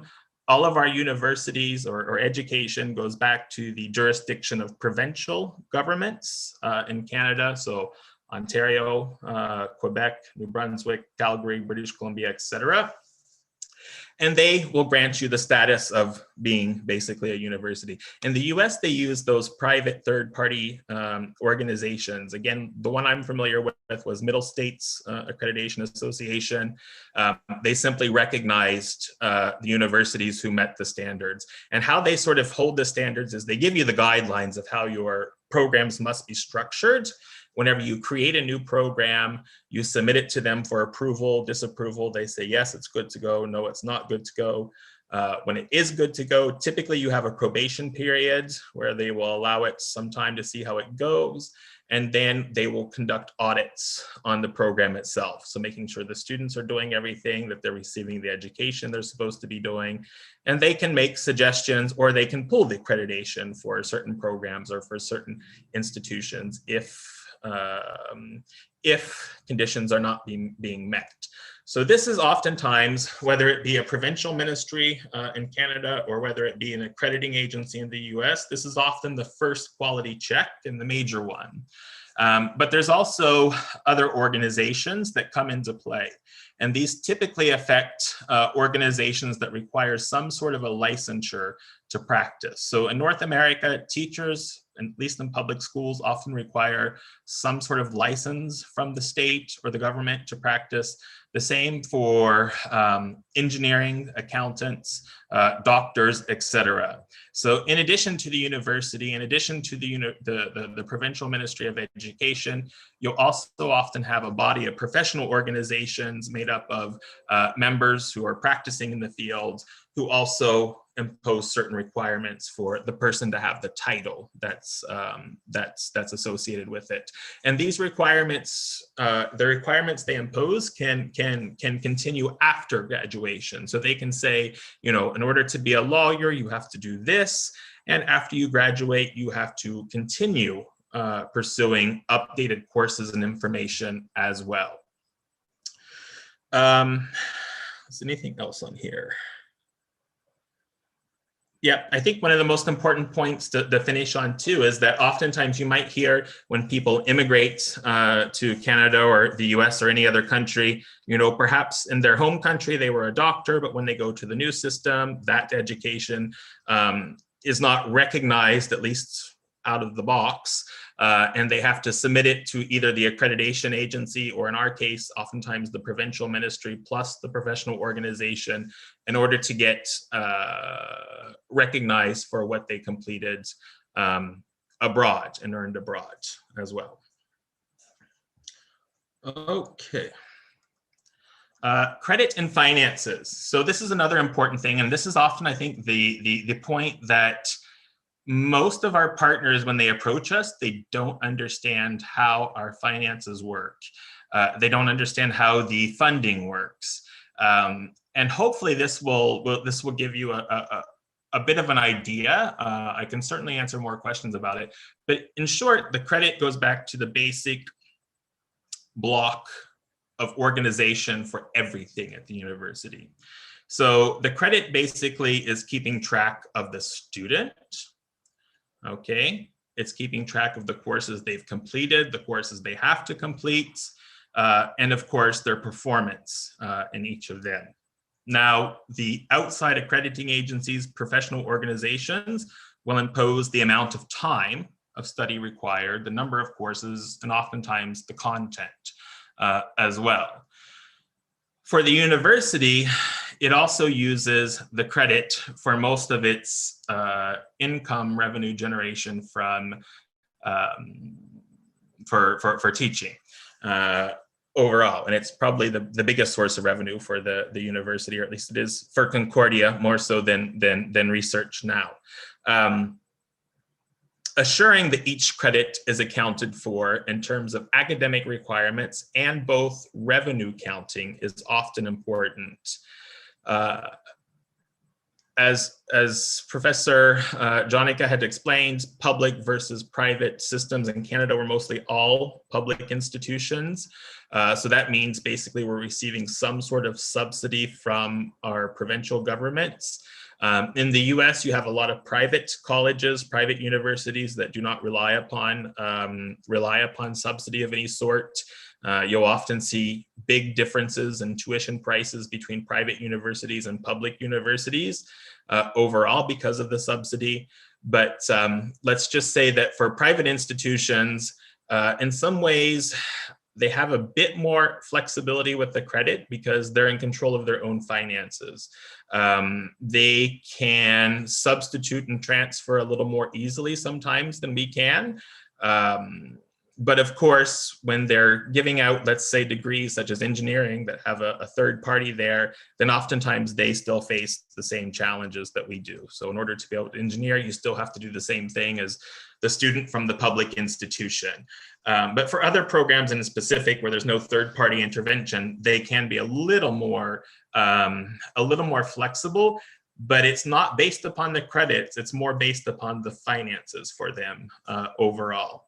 So when you are receiving government subsidies, such as the case with Concordia and the other two American universities where I work, they were both public institutions as well. But let's say at Concordia McGill, where I've been here, because we receive government subsidy, the government has a lot of oversight and does a lot of audits on everything that we conduct. So it's not just in terms of academics, they're also making sure that every student who has this degree has basically paid for this degree in some ways. So whether it be, let's say, a Quebec student who gets subsidized, far more, who pays almost nothing per year to go to school compared to other places, they have a contribution to pay each year of about 3,500 Canadian dollars.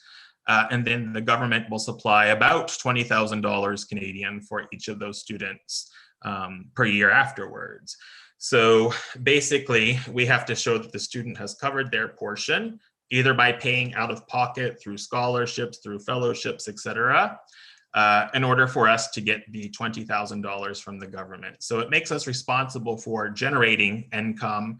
It makes us responsible for basically the quality of what we're offering to our clients as well, which is a very North American concept.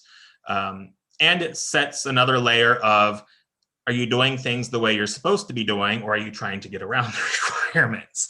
So oftentimes, accreditation is not necessarily as big of a challenge as just paying for the program. So when you ask about fellowships, when you ask about scholarships, and you ask about what to do about the international fees, it's oftentimes it's a challenge for us to do too, because we know that basically there will be a bill generated for that student, that we will have to account for the money that we have to collect from that student to have that student here to the government. And if we're going to give them free money, it basically has to come from somewhere else. There's no such thing as free money in terms of we just say that's paid and waive it and go. If it's not technically paid, the student can't go forward. And then again, in the case of, I would say, Quebec in particular, I'm not sure about Alberta, but our government here has very tight control from the ministry over all other universities. So many universities are afraid to deviate from standards as well. The other thing I think is important to know about transfer credit and credit from other institutions, especially when you're talking about mobility where you want to do joint degree programs and co-supervision, is that all institutions in Canada, the US, accept transfer credit at no charge.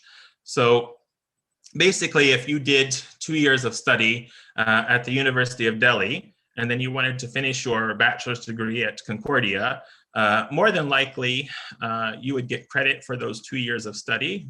Concordia doesn't charge you for that credit. You've already earned it and dealt with it. But we'll say, okay, so now instead of doing 4 years, you've already done this, you can do 2 years here based on what you've already done and what you know.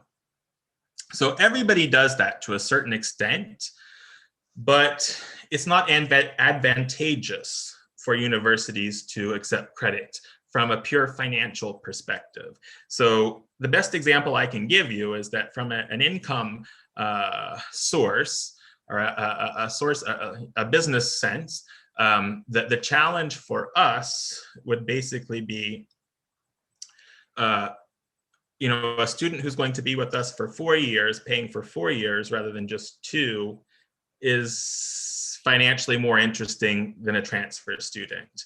However, if you have space and you need to fill your courses, then of course, transfer schemes and transfer agreements can be advantageous to those programs. A lot of times you can engage in, basically in Canada, you often call them joint degrees, double degrees, etc. In the US, they'll often call them transfer articulation agreements, which I think is a bit more realistic of a term. But in any case, for let's say at Concordia, for programs that are full, and we have a lot of programs that are full, primarily for us, engineering and business are 2 of the most competitive programs. There's, we know we have enough students. We have more students wanting to enter them than we have spaces. So of course, they're going to go with the 4-year student rather than the transfer student, unless there's some other advantage to it. And partnerships do represent advantages. So oftentimes, it's a way to attract brighter students to engage in partnerships with universities abroad, where you know that the student will never be able to come here for whatever reason. A lot of times it has to do with very simple things such as family, distance, etc., not even necessarily finances. I mean, that's I think an obstacle for most people, but there's other obstacles that are just as real too. So there are advantages to basically having, let's say, 2+2 programs, and those advantages are basically student attraction, student attention, creating a greater student pool, etc. So we certainly do 2+2 and joint and double degrees. At the undergraduate level in specific, it really comes down to space and courses. If we don't have the space, if it's not let's say a program where we're wanting to attract more qualified students, then the likelihood of us doing something like that is going to be very low.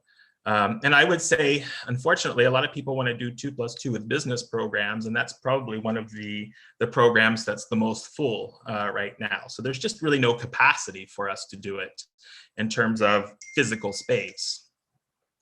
At the same time, there's other programs that, do have space needs, and they would be more than willing to basically enter into some sort of agreement or arrangement to the best of their abilities. So the key to, I think, those successful double degree and joint degree relationships, it really comes down to the faculty members and the colleagues that they have in other institutions. Because a lot of times there's an element of trust amongst the faculty members that is lacking in these agreements. So oftentimes the partnership is all very well written on paper, it all looks good, the plans look good, it should work very smoothly. But because of the fact that none of the professors actually know each other, they don't really suggest it or encourage it because, again, they just have no experience. So again, I think that for now, the vehicle that we often try to use in forming these types of agreements is basically faculty connections that will be able to sustain it on both ends, that will signify interest and willingness to work with the students, as well as identify students who are willing to participate in it. But also because of the fact that we don't necessarily know what the space is in their programs or what they're trying to recruit as well. Transfer versus mobility, and I'm getting to the end here. I hope I'm not boring you too much. You know, I think this is important to pay attention to, especially from an Indian perspective, going into North America. So transfer versus mobility. When a North American university talks about transfer, it's often a permanent move, whereas mobility programs are not. Mobility often implies in-course cross-institutional collaboration, whereas transfer often implies enrolling in a degree program for a shorter period of time based on having completed that work elsewhere. Whenever you sign an agreement for a double or joint degree, even though the student will probably remain registered at your institution at the same time to reflect the dual nature of it, the entire time they will be at, let's say, Concordia, for example, we still have to show that they have somehow completed and accounted for all of the credits, all of the funds that were related to that degree. So I can't just simply say, oh, well, we have a degree with the University of Delhi for a joint PhD program, 2 years at Concordia doing the courses here, and then 2 years of supervision back home by a faculty member there, plus a faculty member back at Concordia using Zoom.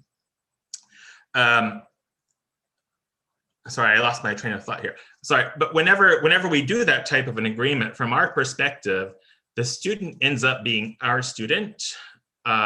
We go through the transfer process. We transfer that student. We account for all of the work that you've done. We show that work to our Ministry of Education.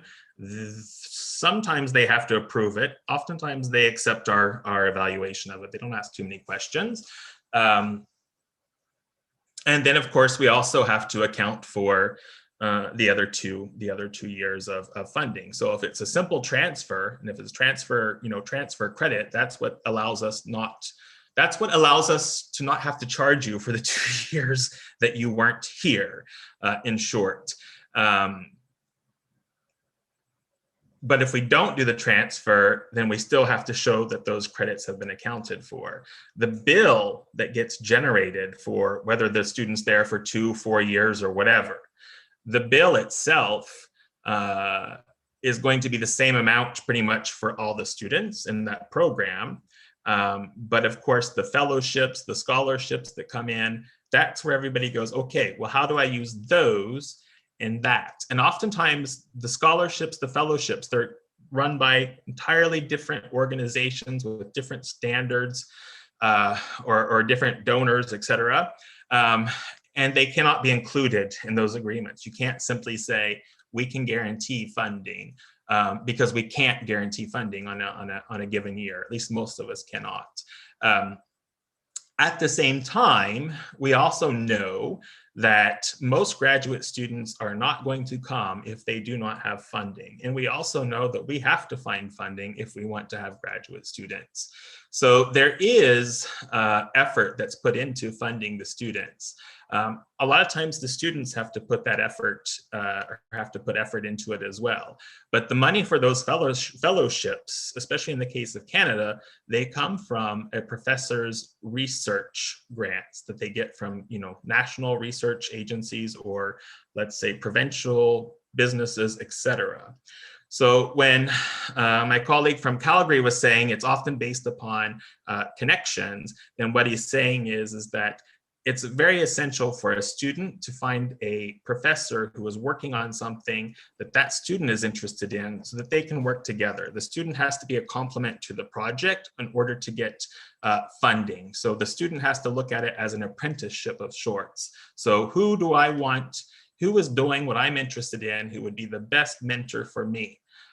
It's not a simple fact of just applying for getting admission and then the university does it for you, unfortunately.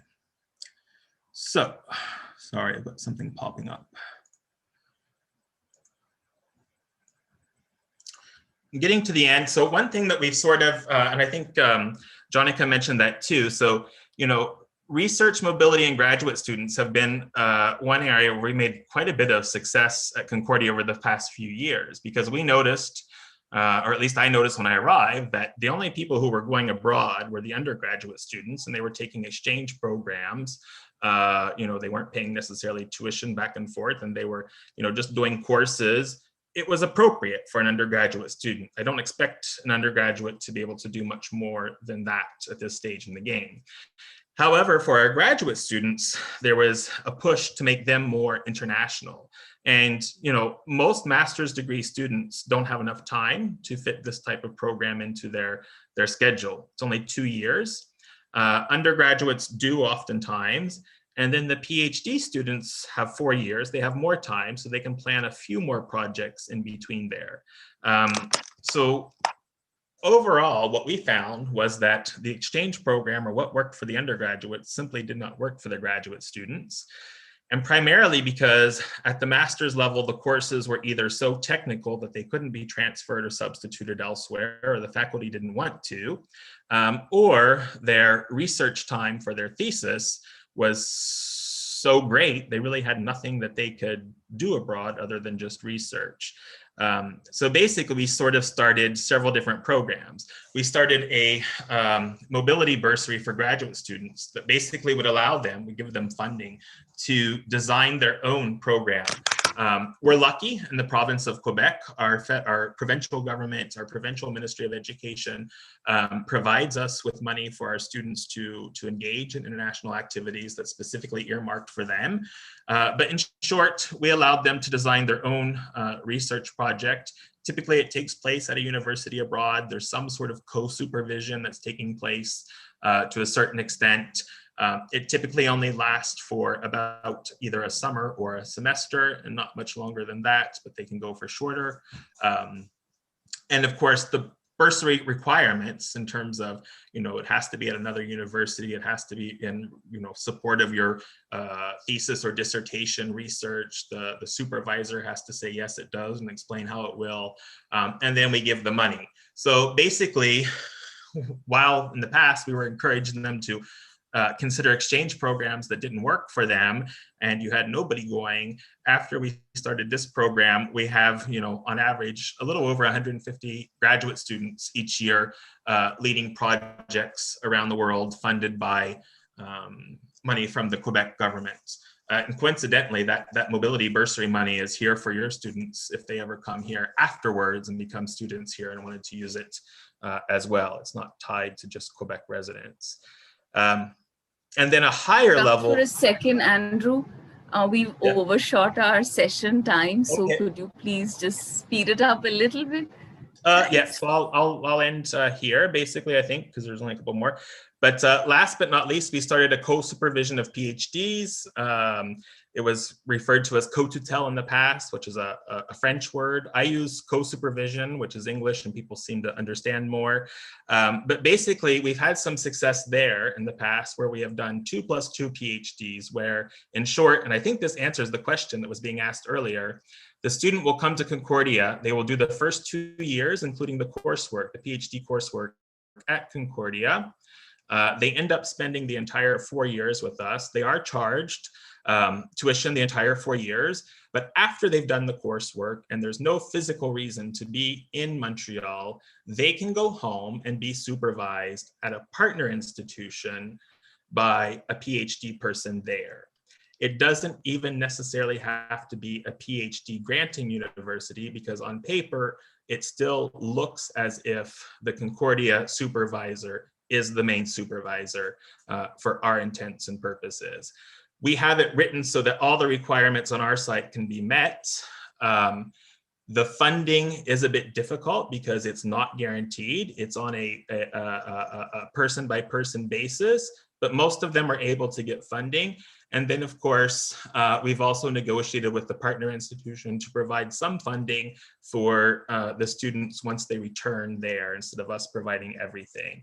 Where this works great and specific is amongst universities that don't grant PhDs. They have faculty with, let's say, master's degree, and oftentimes the university abroad is the university partner university, or the partner government is sponsoring the student here to study. So that's something we could always talk about more. It's been quite successful for some programs here, etc. Jonica mentioned MyTax. I was going to talk a bit about it. It has money for short-term stays, postdoctorate studies, anything related to innovation, business, etc. If you're not familiar with it, I would certainly explore it. And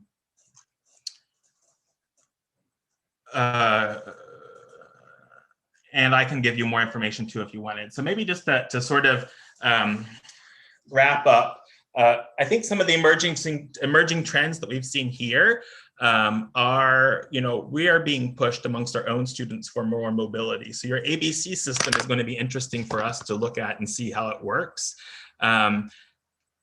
Here I find I think a lot of people would be quite reluctant to this, just because it's new and it represents change more than anything else. At the same time, though, what I see is the digital era and the mobility era sort of pushing us towards those directions, no matter what. So for me, I look at this effort and I'm quite impressed with it. And I'd be interested in seeing how it plays out, and then also what your individual experiences and judgments of it are. So with that being said, I will quit for now. I've been quite dense. So I thank you for your attention, and I apologize for the connection problems at the very beginning. Thank you.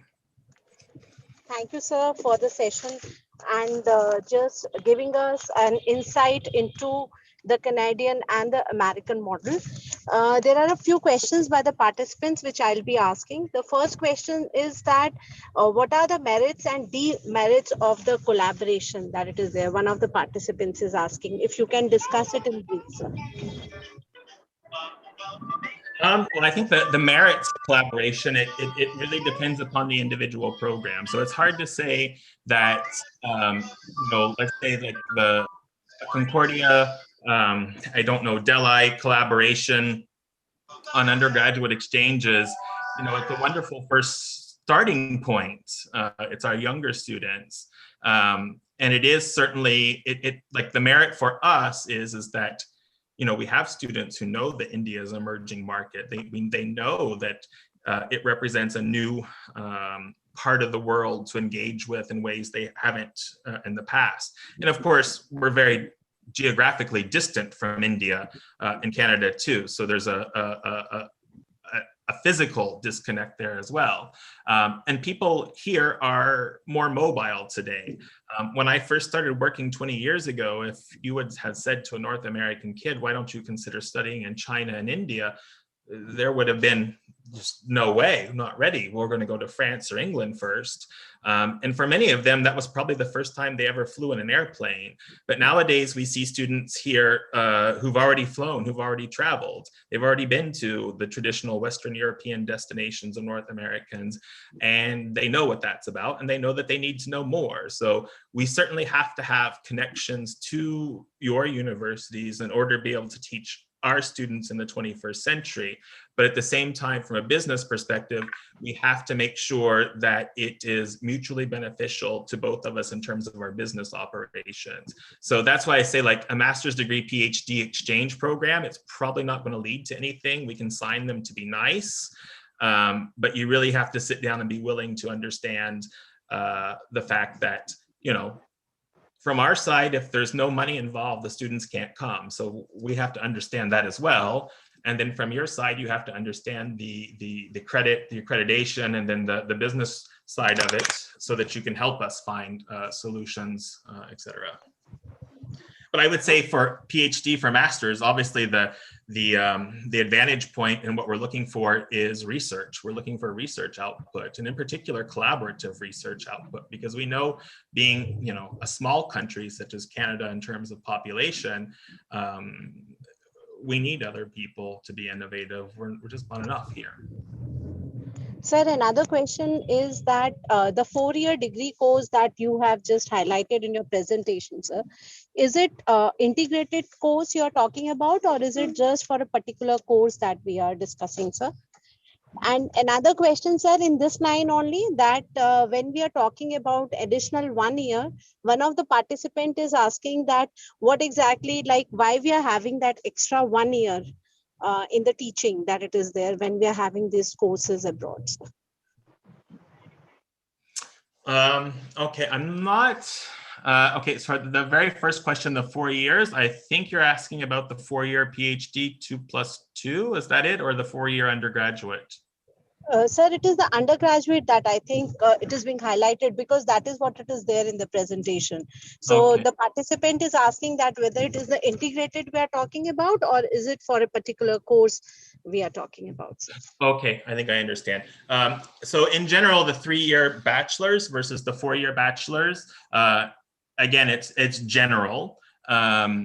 Most of the degree programs in Quebec are for 3 years. The only ones that last longer are the ones that are often affected by the professional organizations. So engineering is, for example, the best example, because what the professional organization says, the ministry says you have to have 3 years. The professional organization says, no, you need more. You need 4 years because you need to know this, this, and this. You can't do that in 3 years. So engineering, for example, would be 4 years. If you're coming from a high school system or a similar system, it's going to be 5 years for you. But the difference is really depends upon which system you graduated from in secondary education in Quebec, if you go for 3 or 4. So again, if it's high school system, you're going to go for 4 years. And if it's closer to, let's say, the British system, which I think is the Indian system, or is loosely based off of that, they probably only have to go for 3 years overall. But then again, it also depends on those specific programs. And I know engineering is one that's often sought after at Concordia. That's a bit different. Business programs, et cetera, all 3 years. I hope that helps. Thank you, sir. So I'll just sum up some of the questions that are there. As I pointed out earlier also, that since we have a lot of academicians and teachers in this part as participants, a lot of questions are on the PhD coursework as well as on the postdoctoral work, as being pointed out, sir. A lot of discussion has been done by you, sir. But the thing is, question is again about how to get the funding. What are the selection criteria for the PhD course? And one important question is that how do we approach the teachers from outside universities for the purpose of pursuing such courses, sir? Okay. I think that's excellent questions. And if I had all of the answers to all of them, I would probably be a very well sought after person. But I think that in general, so for the PhD, so, you know, the requirements are basically set by each individual program. And the requirements, again, if it's all based upon space. So at Concordia, for example, if we know that we can handle, let's say, I don't know, 50 new PhDs in engineering this year, but you have 200 applicants, 300 applicants, well, there's no way to get around that. I mean, they're going to go with the best. And unfortunately, the articulation agreements will often specify that, is that if you meet the conditions for admission and admission is competitive, then this is what you have to do afterwards.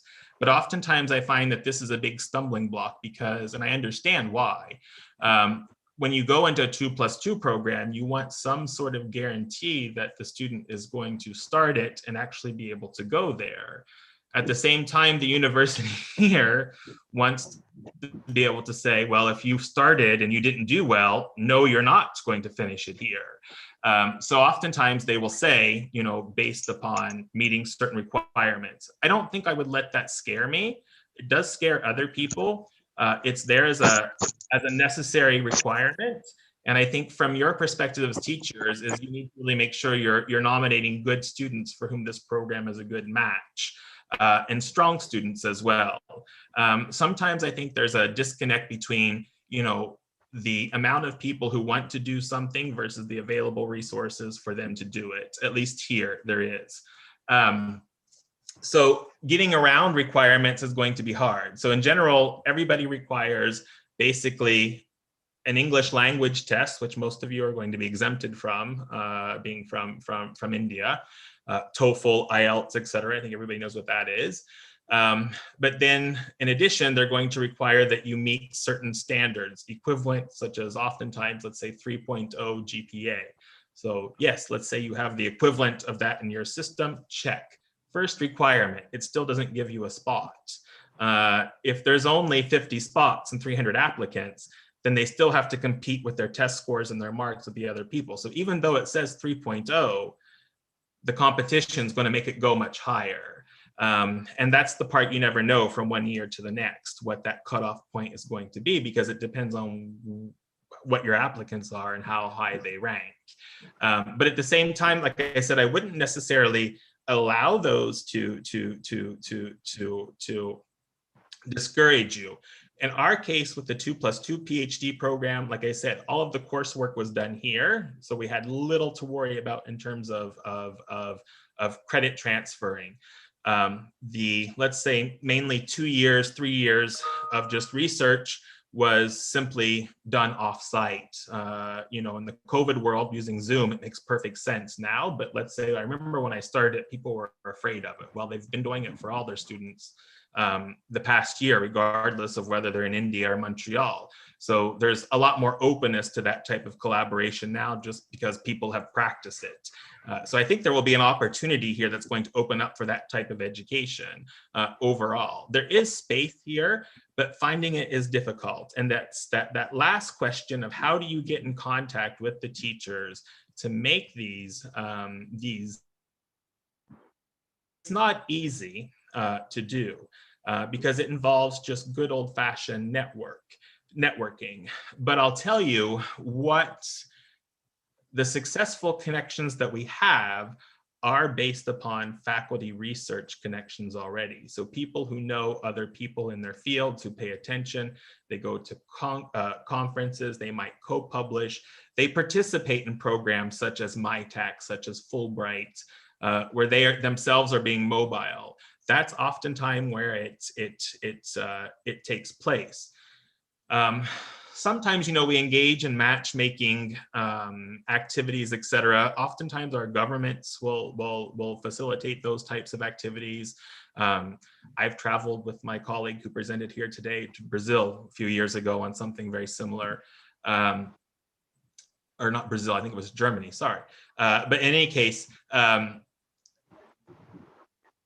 those things don't necessarily work as well as the faculty connections. But again, I've never seen something as an administrator where I can set up a platform and just make faculty members like each other. So I have to say for us, that's a big challenge. That's a question that we ask ourselves on a daily basis. The best way it happens is just by natural research connections and interests. Artificially, we can do delegations, we can do visits, we can do this, we can do that. But again, it just does not work without that element of existing familiarity already. And I'm not exactly sure how to create that or replicate that in a rather artificial way in order for the purpose of signing agreements. It's not easy. And I think that's the challenge for all of us, is how do we, we've got Zoom, but how do we actually get to know each other? Thank you, sir. I think this answers almost all the questions of the participants. Uh, the question part is over from my side. Now over to Rekha ma'am and Dr. Yamini Gupta.